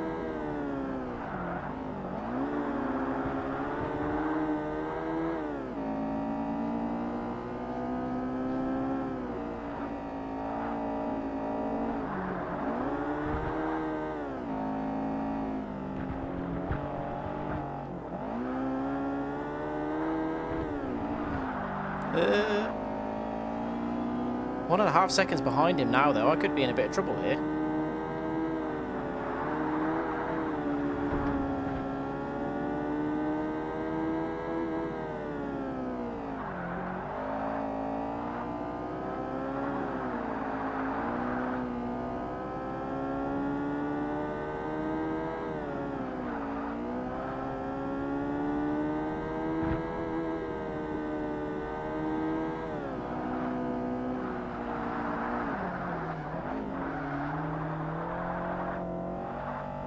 And the problem is, if I upgrade this car any further, I'm going to be so much faster than everything else.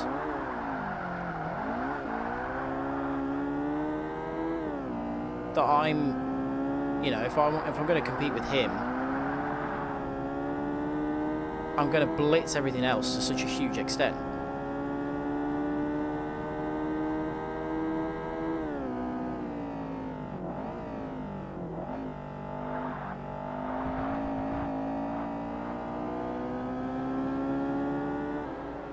I might have to, though. That's pretty comprehensively beaten there. I don't feel like I've got him in the corners enough to be able to do it with the car as it is.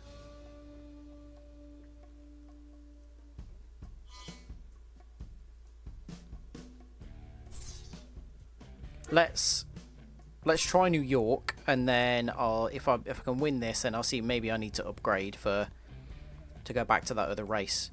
Given how many long straights there are in this, though, I would suggest that we're probably going to have quite a comfortable time.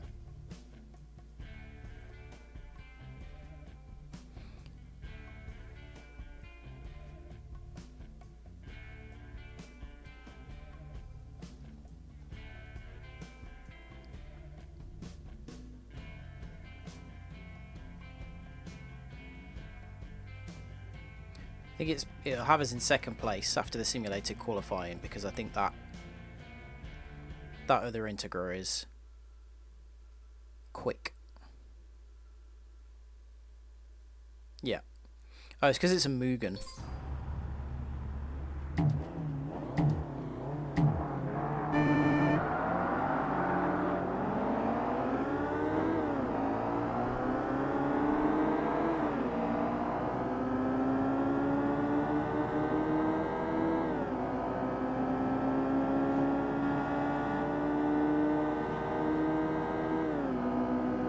It is the very top end where we are quicker, though. It's not just any old acceleration on the straights. It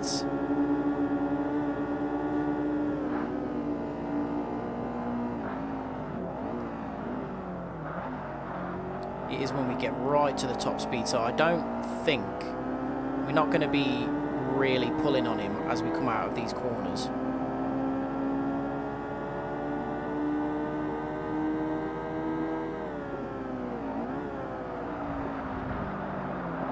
Especially not if I do that.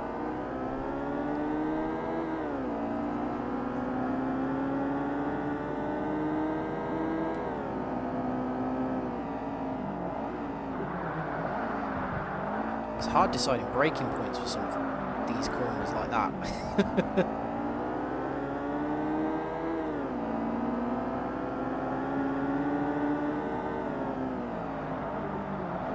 Oh my god, it understeers so much because of the front wheel drive. It's worse than the Saab was.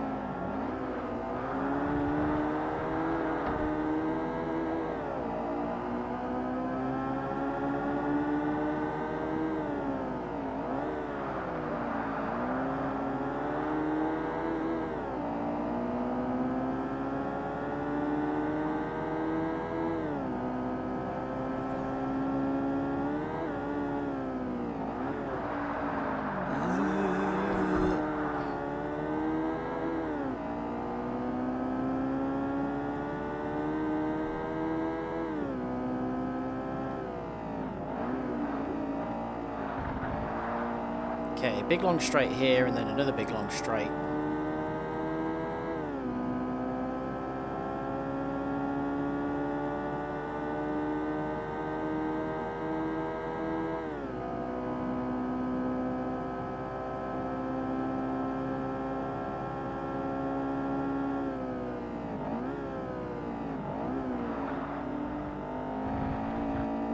and actually well taken corner.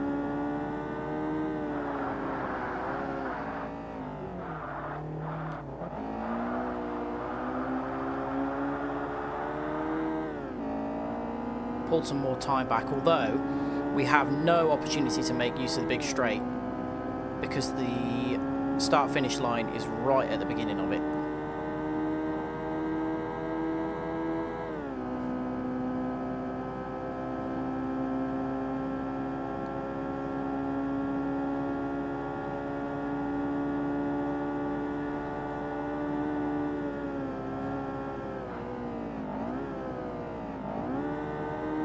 Braking way too early there because I got panicked about how hard I hit the wall on the first lap.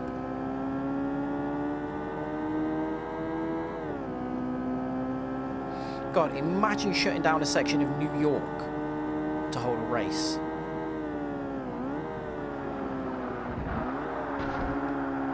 Especially a 2-lap race between some crappy little sports cars.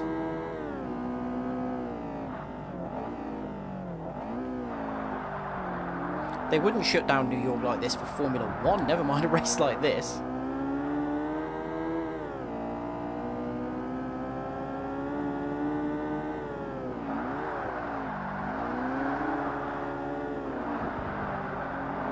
I think they were talking about holding a Formula 1 race in New York and New Jersey across with a straight over one of the bridges across the Hudson River. I don't think that was ever a realistic prospect, though. I don't think it actually could have happened.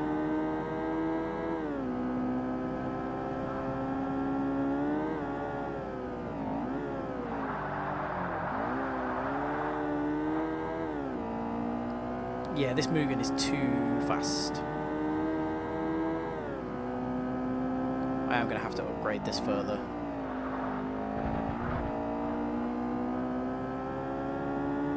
Which is a shame because, like, I'm smoking everything else. So it's a bit annoying that I'm going to have to upgrade this just to try and beat one other car. What would be nice is if all 8 cars were fairly competitive with each other. Then I could pick a car that was around the same level, but I'm just going to have to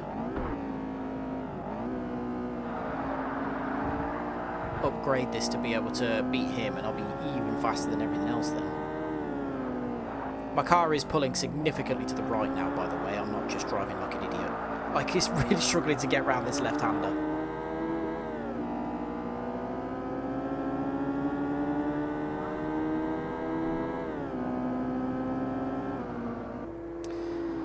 Man, we weren't that far behind.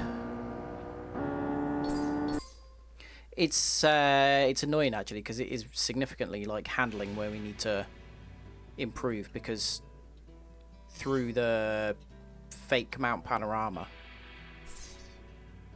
I just couldn't get anywhere near him. And I'm not buying an Eclipse to use for that. Instead I'm sticking with the cars that we've got. So let's see, upgrade.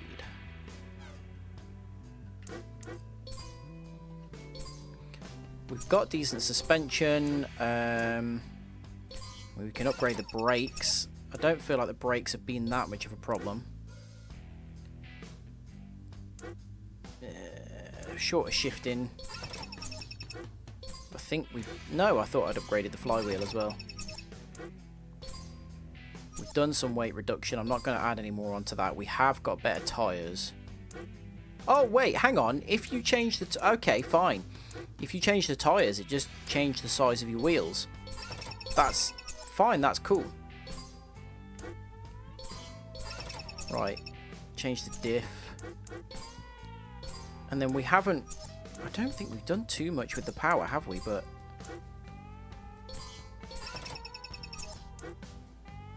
do I put a turbo on it? Or a supercharger, Jesus. Oh, it only adds 28 kilowatts, but it does give us power throughout the band. What's a low level? Turbo is going to do a lot more. for less money as well. But it is going to have a lot of lag.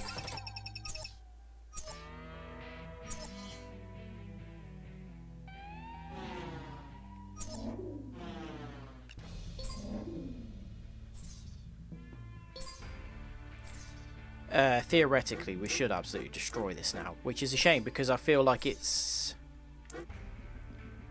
difficult getting the balance between being able to fight that one car evenly and not just absolutely destroying it. So far, every other championship we've done, all of the opposition have been relatively well matched to each other, so having your car pretty well matched as that, being able to do that is easy and it was entertaining. But this one feels a bit odd in terms of the choices of cars that the developers have put in to this series. But hey ho.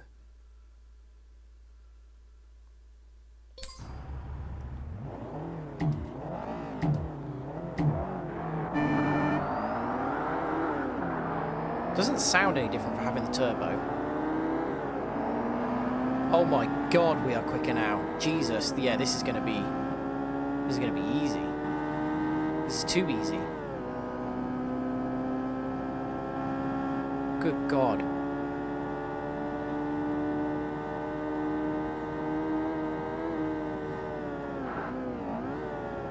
I'm still braking way too early.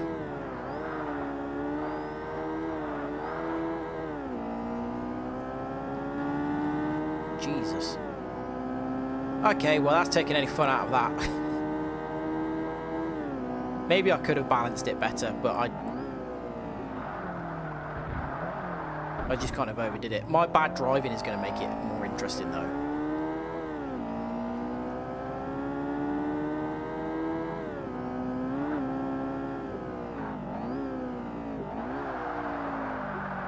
This is a lot of power for a front-wheel drive car to be able to handle. Jesus Christ.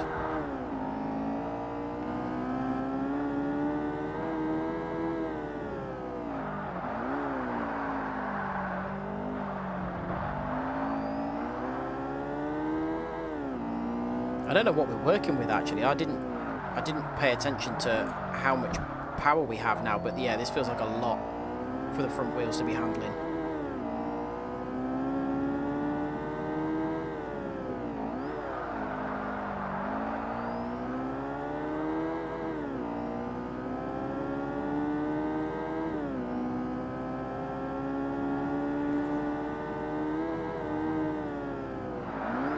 Oh my god, that... Didn't spot the braking point there, did I? Oh, look how badly it's pulling to the left now.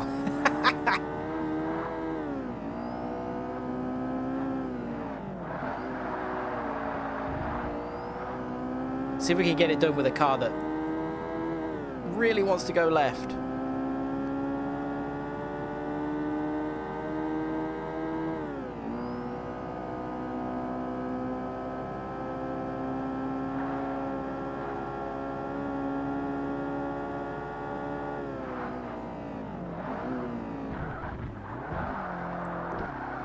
What I need to do is smash in the right side as well to balance out the steering.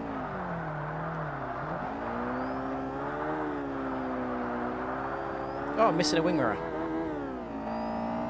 Huh. What?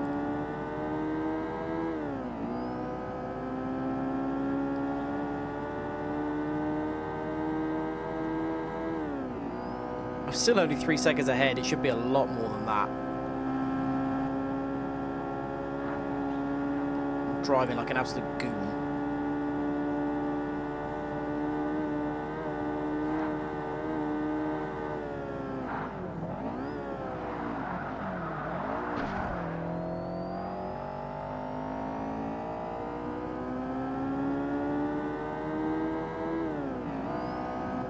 Yeah, I needed better brakes.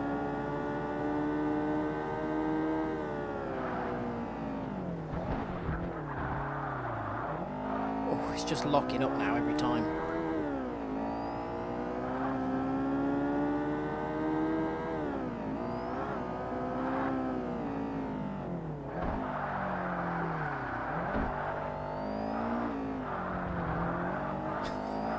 I can't get it to do anything.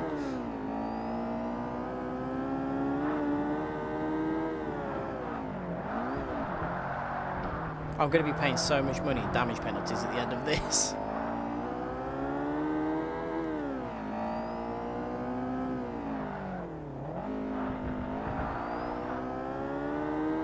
And I'm pretty sure I'm losing my lead. Yeah. I think he's definitely closer. Yeah, he's gained like a second.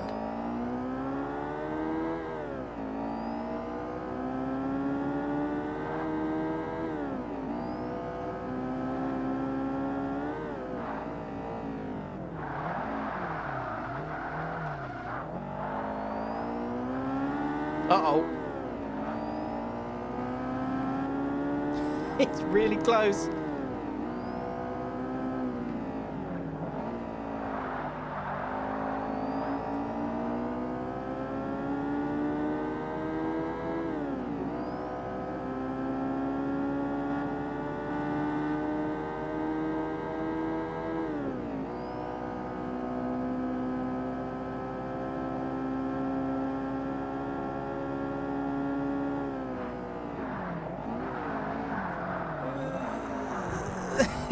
It's so difficult to control now.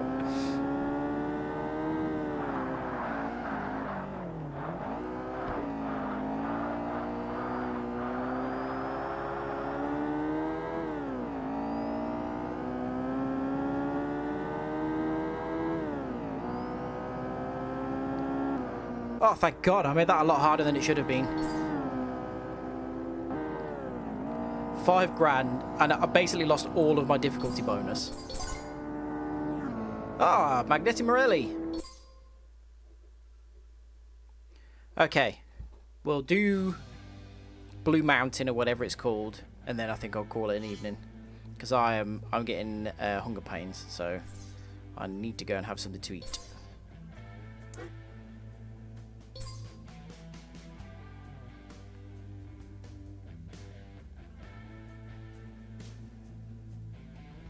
I try not to hit every single wall on my way around on this one.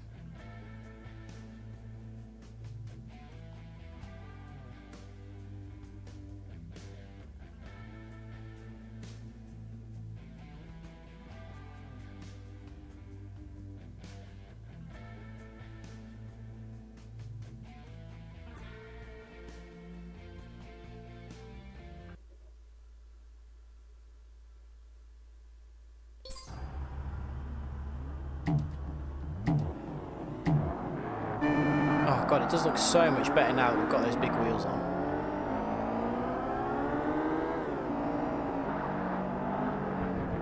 Oh, didn't mean to cut the corner.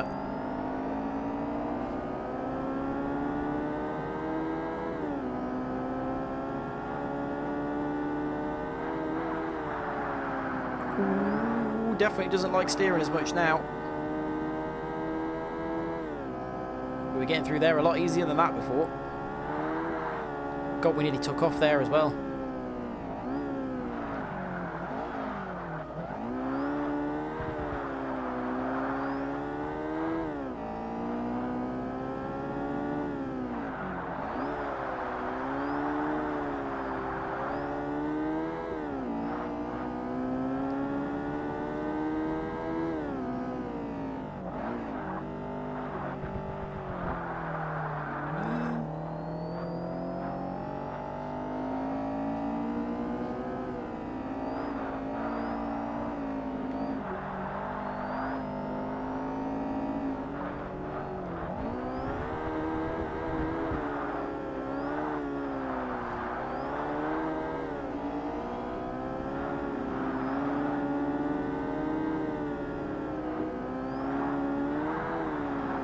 Oh, I'm so bad at that corner every time. I always think that I've got a bit more speed that I can carry through than I actually have.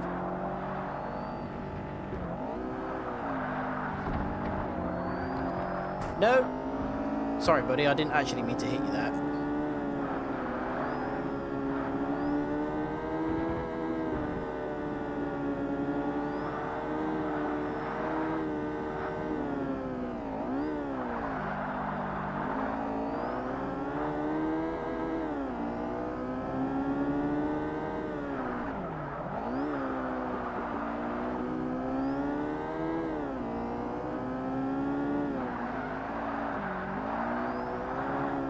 Right. Commence Operation Runaway.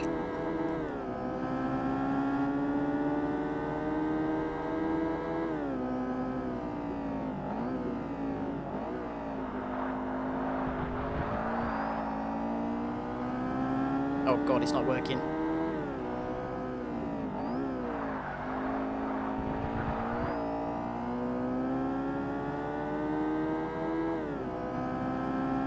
Okay, it is now, it is now. We'll get the drop on him.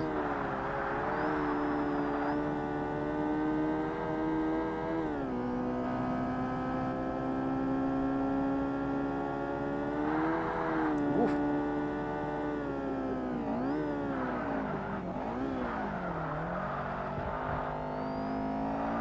5 seconds just off the straight, that's mad.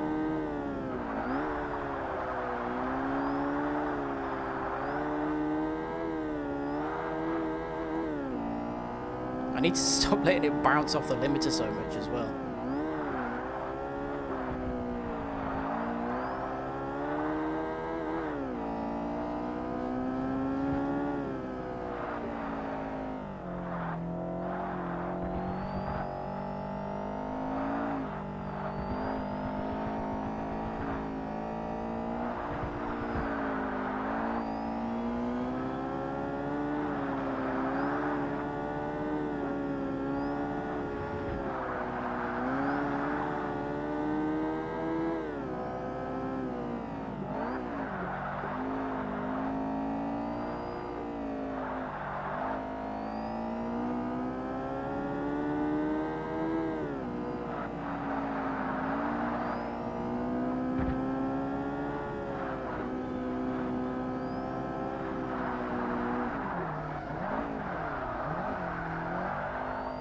Ooh, that was not a good corner, but means we technically still might get a clean lap.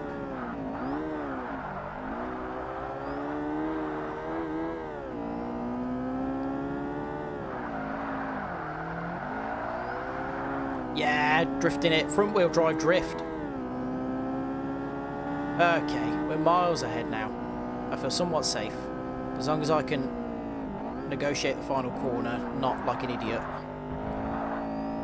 Ah, thank God. Ah, that wasn't easy. Good. I don't know what we win for that. Was it another Integra or something? Or did we win the Mugen that we just beat?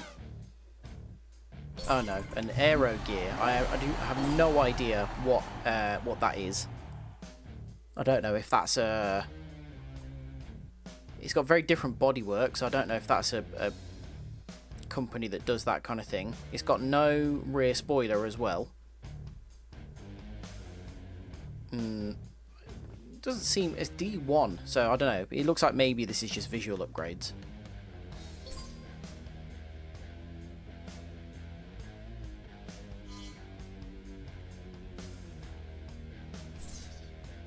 Cool. Well, that'll do us for today. Thank you for joining. I've had loads of fun with this. Like I said, I've never played a Forza game before. Well, no, I've never played one of the older Forza games. I played the newest Motorsport and was really underwhelmed by it. I never played any of the earlier ones and always heard really, really good things about them. So I wanted to give them a try. And I'm having so much fun with this. Like, it's really, really good. And I can see why it had such a massive following. So definitely going to carry on playing it. We haven't even really put a dent in any of the career mode. And we have to do the time trial and the single race stuff as well. So, you know, it seems like there's a lot here. And yeah, I'm really looking forward to playing through the rest of it. So it should be pretty cool. Next time I'll stream will be Monday, and nice owlbear. Oh yeah, the owlbear's over my shoulder, standing in front of Squirtle, looking angry. Yeah, it's not in the shot. I mean, obviously this is a full wide angle compared to a square image on the other one, but yeah, he's there. Maybe I'll put him there,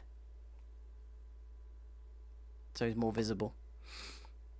But yeah, Monday I'll stream again. I haven't decided whether it'll be Death's Door or RoboCop, because I feel like we're kind of nearing the end of RoboCop, I think. And there's stuff that's coming out towards the end of February that I'd like to play, so it'd be good to get RoboCop finished to be able to move on to other stuff. Put him on my shoulder. I could put him on my shoulder. I would have to stay very, very still. I could buy a t-shirt, a cheap t-shirt to glue him to, and then he would sit on my shoulder forever. The world's smallest owlbear. But yeah, that's it for today. Monday, either Death's Door or RoboCop, one of the two. And then we'll see what comes out towards the end of the month, and I'll probably alternate. So, yeah, so thanks for joining. Hope you had a nice time. I'll upload the VOD to YouTube as well, so it'll be on there. But until Monday, have a lovely couple of days, and I'll see you then. Love you, bye.